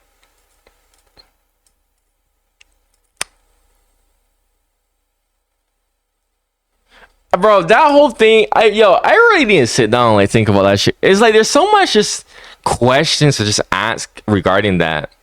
But all I understood, like all I was able to come to like terms with is like, okay, wives. Okay, wives. When I hear wives, I'm like, okay, that's something consensual, hopefully. Like multiple wives to a dude. I don't go crazy. It's like, okay, these women hopefully consensual, you know, they know each other, they know the guy, and it's nothing crazy. Right? That part, I'm like, okay, I'm not like, okay. Because why? Because again, remember how I described marriage? I describe marriage as, from my POV, but most people don't have this perspective. Marriage is something like, you get along with this person, you bond with this person, you are able to just do a lot with this person that you can't really do with other people. But most people just view marriage as, and relationships in general as, oh, sex. Oh, that's just something that you do because you just want to have sex. It's like, I think that's like what's colliding. Because I think how I view marriage is colliding with how I'm aware people view marriage. And I'm like, which one would be more accurate to describe the situation that is like, in regards to like the Islamic view, or to talk about the Islamic view? It's like those two thought processes are like colliding with each other. You keep accusing Islam, wives, violence. What kind of God? But while doing so, you apostatize. Listen to me. Okay? While doing so, you actually leave your religion because the God you believe in agrees with me. The God you believe in allows multiple wives. Can you stop? Man, okay, I'm gonna give you one more chance. Does the God you believe in allow polygamy? No, he doesn't. So you're gonna grab anything from the Old Testament, the Torah doesn't allow it. The Torah doesn't allow it. The Torah doesn't allow it. Like I said, that's from the Old Testament, and that was before Jesus. Okay, ma'am. God, let's grant that. I'm listening. God is all good. Therefore, whatever God legislates at any time is also all good. God does not legislate evil, correct? Yes, correct. Has your God legislated polygamy? Like I said, in cases where the husband passes away, no, you won't find that anywhere. Stop making stuff. But the New Testament doesn't even ban polygamy either. It's like, stuff up, please. Doesn't say that. It says so when I give you can have many wives. It doesn't. But you're making stuff up though. That's not what it says. I'm gonna ask you again. Has your God legislated polygamy? If he did in the Old Testament, it was for certain reasons, and that is no longer happening because Jesus came to fulfill the law. Okay, good. So God legislated polygamy. Has your God legislated violence and wars? Again, if he did, it was because humans were sinning, and he had sent them like when Noah. He had to join with them and sin together, or what? Did your God? When Noah had to build an ark because he kept sending messages. Not an ark. Ask me a question. Please let me answer. Not talking about but you're talking about something. I'm not talking about the ark. I'm giving you an example of when Jesus' wrath, or when God's wrath. Did your God tell the Israelites to go into these promised lands and to butcher everybody inside of them because God promised the lands? Did he do that? But because there was sin in the world. He didn't do that? There was sin in the world. Wait, he did do that or he didn't do that? He did do that or he didn't do that? God sent multiple warnings to the people. All right. Nardine. They were sinners. Nardine. Okay. We're gonna try again. We're gonna try again. This is so unbearable to listen to. Because you're not answering the question I'm asking. Nardine. Even when I do answer you, you don't take it because you can't. Nardine, please cut the violin. Nardine. What? Did your God tell the Israelites to go into the promised lands and butcher everybody in there? Yes or no? Like I said, because they were sinning. God was trying to turn them away from their sins, and they were not turning to Him. They were disobeying Him and worshiping other gods. All right, Nardine. Thank you. Thank you for coming. Take a seat, please. So what's your problem with the Prophet, man? What's the issue? He didn't do anything good. What do you mean? I'm against. I mean, she kind of had a point there, though.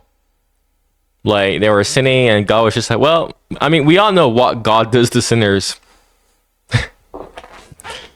Literally, God just unalives them. Just, yeah. God, we see this all the time. I mean, that's literally what's going to happen in the end times, is like all the sinners, well, what's going to happen with them? They're going to be unalived. Polygamy, and he had many. Well, you're against Jesus. So she Jesus loves did polygamy. have a point. No, he doesn't. You want me to prove it to you? Yeah. Is Jesus God? Yes. Does God say that He gave David all his wives, and if it was not enough, He would have given him even more?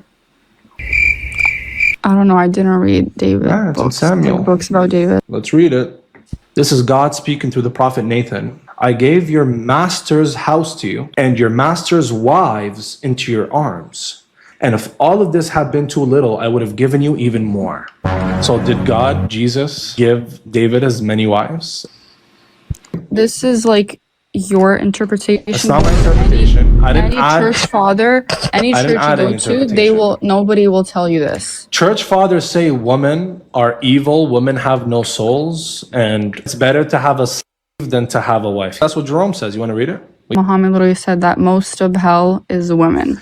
You have a problem with that? There's more women than men in the world. And then also what I have a big problem with in Islam is like your version of heaven and like all the virgins. What's the problem with that? You're getting earthly stuff in heaven. That doesn't make any sense. That's right. That's right. Because when you're rewarded with what you like, not with what you don't like. Let me ask you a question. When Adam was alone in heaven, what did God give him? Eve. And was she a virgin? Well, yeah. So God gave Adam a virgin. All right. Sounds fair to me, man. Sounds fair. Sounds fair to me. That makes no sense. You said it yourself. You said it yourself. Yeah, but Adam wasn't saying, "Oh my God, I want to screw somebody." How would he have the? How would he even have the concept of, "I want to screw someone"? What? No. Adam was just lonely. That's it. There wasn't no idea of I want to screw some. What? Bro, where the hell in Genesis does it say Adam was just so horny?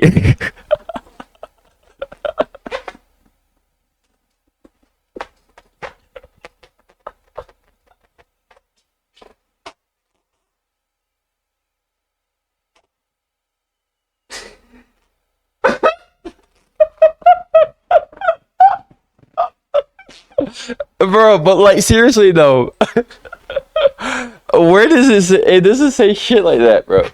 Like, oh my God, like Adam was so horny. He just needed someone just to like ease himself. Oh my God! So God had to create Eve.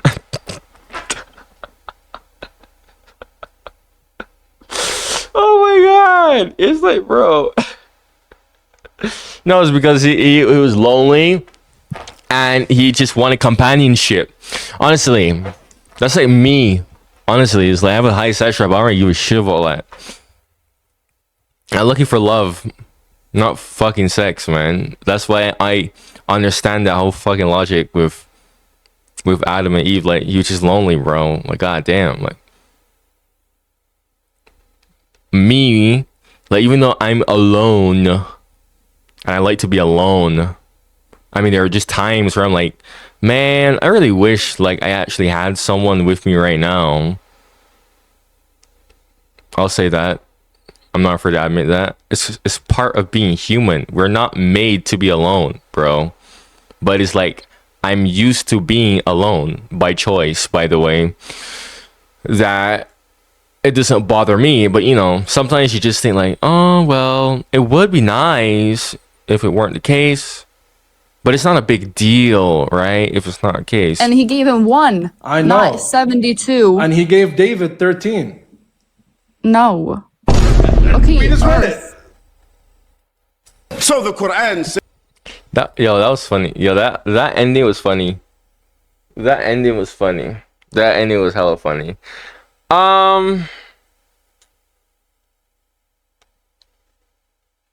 I will say this regarding the 72 virgins thing. I do kind of understand this aspect where it's like, because some people were saying like, no, bro, like the bad aspects of emotions are going to be erased. And I was understanding this because it's like, okay, look at God. It's very important to look at God. God is a jealous God. God can get jealous.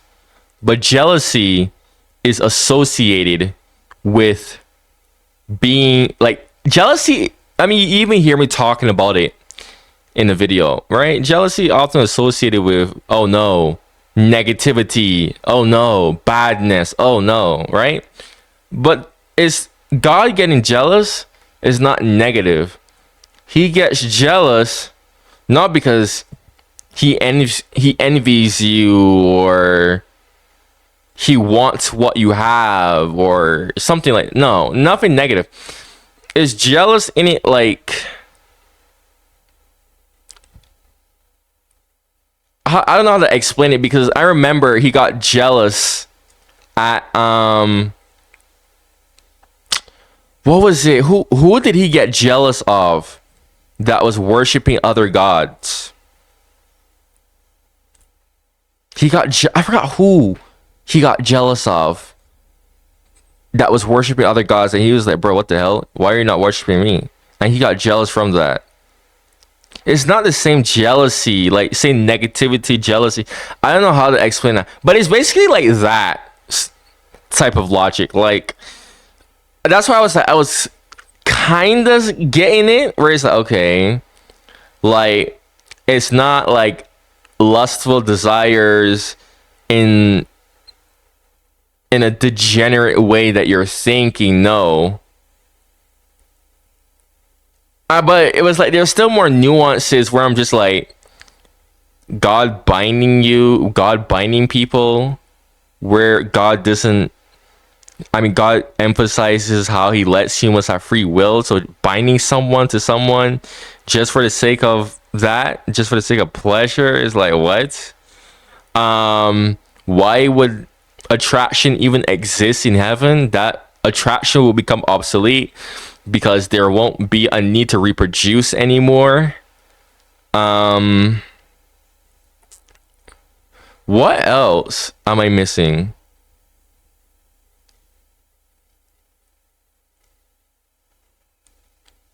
I don't know. When we talk more about this topic, it'll like pop in my head. I talked too much today, y'all. God, yo, make sure to like and subscribe here if you made it to the end. God, look at that. 4 hours of my blasted life. Yeah, that's because I'm so damn introverted. I'm so just by myself. That's my lifestyle, baby. Just being by myself. Anyways, with all that being said, though, if you like what I have to say, subscribe. Check out my other videos on my channel, especially on Islam. Thank you for watching, and goodbye.